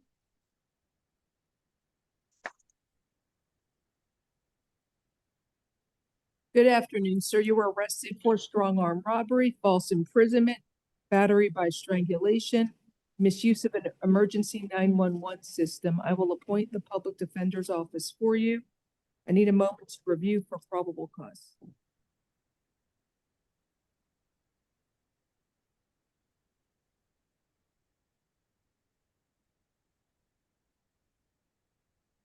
Wasn't she in court this morning, the victim?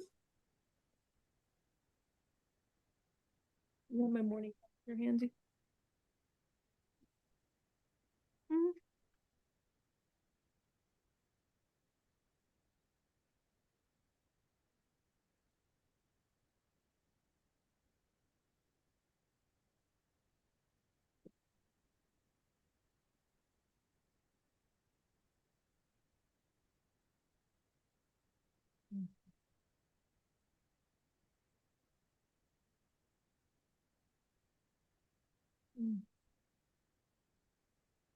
No.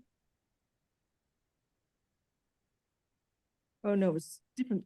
Sabrina Cross, not Mary Cross. Okay.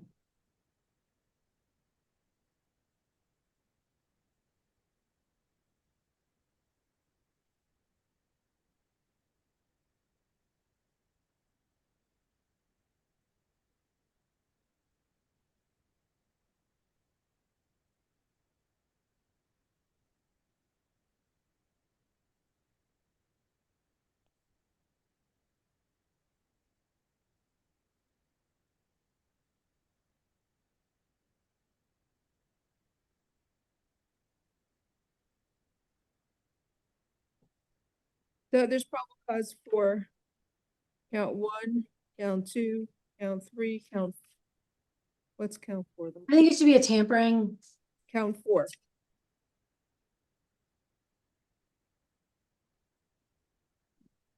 Okay. Sir, Judge, on count 1, would you find probable cause for snatch instead? It does say he snatched it out of her hand. he grabbed her multiple times. No, I think it's snatched the phone while, there's enough for the strong arm. I mean, I guess I don't mind low, but he's tussling with her and then grabs her phone. Sir, you have to go to the victim's home to get your property? You two live together? I saw a family member. I don't know what he said. I'm sorry. I saw a family member to go get my stuff. Oh, okay. All right. So, sir, no contact with the alleged victim whose initials are MC. No contact with the victim either directly, indirectly, in person, in writing, by telephone, or through third parties. No contact with the victim through social media or other electronic means. And you must stay at least 500 feet away from the victim, her home and school, and place of employment at all times. Do not engage in any criminal activity. Do not use or possess illegal drugs. Do not use, purchase, possess, or carry a firearm, gun, weapon, or ammunition.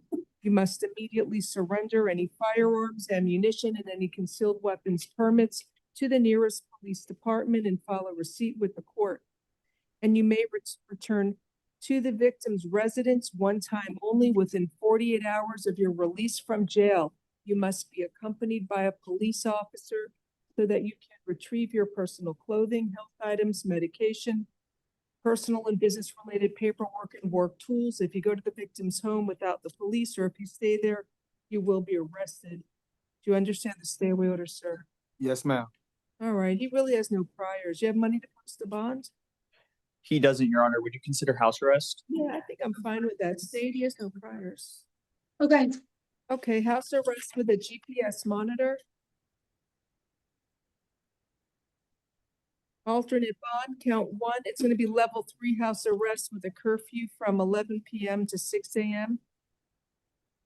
Alternate bond, count one. The strong arm robbery will be $2,500. Count two, false imprisonment, $2,500. Count three, battery by strangulation.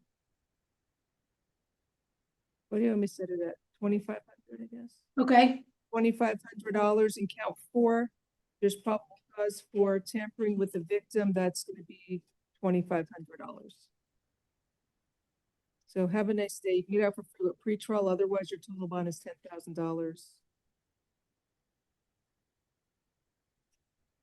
I sorry, free. He gets out for free with house arrest. Alternate bond, $10,000.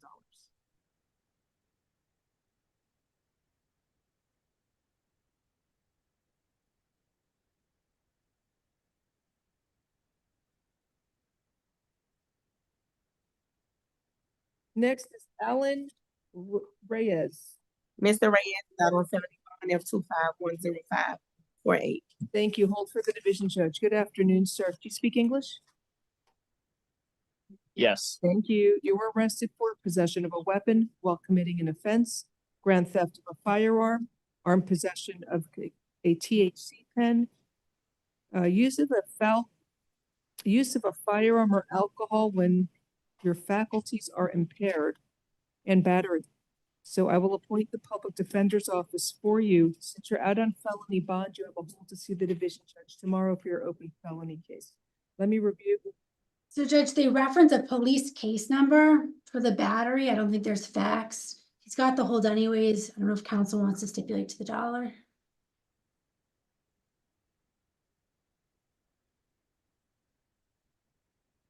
We'd stipulate.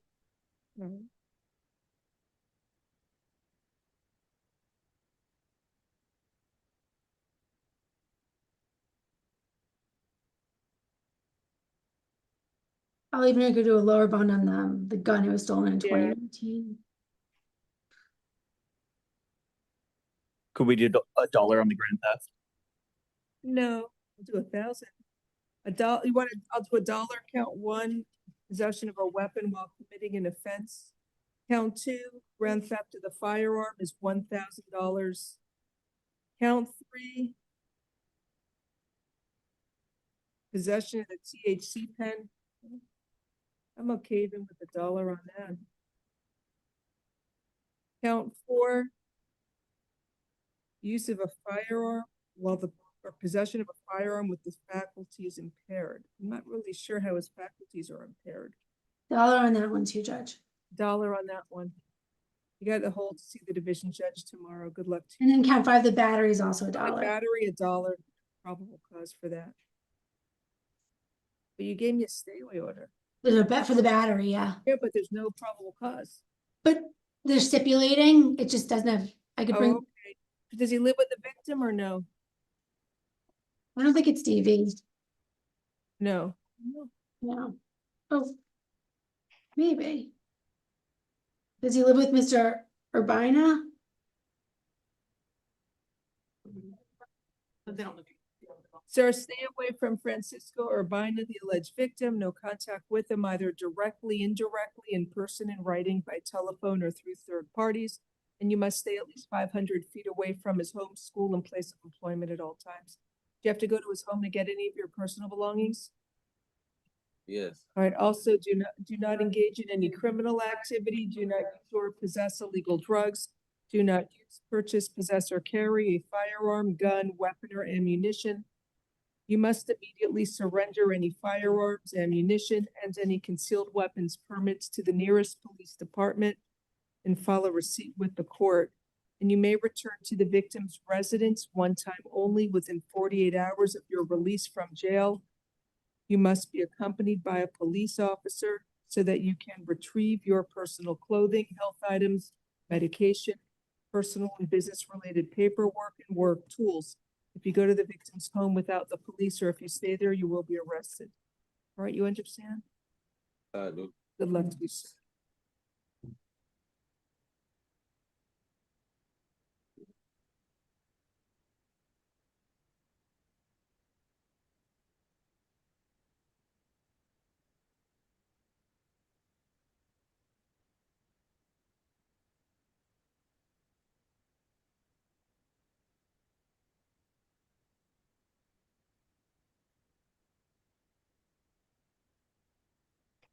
Okay, next.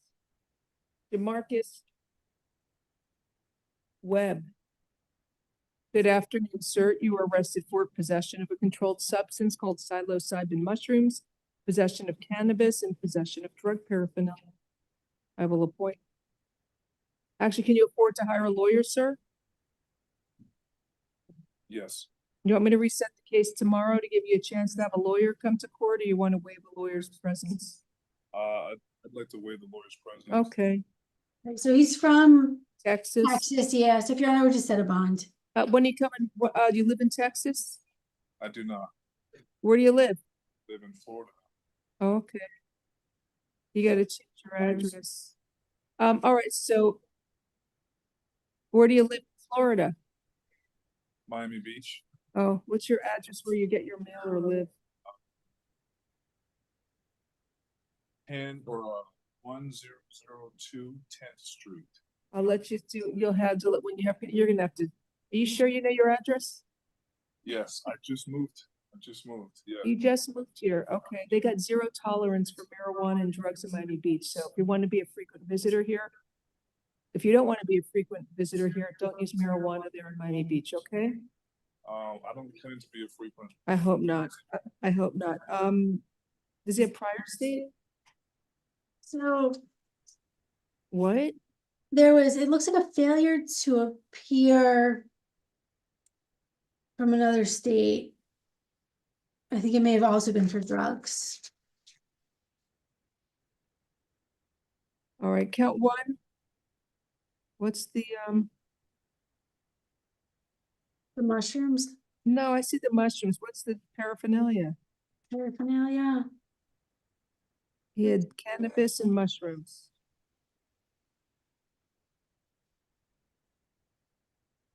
Oh, there's a pipe, Judge. The pipe's right there. Okay.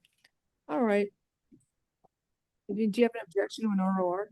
I'm trying to just set a bond, no objection to reducing it. Maybe 1,000 on the mushrooms. I'll do $500, count one for the mushrooms, ROR the cannabis, and drug paraphernalia is $500. Your total bond's $1,000. Make sure you keep all future court dates, sir, okay? Your arraignment should be in like 60 days. Good luck to you.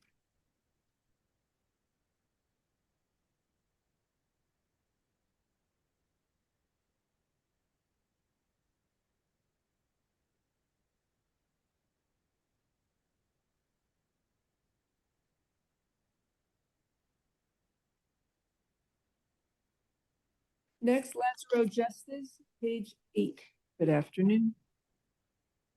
Sir, you got arrested for 7 cases. Do you speak English? Your Honor, yes, I do. Yes? Yes. Thank you. All right, we'll go case by case. The first one is page 8,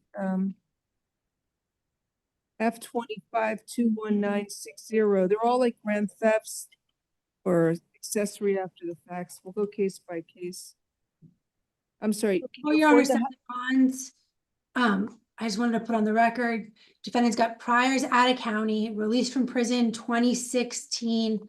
It was Monroe County for armed robbery, home invasion. He was sentenced to 16 years in prison. Can you afford to hire a lawyer, sir, or no? No. All right, so do you own your home? Yes, ma'am. You do? Yeah, I'm sorry. I want to have it. You own your own home, Mr. Chair. Oh, no, no. No. Okay, the public defender's office is appointed for you. So let me, we're starting with the first case. F25-21960. So this is from September 28th. So there's police are investigating a series of thefts targeting Honda vehicles.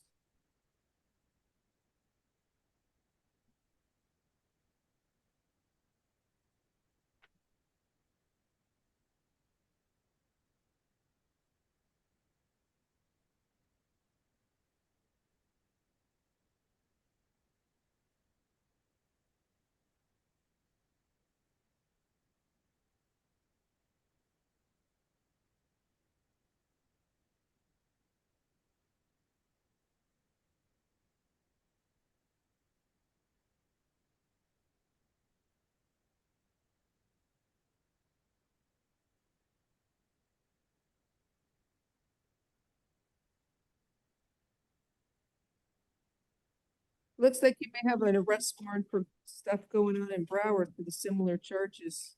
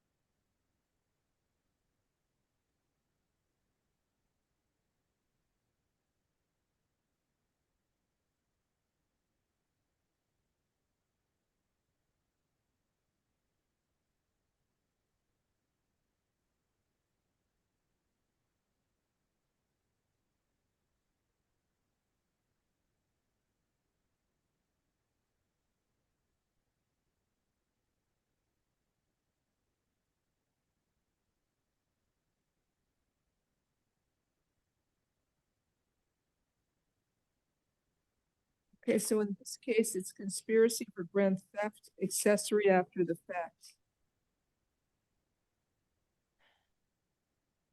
So the vehicle was stolen out of, was it Plantation, I think? And then it wound up in his parking garage, I'm sorry, Pembroke Pines.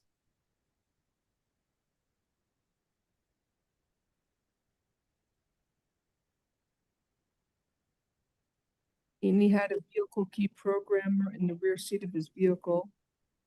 And there was a search warrant executed. They found multiple key programming devices and accessories, over 200 Honda brand key fobs, and additional tools utilized to facilitate the unlawful entry into and theft of vehicles. I think there's probable cause for the charges here. So count one on F-25 21960, it's a $2,500 bond. Count one, $2,500 bond. Two. Would Your Honor add house arrest to all of these cases? Okay, plus house arrest with a GPS monitor, level 3 house arrest. With a curfew from 11 p.m. to 6 a.m.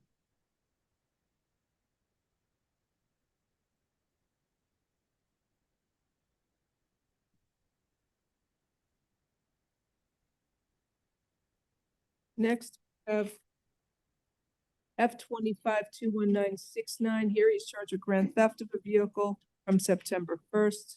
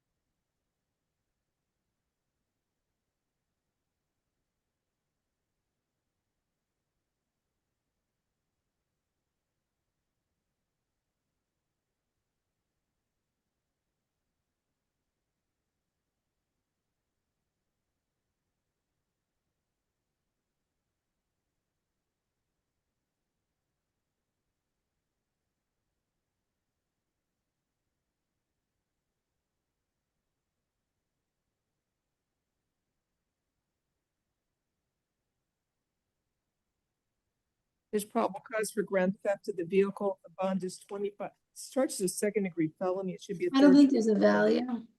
Grand theft, $2,500.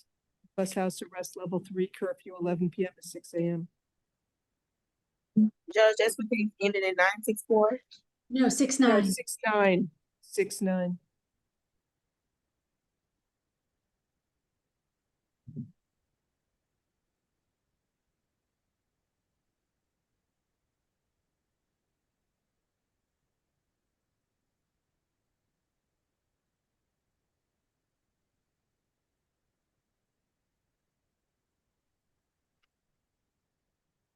Okay, now F251968, that's from July 23rd.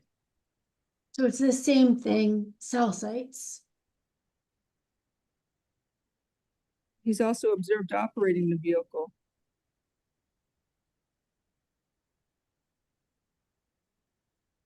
The stolen vehicle.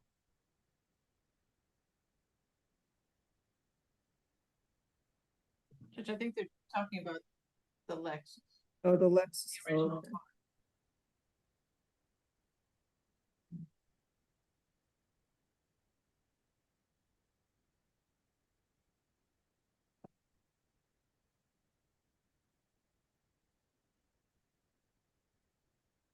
No, I think there's no value for the vehicle. It was a Honda Civic. It's a 2021 Honda Civic. It's grand theft, third-degree felony.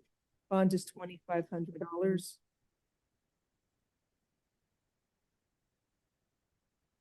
Plus house arrest, level 3.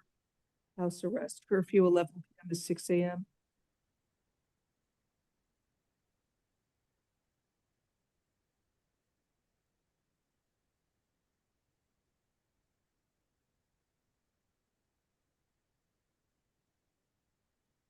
F25-21967, it's charges grand theft, a second-degree felony.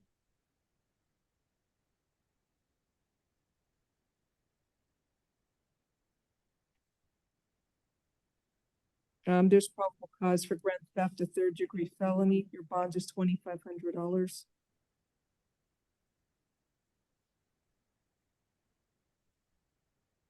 Plus house arrest, level 3. Curfew 11 p.m. to 6 a.m.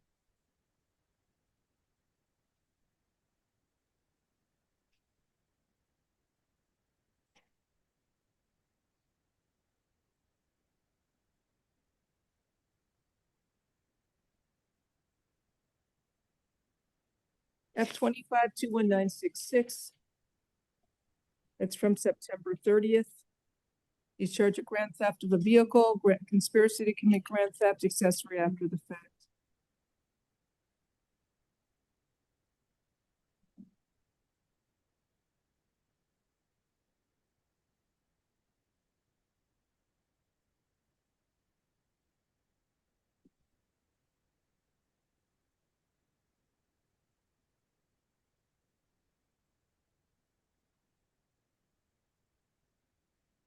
I'll find probable cause for the charges here. Count 1 is 2,500.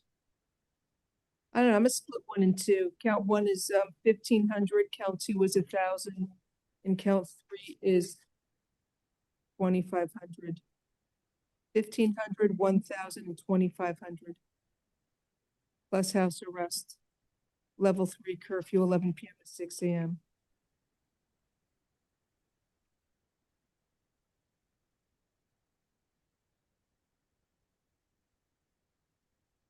Then there's F25-1964 from September 26th. Grand conspiracy to commit grand theft and accessory after the fact.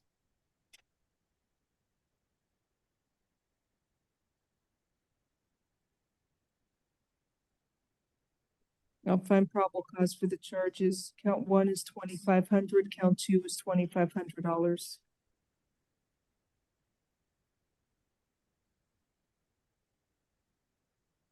Plus house arrest, level 3.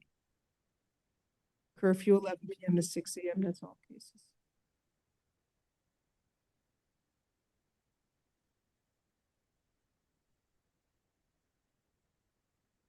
Next is F25-21962. It's your charge of grand theft, second-degree felony.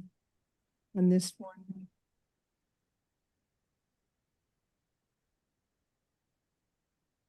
It's a 2020 Honda Accord. It's grand theft, third-degree felony. Bond is $2,500 plus house arrest, level 3. Curfew 11 p.m. to 6 a.m. That's it. Have a good day.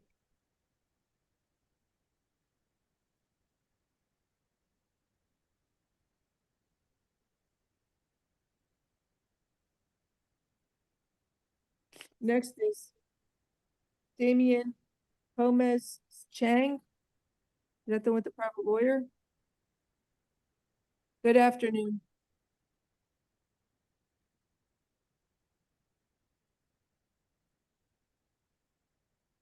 Sir, good afternoon. You have a private lawyer, Mr. Rodriguez Varela? Yes, ma'am. He's not here, so what I'll do is have to reset your case for tomorrow to see if your lawyer comes to court.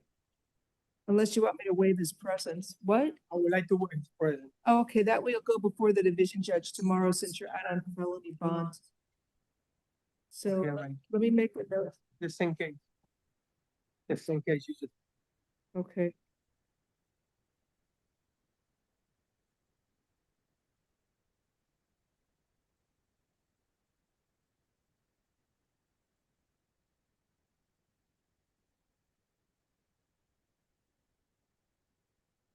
So you have to hold on F25 11536.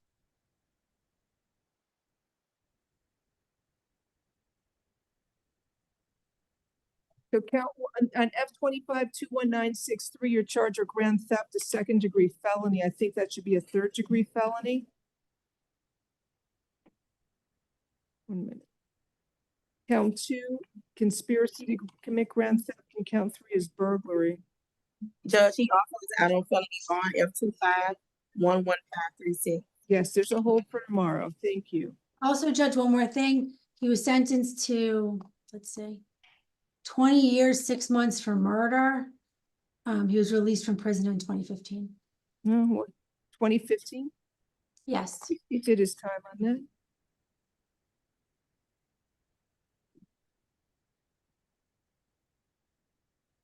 All right, this is a 2020 Honda Accord. So count 1, grand theft is $2,500.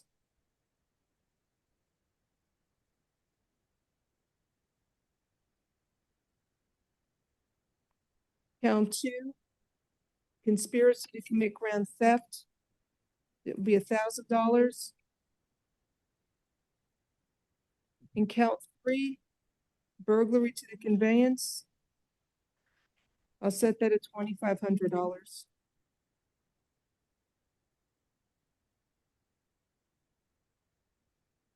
F25 21965. It's grand theft of a vehicle, conspiracy to commit grand theft, possession of burglary tools, burglary to conveyance. This is from September 30th. So I'll split 1 and 2. Count 1 is $1,500. Count 2 is $1,000 for the conspiracy. Count 3, possession of burglary tools is $2,500. Count 4, burglary is $2,500. That's with the hold.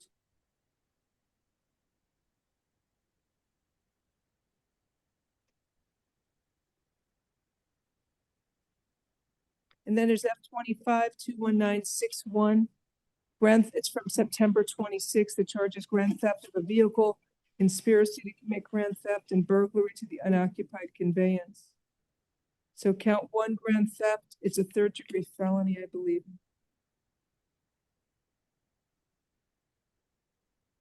One second. Honda Accord, 2018 Honda Accord. Count 1 will be $1,500. Count 2 is going to be $1,000.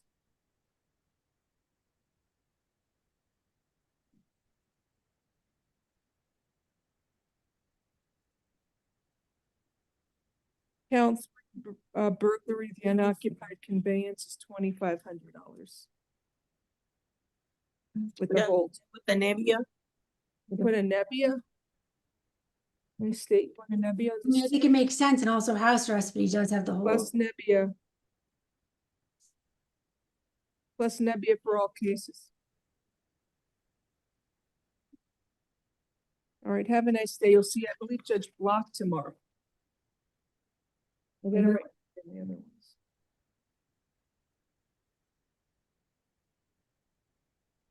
Next case. Raul Rodriguez.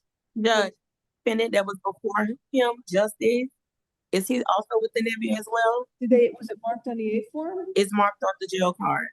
Yeah, I need to let him know it's plus a Nebia then. Ms. Corey, the last case too, the last defendant, his co-defendant also was a Nebia. Well, Judge, you also added house arrest. I would ask that you not doing that. But It looks like it's a car theft ring where there's been, what is it, 40 something, 48 cars have been stolen. right? And there's key fobs and I think the Nebby is appropriate. Judge, I'd ask if you're gonna I'm not gonna do a Nebia for him, but I have to get all those A forms back for the 7. No Nebia. She's not gonna fix it till after, but let me see something. Well, let me look at the total bonds first.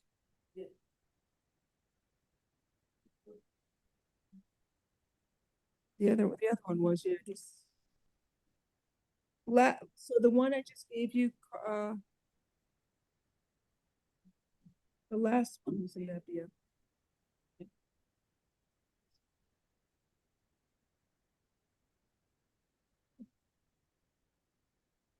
I'm not doing a Nebia for Justice.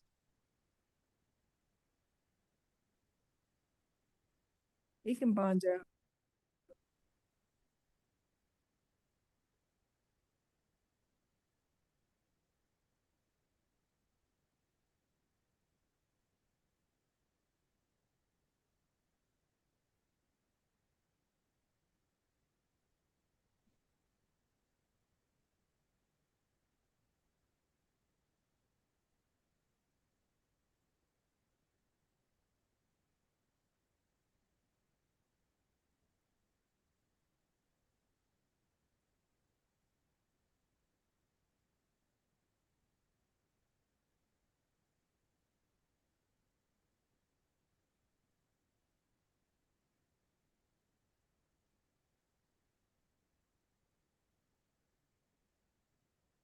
All right, Mr. Raul Rodriguez, good afternoon, sir. You were arrested for burglary to an unoccupied structure and petty theft.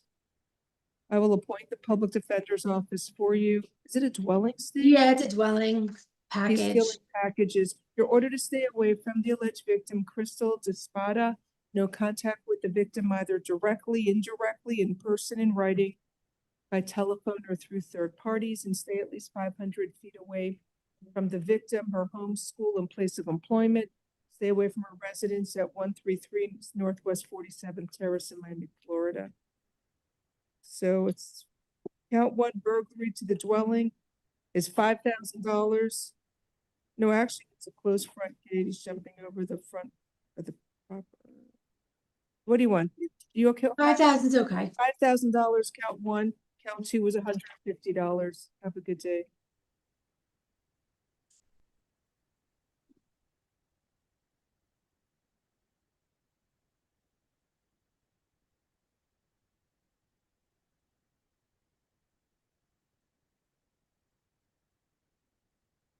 Next is Michael Sylvans, page 10.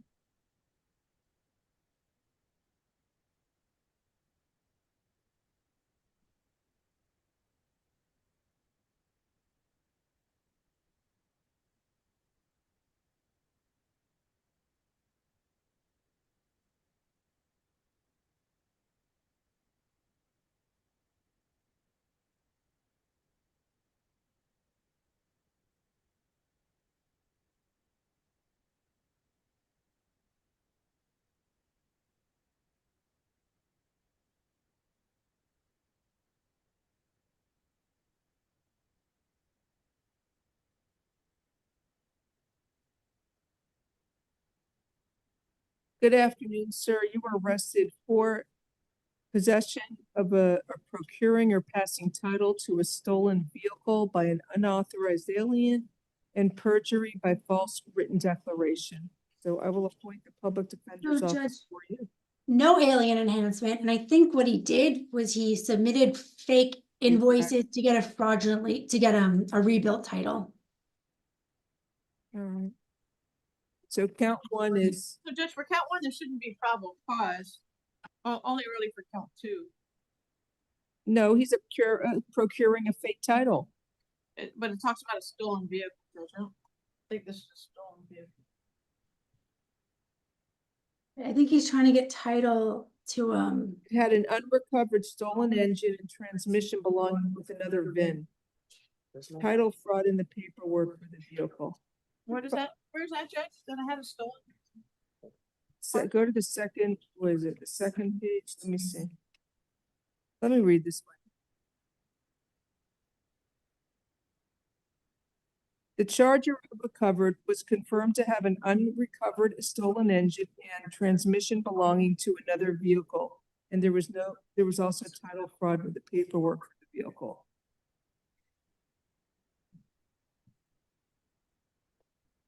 So his car, the car he originally titled was now registered in New Jersey under his name. It was a Jeep Grand Cherokee.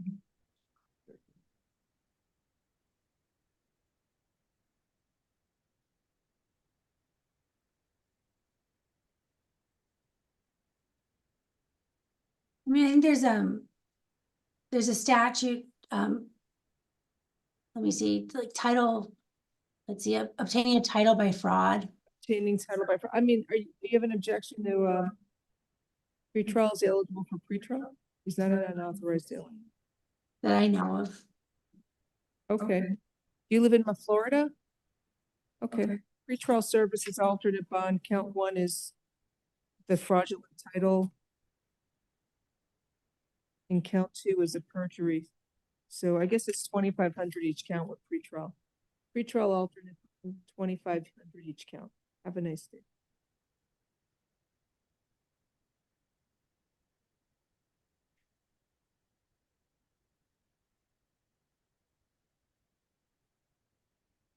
Next, we have Edward Mitchell.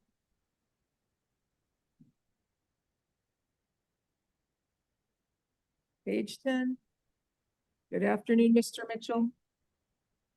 So you were arrested for robbery by sudden snatching, domestic battery, and petty theft. I will appoint the public defender's office for you. It's from July 18th. Are you still together with the victim or no? You living with the victim? No, man. This woman, I really am trying to get away from her. She's causing a lot of problems in my life. She actually, all right, I understand. Did you ever live with her? I'm just trying to get this right. Stay away with her. Yeah. Why is it domestic? I wrote it because the officer put the Y on there. I don't know.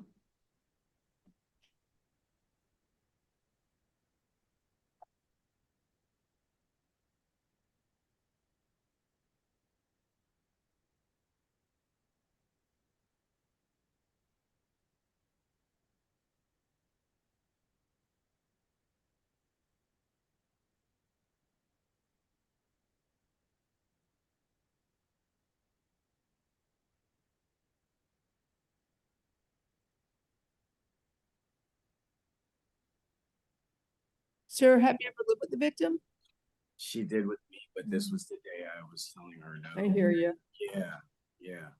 All right. Well, there's technically probable cause for everything. Even though it's July, you're here now, it's a delayed arrest. Stay away from the alleged victim. Michelin Romero, no contact with the victim, the alleged victim, either directly, indirectly, in person, in writing, by telephone, or through third parties. No contact with the victim through social media or other electronic means. And you must stay at least 500 feet away from the victim, her home and school and place of employment at all times. Do not engage in any criminal activity. Do not use or possess illegal drugs. Do not use, purchase, possess, or carry a firearm, gun, weapon, or ammunition. You must immediately surrender any firearms, ammunition, and any concealed weapons permits to the nearest police department and follow receipt with the court. Do you understand the stay away order? Yes, Your Honor. Thank you. Any objection to pretrial? What's it for to the court? Pretrial alternate bond, count one is $2,500. Count two is $1,000, and count three is $150. Have a nice day.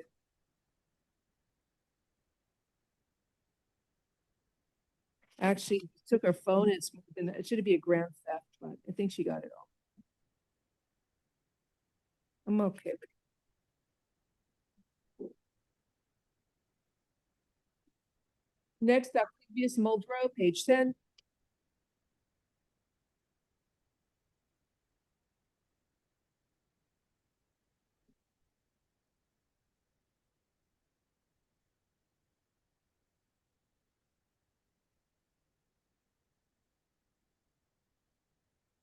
Good afternoon, sir. You were arrested for possession of a firearm, weapon, or ammunition by a convicted felon and resisting an officer without violence. I will appoint the public defender's office for you. So there's probable cause for the charge. This happened yesterday at the Arthur Woodard Park.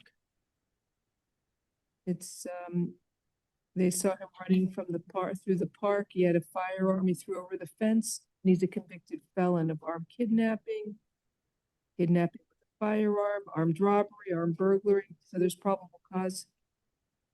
So count one is $7,500 and count two is $500 bond. Did you want him to stay away from that park state? No? No? Okay. Next, have a nice day. Emmanuel Lau, page 11.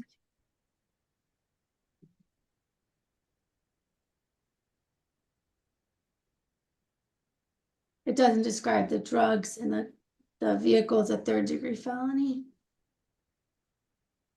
I didn't see any criminal history. Good afternoon, Mr. Lau. You were arrested. Do you speak English? No. Spanish. You were arrested for possession of a controlled substance, grand theft of a vehicle, and possession of drug paraphernalia. Señor, tiene tres acusaciones: posesión de drogas reguladas, hurto en mayor cuantía y posesión de instrumentos para consumir drogas. So I'm only finding probable cause for grand theft of a vehicle. It's a third-degree felony. Señor, yo hay un motivo fundado para el cargo de hurto mayor de un vehículo. Es un delito mayor de tercer grado. How long have you lived in Miami for, sir?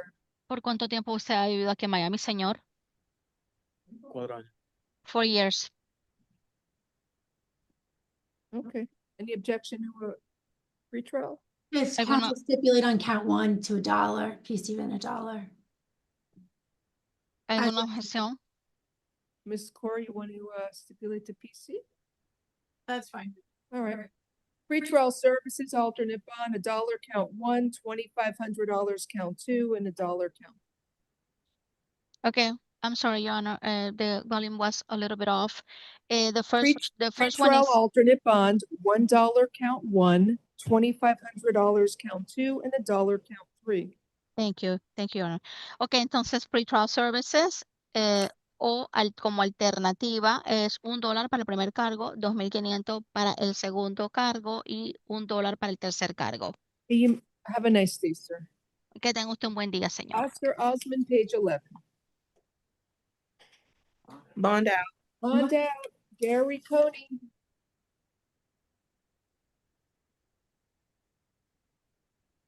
Hi, Mr. Coney.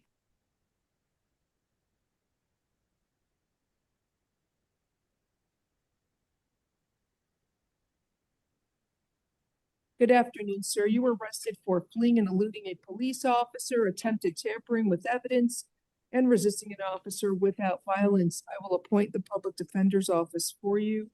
Let me review for probable cause. He's on a bicycle. He didn't have the required lighting for nighttime, I guess. So they activated their lights to stop him.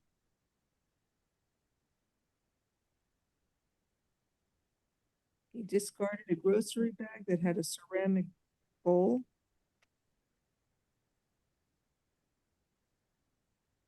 It had multiple small baggies of an unknown substance and packaging used for illicit narcotics.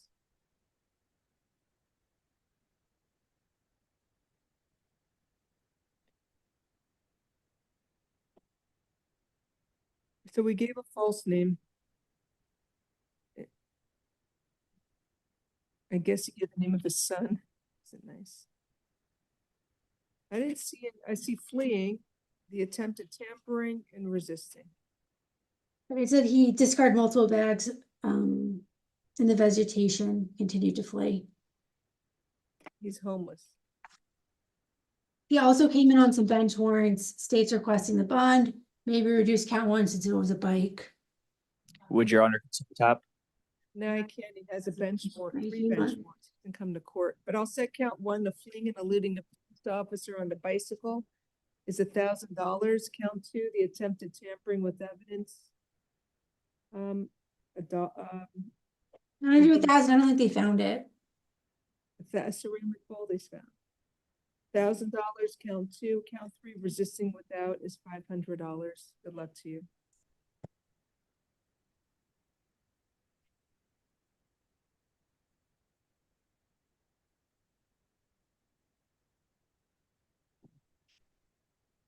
Next, Leonardo Paracedo King. He refused, Judge. He refused court.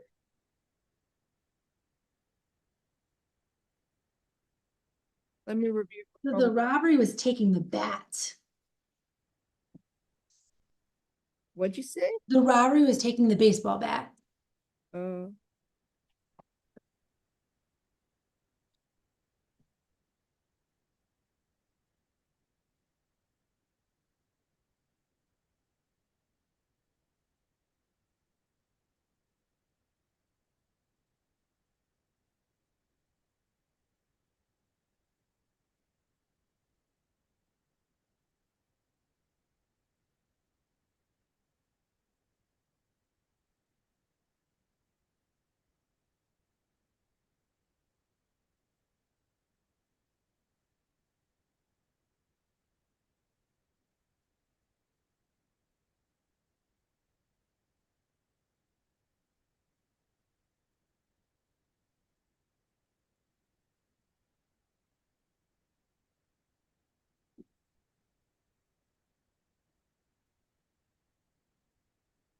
I'll find probable cause. Reset it for tomorrow.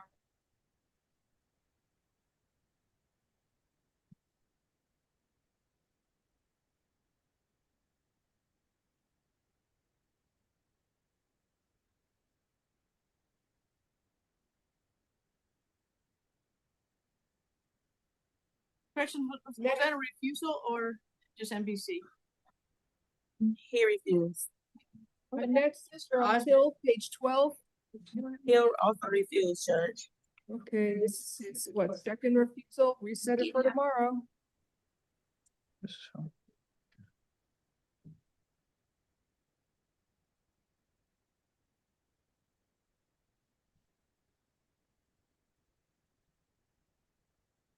Then we have Patrick McIntyre.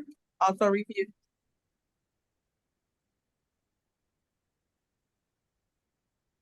Second refusal, reset it for tomorrow.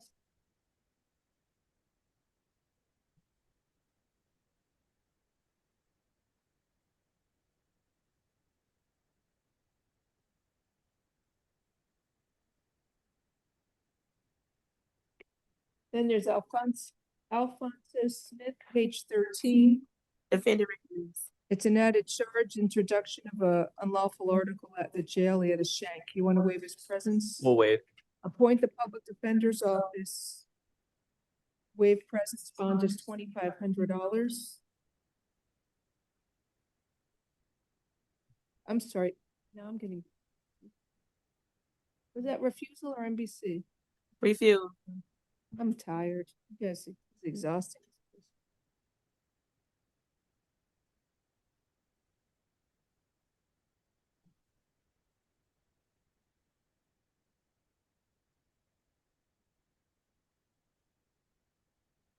And then with Latrell King on page 13. Also He said refused? refused. All right, improper exhibition at the jail. We'll waive.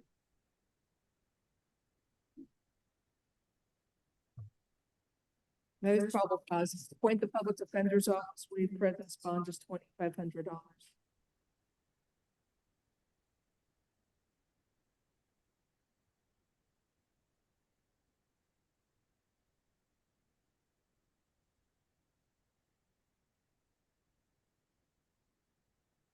Then we have Oliver Abello. Also refused. He's charged with battery by a detainee. We'll waive.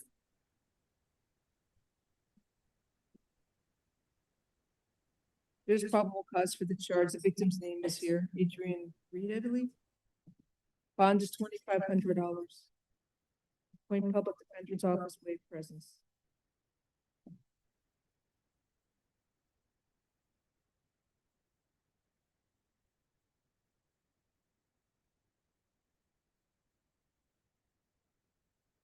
Then we, David Joseph. Joseph also refused. Joseph refused. We'll waive. Appoint the public defender's office, waive presence.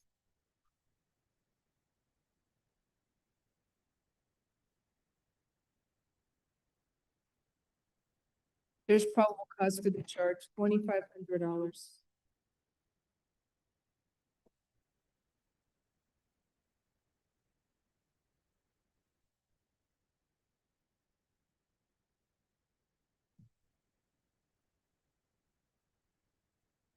Next, Juan Rodriguez, page 14. Review. We'll waive. Appoint the public defender's office, waive presence.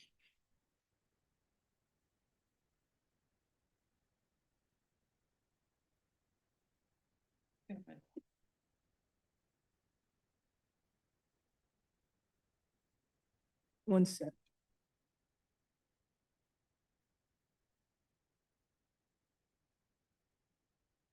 There's probable cause, $2,500 bond. Is that it? We're all done? Great, thank you so much. Have a nice day. It's Mr. Gitling? Gitler. Gitler, I'm sorry. Well, thank you for Yes. your help. You did an outstanding job. Thank you, Judge. Thank you so much, Ms. Corey. All right, bye, everyone. See you tomorrow. Bye bye, Ivana. Recording stopped.